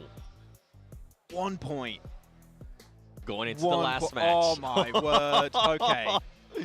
I think what's also impressive here, IHC, they have almost more eliminations than our 8th place team has total points. That's ridiculous. 31 placements. I mean, if you were to look at placements alone, that'd put them on the 2nd page, probably around 11th place. Like, this is an insane performance out of the Mongolians, but let's see. FaZe Clan, 112, so they need 24 points to catch up to Stalwart. Possible? Realistic? No. Not so much. Yeah, I don't see that happening for FaZe Clan. 4MV, I don't think they're going to be able to do now. With DAX, a big disappointing day, final day here for them. We expected a lot more out of them. And then IHC, I mean, have we ever seen anything like this where the placement points are just so much lower than either first place or any of the teams near them, but they're just being able to frag out so much? The last time we saw this was like an inverse when a chicken dinner was like 20 points. Yes. Yeah. Oh, man, this would be one of the biggest comebacks for IHG, though. Like, in the history of PUBG Mobile Esport, where they qualify from the last game of last chance in the league stage with a double MG3 push onto Reject to qualify into the grand finals and maybe bringing the trophy over back into Mongolia. A double that would be an insane MG3 one. push to win PMGC as well. Yes. Oh. Give me the same circle. I would love that. Well, I mean, speaking of that, right, we've been harsh on Alpha 7 in the position they went through in those Hegos, but what about Xavier? They went down towards the island as well. They tried to swim across, and they swam right into the open arms of FaZe. I kind of understand why you would want to commit to the island. Like, just for Alpha 7, I get it, because when you saw that phase 2 circle, you were kind of expected to go down, but it's such a big gamble, and it goes back up. You just got to swim through. FaZe were in such a strong position 7 that they're just going to gatekeep every single team trying to make their way through. So Xavier, just like Alpha 7, went for the gamble, and it did not pay out. The thing with Alpha 7, though, is that I don't even know.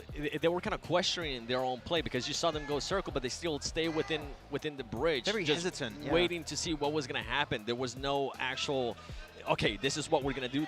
They decided not to do any of that. And honestly, as much as I'm hating to say it, I think it's going to be between these two teams. Star Wars Esports has been really, really consistent when it comes down to Miramar. I feel like they are going to be a tough spot to beat in IHC if they want to become the winners. It's going to come down to those placement points as well. I feel like if they are able to get those placement points and continue to frag out the way they've been, they might just have what it takes, but Star Wars just looks so strong right now. I'm trying to tell the people on the screen who are watching at home can actually see. Okay, you do get a little bit of it. You can see IHC currently sitting behind your boys of S2G. And they're looking cool, calm, collected right now. I mean, we actually even have a fan base section here over towards my right-hand side who were just chanting and screaming for IHC. They have Mongolian flags out as well, so I'm assuming they're here for all those teams. It's great to have that hometown support. I mean, not quite to the level of S2G at the moment, because that's kind of impossible when you're in Istanbul, but to play for them, to play for the pride of Mongolia as well, which we've been talking for years about how strong a region they are, and to have two teams, not just one, in contention for that first place finish is honestly fantastic to see. And for Miracle Vibe, that had also a really good run, right, for the entirety of this tournament. And I feel like a lot of people were supporting them in the chat, and we understood that they are a real threat in this kind of lobby. But as you said, I think it's between IHC and Stalwart now. Alpha 7 could still be like a contending for that one, but it is going to be down to the last game. We keep saying it's unpredictable. We're trying to predict, but we just can't do it. It really is. It really is unpredictable. And also, the other unpredictable factor is going to be which one of the other teams, right, that are not fighting for the championship are going to try to be the dark horse. They're going to be the last game. Are we going to see teams maybe trying to BM a little bit on some of those teams that are currently going for that championship? It has happened in the past. I wanted to bring it up, but I'm glad you did, and I didn't have to be the one to do so. It's very possible. Yep.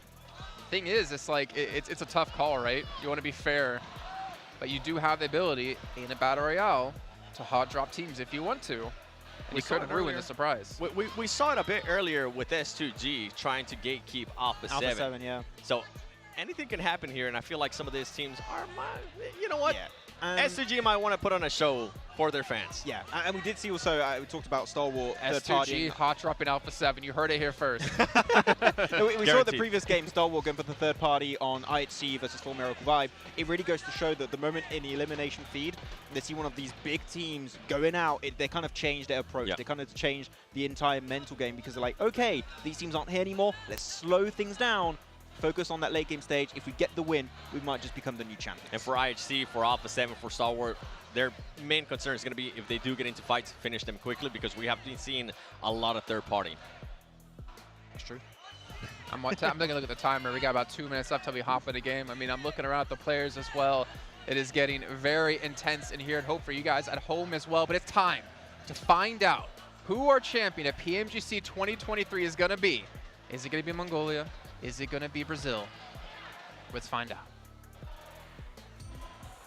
The final edition of Miramar, the final edition of matches here in Istanbul. Blank, we've made it all the way. Match 18 of 18. Divide them together and you get one hell of a tournament. It has been incredible to see these teams take each other on so far, and I don't think it's going to stop there.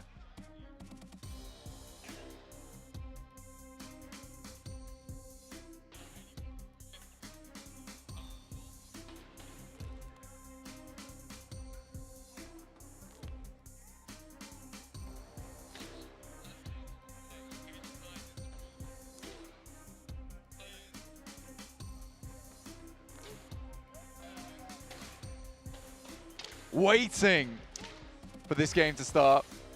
I think we've been missing you a little bit there, Blank, on some of the audio, but you're right. We are waiting for these players to start. We just can't get enough of Miramar. They'll need to hold their nerve now.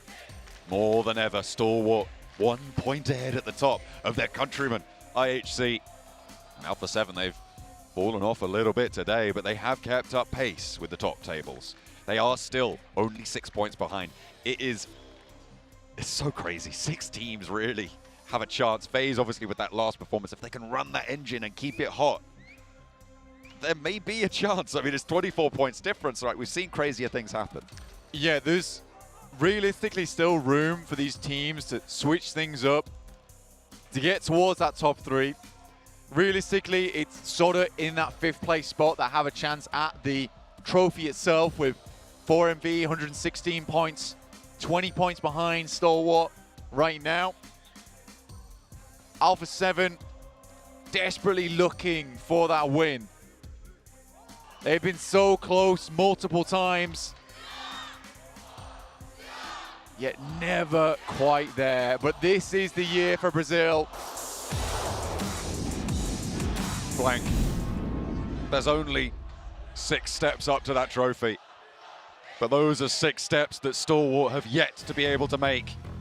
Miramar, the final hurdle, the final barrier to maintaining this top spot. That's all they need to do. Take a look at these tiebreakers as well. 3 chicken dinners for Stalwart. They win out against anyone. I brought it up last match. It's even more prescient now, because they do win those tiebreakers. IHC, even if they win here, they still lose out on that tiebreaker against Stalwart. If they both have a big game, it could all come down to it. With this tight table at the top, I mean, it could be all important. Alpha 7, if they get a chicken dinner though, they win out on the tiebreaker.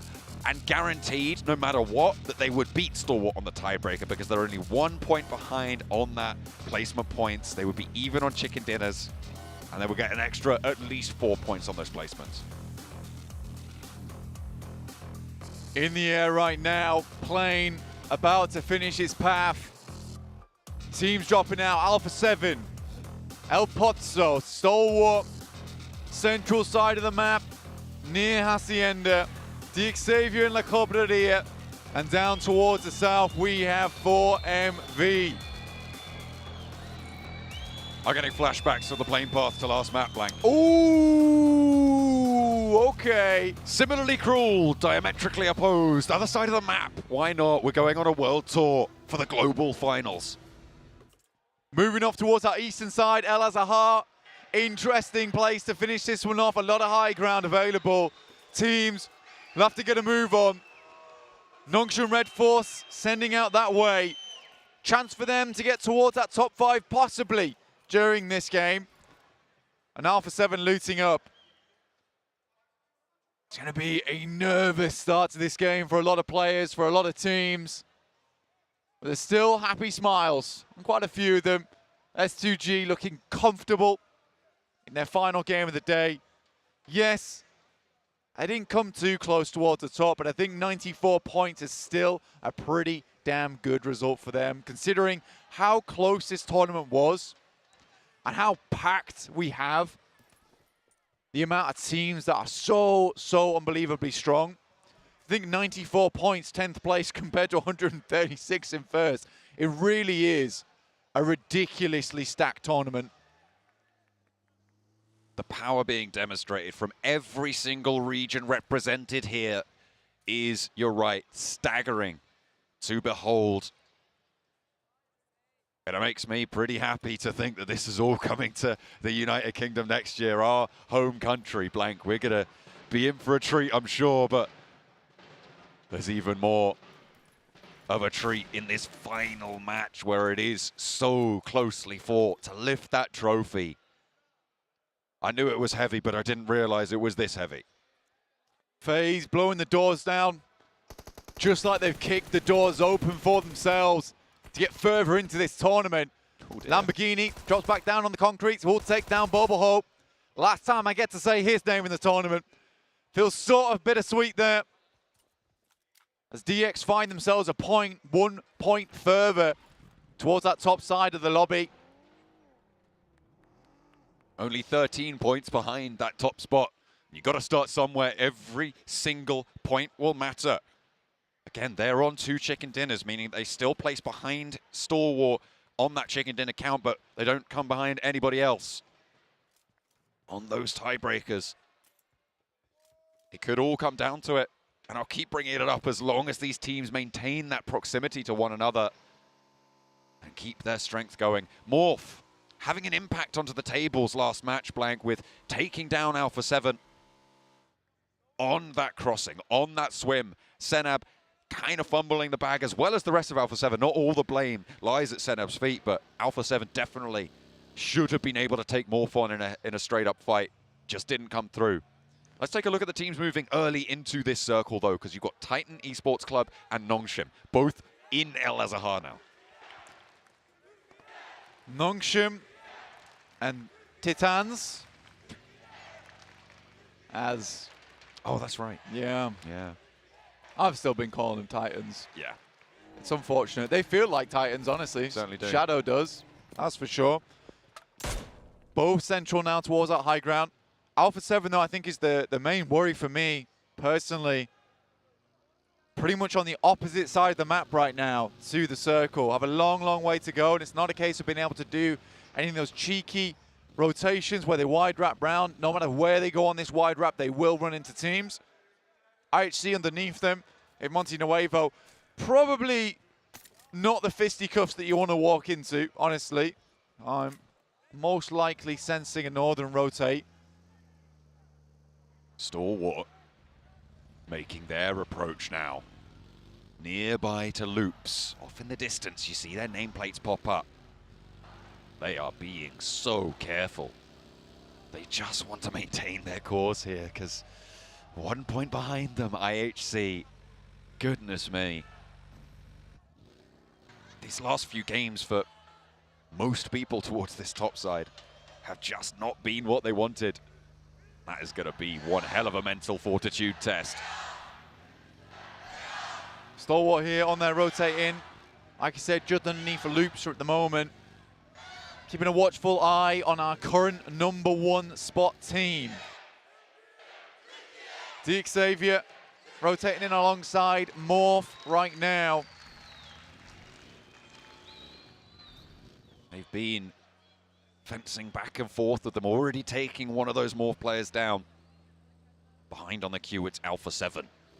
Their seeming rivalry from the fans between them and S2G might come through to a head in the final match, because they're going straight through the middle of this S2G line. Carrillo close to Hamzy in the building. Are they going to take shots? Are they going to look for it? Because right now there's a response from S2G. Hamzy's close by. Has got that M16 and SKS. Not ideal to hold off a push in close range. He wants to keep them at arm's distance. A7, big test for them. S2G's consistently been able to take down top teams from the outside edge. Nade sent directly through the middle. Carrillo down. The start of a nightmare here for Alpha 7. Potentially at the hands of the home ground heroes, but IHC are on the south side as well of this blank. They are a little bit close by, a little bit too close for comfort. However, now the rally through for Alpha 7 is here. The high ground is dealt with. Dispatch to Senab holds his nerve. Mafioso not so much. And now Silas has the chance onto Senab, and it is going to be backed up as well. Alpha 7's dreams could come crashing down here. Brazil were at the top, moving into the final day, but now it's disaster. Razy with the nade. And Revo, the last to stand for them, wants the challenge. It's Razy with it. And Alpha 7 fall. Mongolia with the top 2 spots in hand. And they're going to fight off against one another. Brazil, right at the post once again. Failed to make it to the end. Heads down, disappointment abound. A cruel finish for Alpha 7 before the game even really has begun. We always knew that Alpha 7's major opponents were themselves, blank, and it seems like they were victorious in that pursuit. It has been so unfortunate for them to get to that top spot, to smell that winner chicken dinner and have it snatched away. No afters for them. It's an early bedtime, but now IHC on the chase on the west side. The circle with a hard south shift. We've still got some water in there. South shift on the circle. Stalwart happy about this one. Quick little regroup. Reassess the scenario. We'll move south towards where FaZe are currently playing. Major Pride taking shots over towards Udo Alliance. Finn in the herd towards the center here right now. FaZe equally losing players. Another team with that shot to get towards the top side of the lobby, but losing players now. Not ideal, but again, a team that can leave this game with their heads held up high. Major Pride taking shots over towards Udo Alliance and not quite over towards Xavier as well. What are the outside chances of jumping up those tables? Sat at the start of the game 13 points behind, so they want to keep themselves nice and tight together, but they are embroiled on the northern edges right now with Loops, with Morph, with Titan as well on that edge. Gonna have to be careful. 4MV picking up a knock as well. Can't count them out. They are from Mongolia after all. Paragen removed for Xavier. 123 points total. More damage pouring in. Chua goes down, a 4th place team. Goes down to just 2 with Levi's left low and alone. His teammate far away in the distance in the Lamborghini. But no matter the result here, blank, Vietnam and Xavier can hold their heads high for the run that they've had. The impressive displays that they've given us so far in this tournament. Can they pull something else out of the bag? It would be miraculous. I'm not expecting it, but there is always that outside opportunity, especially when Levi's is involved, but unfortunately he's pulled straight out of the buggy. It seems like Morph have started to decide that, no, we're going to have an impact on the top of the tables today. Taking down Alpha 7 last match, now starting to impact the Xavier as well. It has been rough being at the top. Lamborghini needs 7 points if he wants to ladder into third. 4MV losing players equally. But here are your top dogs. IHC, the legends that have changed PUBG Mobile itself. Eliminations is where it's at for them. Truly deadly. Speed, violence, momentum. IHC's tenets here. On the west side of this Miramar, the circle again to the water. S2G. Day ruiners, year ruiners for Alpha 7. Now turn their attention to the other contender at the top of the table. What a way to play for the crowd. In the final moments, they challenge two teams who looked terrifying and looked to topple them off. S2G making enemies of multiple countries right now. If we can't win it, no one can. That seems to be the mantra. IHC still carrying on though. They had a long journey themselves, just like Alpha 7. Circle moves far down towards the southeast and cuts into the water as well. It's a grim place to finish the tournament. But when hasn't it been today with the circles that have been on display? Spray from Yoru. And Morph just keep it ticking over. Yoru's on 3 eliminations, taking down some crucial picks as well. Great stuff from this team. The Indonesians did need a little bit of something given over their way because this tournament has not been their friend.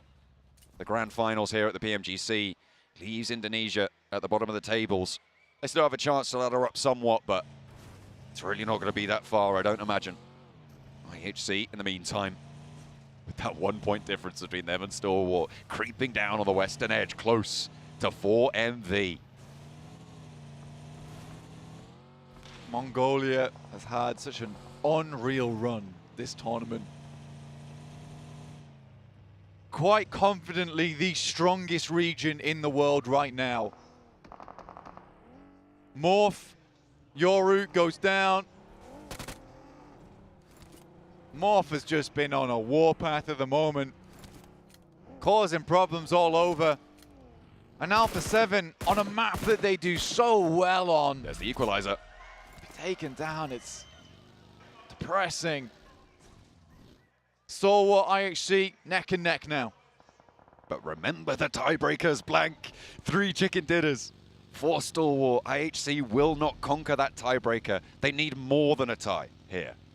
There is no chance for them to jump up to 3. They only have 1 chicken dinner because of that elimination-heavy focus.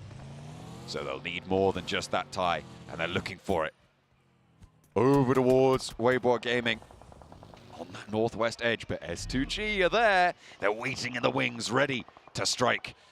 While the iron's hot on that northwest edge, looking for a third party. It's worse for Weibo Gaming in this position, though, for it. On that third party, IHC, the backstop to this south edge. S2G like a rocket arrive on the scene. But Waimau quickly dispatches the majority of them. Zhou looking to take them off. IHC instantly up to 3 elims. Now they can turn their attention over to Weibo Gaming as well, who only have 2 players alive. Mao and Su, the top spot claimed by them for the time being. And they are still as 4, but that's careful for Alex. Get away from that nade as fast as you can, sir. Over the top, Weibo Gaming looking to fight on, fight strong. The top performing Chinese representatives here in the grand finals. And IHC just looking to keep it together into the vehicles. They have to go further. They have to find some ground to make their way on in.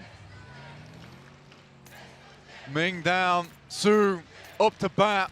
Stun grenade popped. Zhou immediately looks away. Does not want to be blinded by the light and will instead look for the boogie out of there. Waimau though steps over the top side.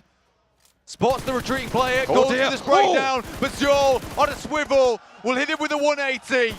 Xavier out in the meantime as well. No chase for them, but we're back on board with IHC as well, as Yol has been leading on the damage, and he is leading IHC from the front as well.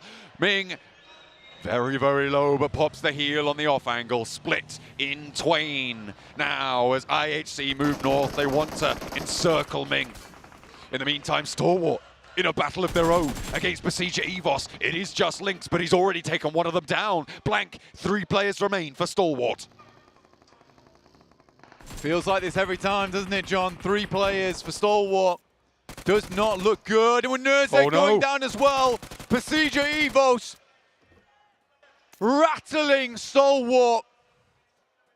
Indonesia did not catch the memo, Blank, that they're at the bottom of the tables, because today they have been devilish to these teams looking for that chase. IHC already in the lead. Blank, they have a 3-point advantage right now against Stalwart. If they go down in a bad fight, it could go completely down the drain, but if they can hold their nerve, they could take it away and deny Stalwart another title here. Top is close by. Zjol, he's got the power.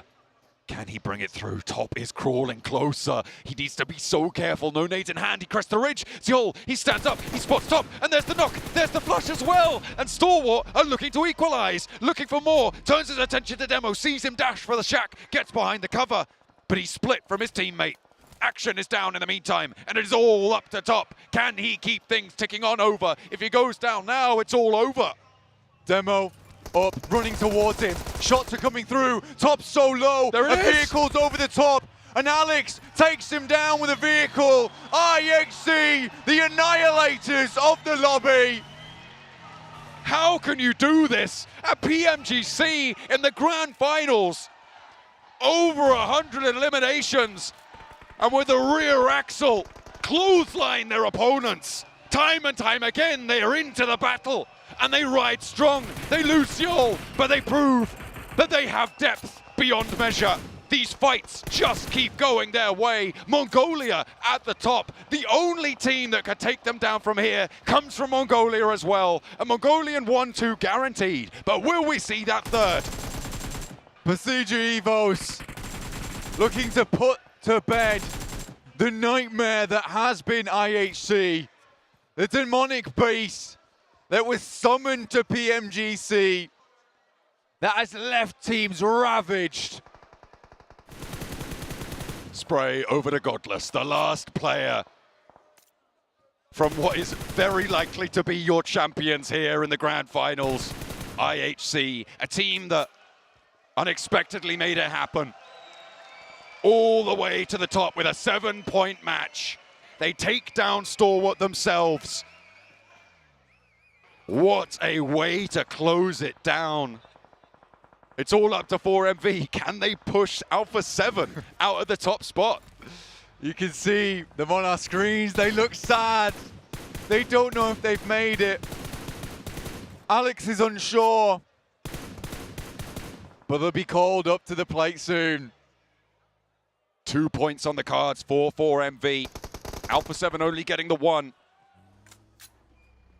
Means that those 14 points that they were behind at the start has shrunk measurably. They were 15 with the extra elimination point that Alpha 7 were able to get. But they're down to just that 13-point gap right now between them and Alpha 7 in 3rd place. And they're into the fight now with Major Pride. They pick up another. That's 12 now. But he goes down to Dino. He's been on a tear a little bit today. He's been malevolent in these tables, in these totals. And you can see 4MV just want to find these reses. A banked nade, but Dino's in the stairwell. Puts it in through the other window. And there's a res onto East. The backstop is there. Dino with a DBS. Sees the window side and he goes down. They're looking to put more through, and Apex adds to their tally. They are slowly dragging themselves tooth and nail for a Mongolian 1-2-3 here, Blank. But they still got a way to go as they lose Doc on the backlines. East has fallen as well. It could be Major Pride to ruin that dream. Effect out in the open here. East needs to be brought back up. Doc, the main man removed. Besieger Evos Again, the Indonesian squad's ruining the chances of teams today. 4MV down on their knees, looking for that third place. 11 points away. And maybe then some.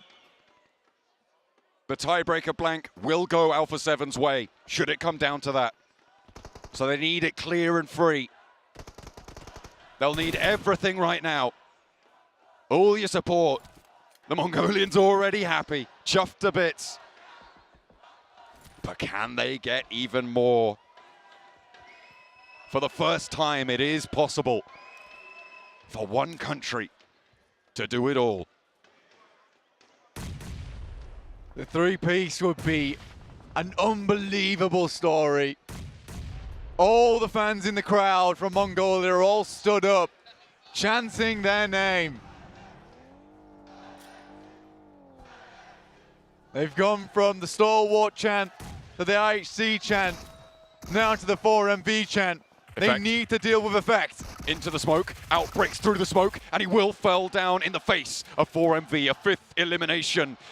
And the crawl continues. Bloody, dirty, streaking their approach. But it is there. Still doable for 4MV. Redface taking shots, tagging away at the vehicles, making exit hard now for 4MV. But his face, out of nowhere. From on the low ground, and Lynx is completely out of position. Procedure Evos is going to have to regroup with them to help him, but Mormon spots him out and will take him down. The final match coming to a close now for all but 5 of our teams. Mormon and Mela. Rightly so. The last 2 for FaZe. They've really gone for it. East up on high ground. Has an angle now onto 628. They've made their move up and into this circle, but Baron's down. A nade trying to answer it with a flush, and it will be there. Apex is out, and it's all up to East, really. Apex might be able to get the heal on, actually, if he can maintain. But East on the high ground, spots 33Z, keeps them alive for a little bit longer. They just don't go down without a fight. East on the high ground, split from his teammate Apex, who gets that first aid off. Redface behind the tree, peeks out. It's dangerous. It's a full face. He needs that tick. He needs that last shot to come on through. Up on the top, it's Redface still taking the shots with the Mini 14. But can't quite land it. East too fancy. Apex finishes off 33Z. A spray from East. Just pre-firing onto Redface's position. Tags him hard. One more shot would do it, and he'd be so out of position, able to get down, dodging and diving out of the way. Finally, does fall. And 4MV down to 1. Redface might have been looking for an opening there, and the spray down onto Redface from Sunan keeps Apex in the running. I don't know if there's enough points left in this lobby for them to make it blank, but by God, is it close. With only 2 players on FaZe, 3 on 628, and 1 over towards Procedure Evos. They can certainly try ladder, but they would need eliminations here to make it happen. Sunan goes down to Misery. And it is going to be between FaZe and 628. The hero spotting out, Sunan down. Should just be down to 2 players. There's a possibility that we're in a very limited count of players remaining, but Apex still has to move forward. 4MV have the outside chance, but FaZe also there with the 3rd place potential for Thailand. A little bit further away. Procedure Evos, 7 eliminations, all down to Misery. A maximum of 2 players. Apex has to move under the purview of Misery, but that high ground is going to get pushed off slightly earlier. For Procedure Evos, and Apex can hold for a little while longer to make his approach. Apex moving through now. Procedure Evos, Misery, healing up with the bandages. Apex is in. He's made the crossing. FaZe only on 2 eliminations. I don't think there's enough points in this lobby for them to make it. 8 eliminations for 628. We're down to just the top 3 now. It could be there. 131 blank is the point mark that Alpha 7 sit at in 3rd place. They need a chicken dinner, essentially. I don't know, man. 4 MV were 15 points behind with that extra point. They had 6 points. 6 points from the elims. A chicken dinner. They'd need 1 point after that, so they would need the final elim and the chicken dinner to make it. Oh, it's so close. It's too close to call, blank. If they're able to get all the way. It is all up to Apex here for a Mongolian 1-2-3 that I don't think anybody would have seen coming. But he has to get past FaZe. He has to get past 628. And they all know that there's a player still on this side of the road. They certainly should do. 5 nades in hand for Apex. We'll continue crawling forward. 0 here for FaZe, 6 for 628. Technically, Apex has all the bells and whistles to get him through to the end game. It's just getting there. And with 628, with such an awesome compound, really hard to deal with this. If FaZe bring the aggression over to their side, Apex has an opening. This valley might give him a little bit of cover for the time being to crawl forwards, but as soon as you turn around it, look at the openness that sits in front of you. That window that Shin currently sits near, very daunting. Needs to be careful, but it seems like he's managed to escape the first volley, but position now completely known. You see Xing is calling that out. Teammates readjust. 628 do not want the Mongolian teams to find those top 3. Apex not quite in yet. Hero's pushing out. Yeah, pushing out with a nade. He gets on target with the end of Apex. Goes far. Too far. Goes for the peak. Apex spotted. And that's it. 4 MV down and out. Not able to achieve that gap, but they've put on one hell of a show. FaZe, I don't think there's enough left for them to make that top 3. As the final moments close, blank, we see IHC rising to the top. The best team in the world, redefining what it means to play PUBG Mobile. Miramar to close it out first between 628 and FaZe. A good chunk of change between them, and laddering up potential still there for both these teams. For FaZe, the last minute Andes at it again towards the final matches of the day. They did it in survival stage, last chance, and their league stage as well. For FaZe, been a tumultuous journey, but they are still here. Mormon, Mela, the double M combo, the mischief makers themselves, looking to finish out this game strong. The circle will push both of these teams together. With that high ground advantage, with the MG3 in the hands of Xing, the blue zone's the only thing that's going to take him down. Both standing in their own respective 1v1s now. In the final moments of the final Miramar, 10 eliminations for 628. It has been a resurgence from the bottom of the tables today, blank, but you've got to wonder where the top teams have gone. A lot of them falling down and allowing these openings. Except for IHC. They keep it going. Keep it on trucking. Mela forced to move a little bit. Start his shimmy. Drop out the smokes. And this is the thing we were talking about towards the start of the tournament. The fact they get eliminations game after game after game makes them so hard to stop, even when they go out early. Like this nice nade from the hero. For 628, Mormon crosses the road. He looks to spray him. Across the road he goes, but no further than that. From the top rope, it will be 628, but let's take a look at IHC. They know that they've done it. Obliterating their opponents. IHC are your champions for Mongolia, denying their countrymen yet another title, stomping on the face of Alpha 7. Brazilians denied as well. It is IHC to claim the top spot. Who will take them on next year? Because this is a statement blank. Zeus denied in the past. They just missed the net, but this time around it is a goal for Mongolia. Not quite a hat trick, but there's still the duo up there. An incredible performance from this team. IHC, your champions. Ladies and gentlemen, your 2023 PMGC champions, IHC!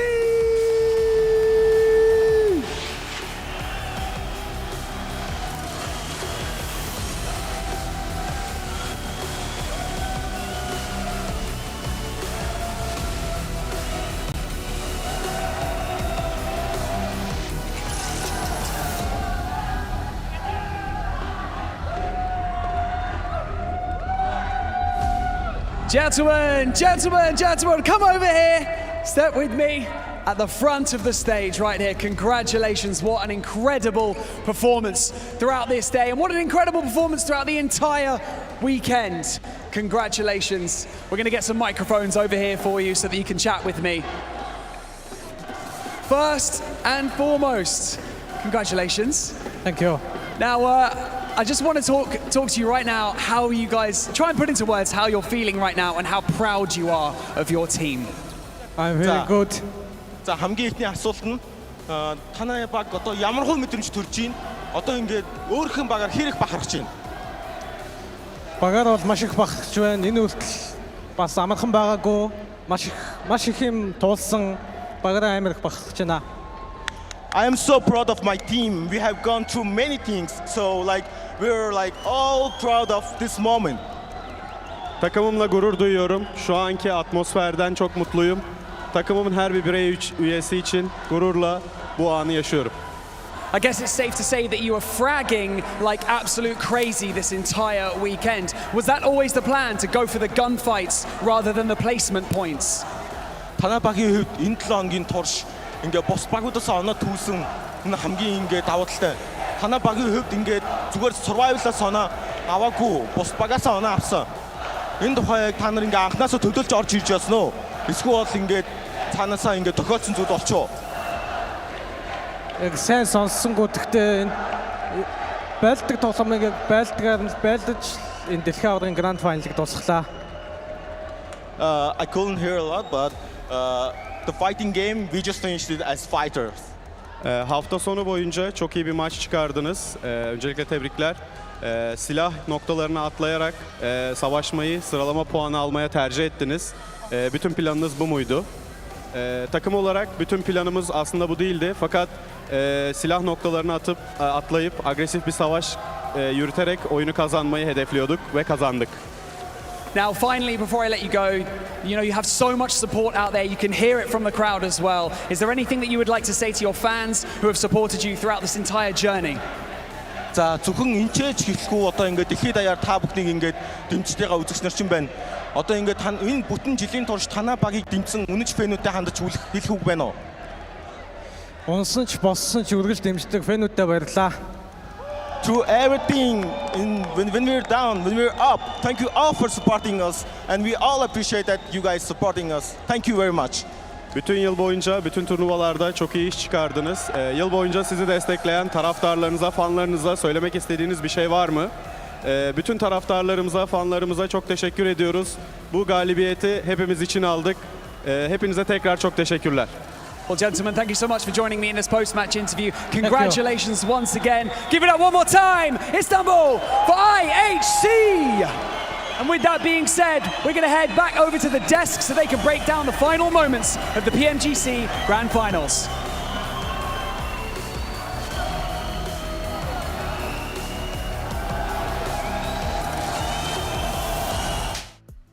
Making history here, live from Istanbul, putting Mongolia on the map when it comes to a Grand Finals. And Max, I know it wasn't the team you necessarily had out. There you go. but you have to be damn proud of them. It's the right country, so I'll take it. But what a story from IHC, going from qualifying in that last game of the last chance with one of the most insane finishes against Reject to now becoming your PMGC 2023 Grand Champions. And what an insane story individually for Zyol, playing back in the 2020 Grand Finals of PMGC, barely missing out on that championship, securing 3rd place, and now able to finally lift that trophy. What an insane story for Mongolia, for IHG, and for Zyol. For IHG as well. I mean, they were here last year. They were able to get 5th place, and for them to come back to the Grand Finals and get that chicken dinner, a lot of people doubted them because of those placement points. It didn't matter. It came down to their fragging power. They were able to showcase it there at the end. It was a bit poetic, too, them being able to defeat Star Wars Esports at the end and being able to eliminate them. That pretty much crowned them the champions. I mean, you look at our top 5 here, gentlemen. 3 representatives from Mongolia, hands down, has to be the strongest region now in PUBG Mobile Esports by far. You got Alpha 7 coming in 3rd place, a little bit of an unfortunate day for them, and of course Xavier, have to give a shout out to them from Vietnam, but it's all Mongolia today. Yeah. And S2G won an absolute warpath. They were like, if we can ruin it for Alpha 7, we're going to do it. Didn't we game call in it? and game out, yeah. I felt like we called it. I felt like we saw it too earlier in Erangel as well. S2G seemed like they were trying to stop some people from becoming champions, especially Alpha 7. The crowd went absolutely wild whenever they were able to beat Alpha 7. And there we go. We have the MVP, Max. From being MVP too. I mean, you couldn't write a better storyline for this individual player, becoming the best player at the biggest stage PUBG Mobile Esports has to offer right now. I'm really, really happy to see it for Mongolia. You heard it here first. 2025 PMGC live from Mongolia. Okay. That'd be kind of cool. Hey, though, looking at Star Wars, 7th, 4th, 2nd, maybe. Could happen, man. This has been a wild ride for them as well, just considering how IHC has played this out differently than every other team out there. They have placed the placement points day 1. What was it? 7, 8? It was abysmal.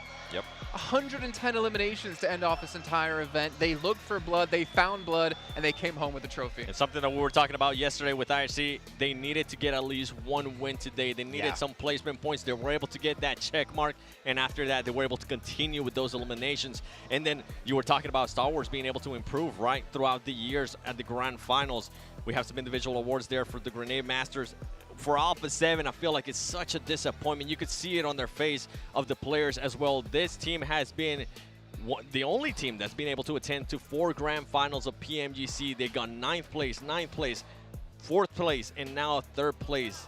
It's just such a disappointment, especially with how they were acting. They were so confident. But the big question mark for Alpha 7 always comes down to the last day. They seem to just not be able to get it together. They seem to become a completely different Alpha 7. To be fair, though, at the end, that circle was absolutely crazy. But I don't know, it's just a completely different They were Alpha out 7. for blood. They were out for revenge, and they found it in the form of Alpha 7 eliminating their chances to take home the title.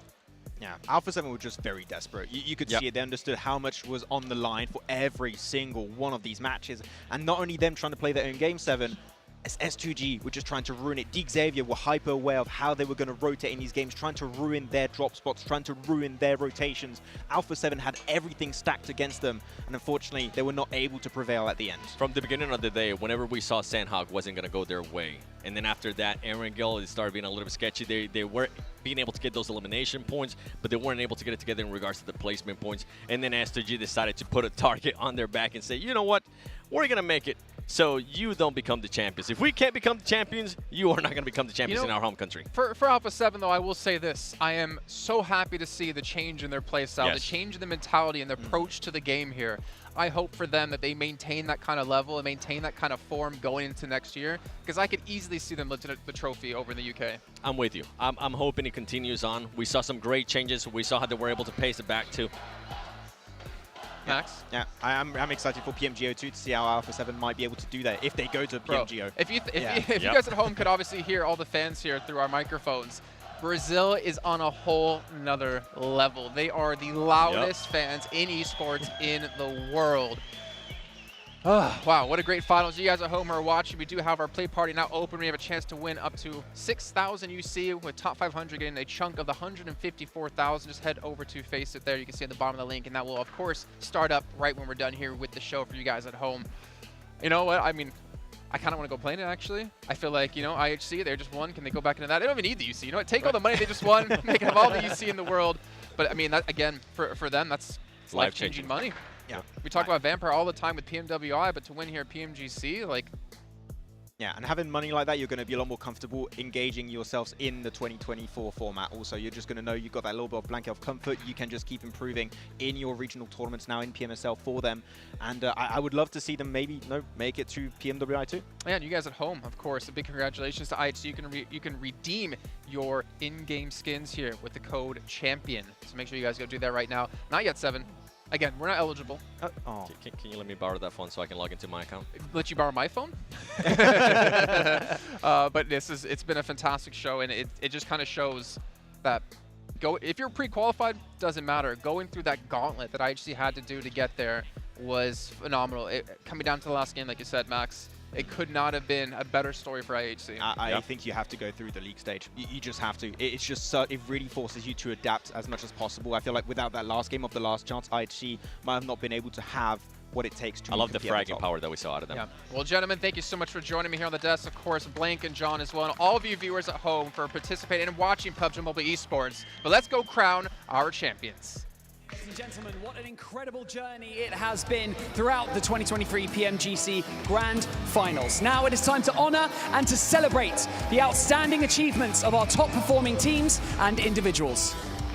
Değerli konuklar, sevgili izleyenler, sıra geldi bu başarılı süreci başarılı bir şekilde tamamlayanları ödüllendirmeye. Hazırsanız başlıyoruz.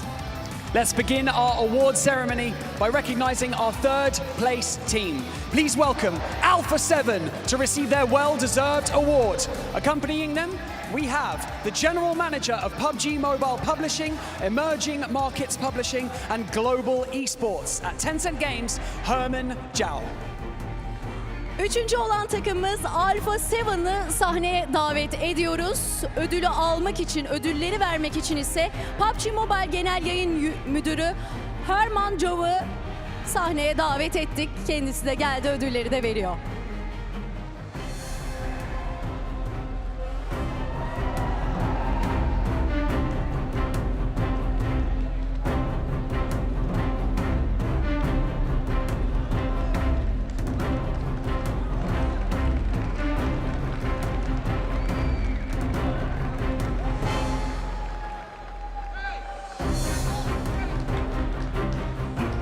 Congratulations to Alpha 7 for their remarkable achievement, a truly well-deserved third place finish. You may now exit the stage.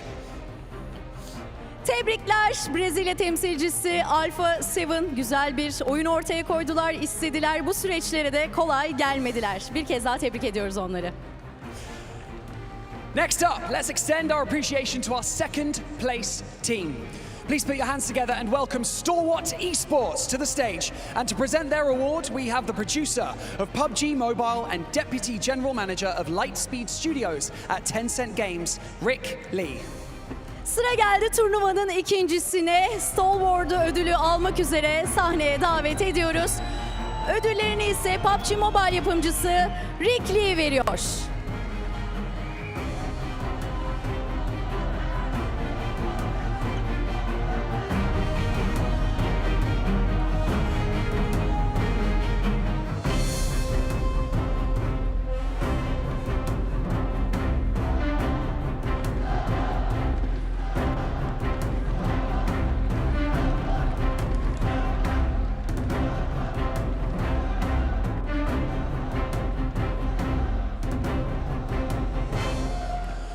Congratulations, Stalwart Esports. Hold your heads high as you performed so incredibly well throughout this competition. Congratulations. Stalwart'u tebrik ediyoruz. Dileriz ki İstanbul uğurlu gelmiştir. Evet, kendilerine salonun dışına, badge'in dışına alıyoruz. Evet, devam ediyoruz. And now it is time to invite our first place winners, your 2023 PMGC champions, IHC. Please step forward and accept your well-earned award. And to present this award, please welcome back to the stage Rick Lee and the Senior Head of Publishing, Business Division at Crafton, Raphael Lim. Kocaman bir alkış alalım IHC için. 2023 İstanbul şampiyonu IHC oldu. Moğolistan ekibi IHC'nin ödülünü vermek için PUBG Mobile yardımcısı Rick Lee ve Crafton yayın bölümü başkanı Raphael'im ödüllerini takdim ediyor oyunculara.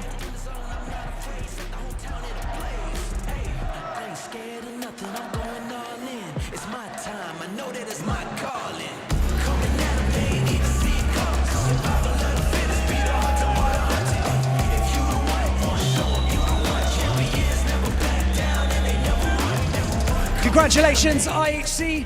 Your consistency was unmatched, a well-deserved victory. You may now leave the stage. Thank you so much. Çok teşekkür ediyoruz IHC ekibine. Gerçekten renk kattılar. İstanbul, Moğolistan ekibi IHC'ye ayrı bir şans getirdi. Kocaman bir alkış alalım mı onlara? You may now leave the stage and we will continue. Thank you so much. Thank you, thank you. You may now leave the stage, but wait there. We will see you very soon. Wait there.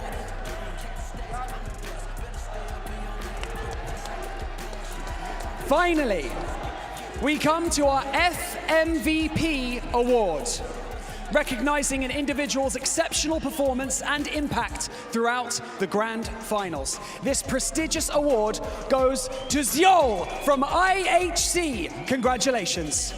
Sıra geldi turnuvanın en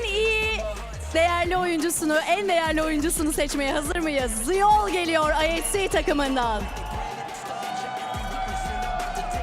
Ödülünü vermek üzere PUBG Mobile Genel Yayın Müdürü Herman Cav'ı sahneye davet ediyoruz. And welcoming back to the stage, we have Herman Zhao to present the check and the trophy.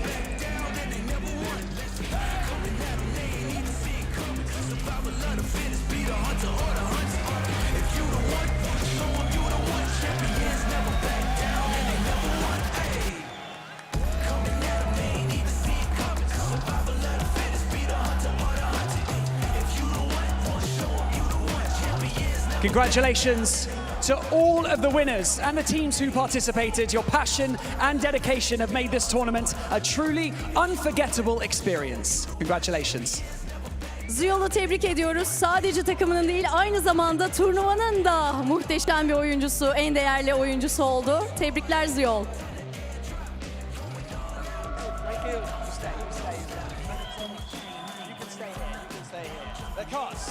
And now, for the final time, please welcome back to the stage your 2023 PMGC champions. Take your rightful place in the PUBG Mobile Esports Hall of Fame. Embrace this moment. This is your year. Make some noise, Istanbul, one more time. IHC, lift that trophy. 16 takım arasında şampiyon olan IHC kupayı kaldırıyor.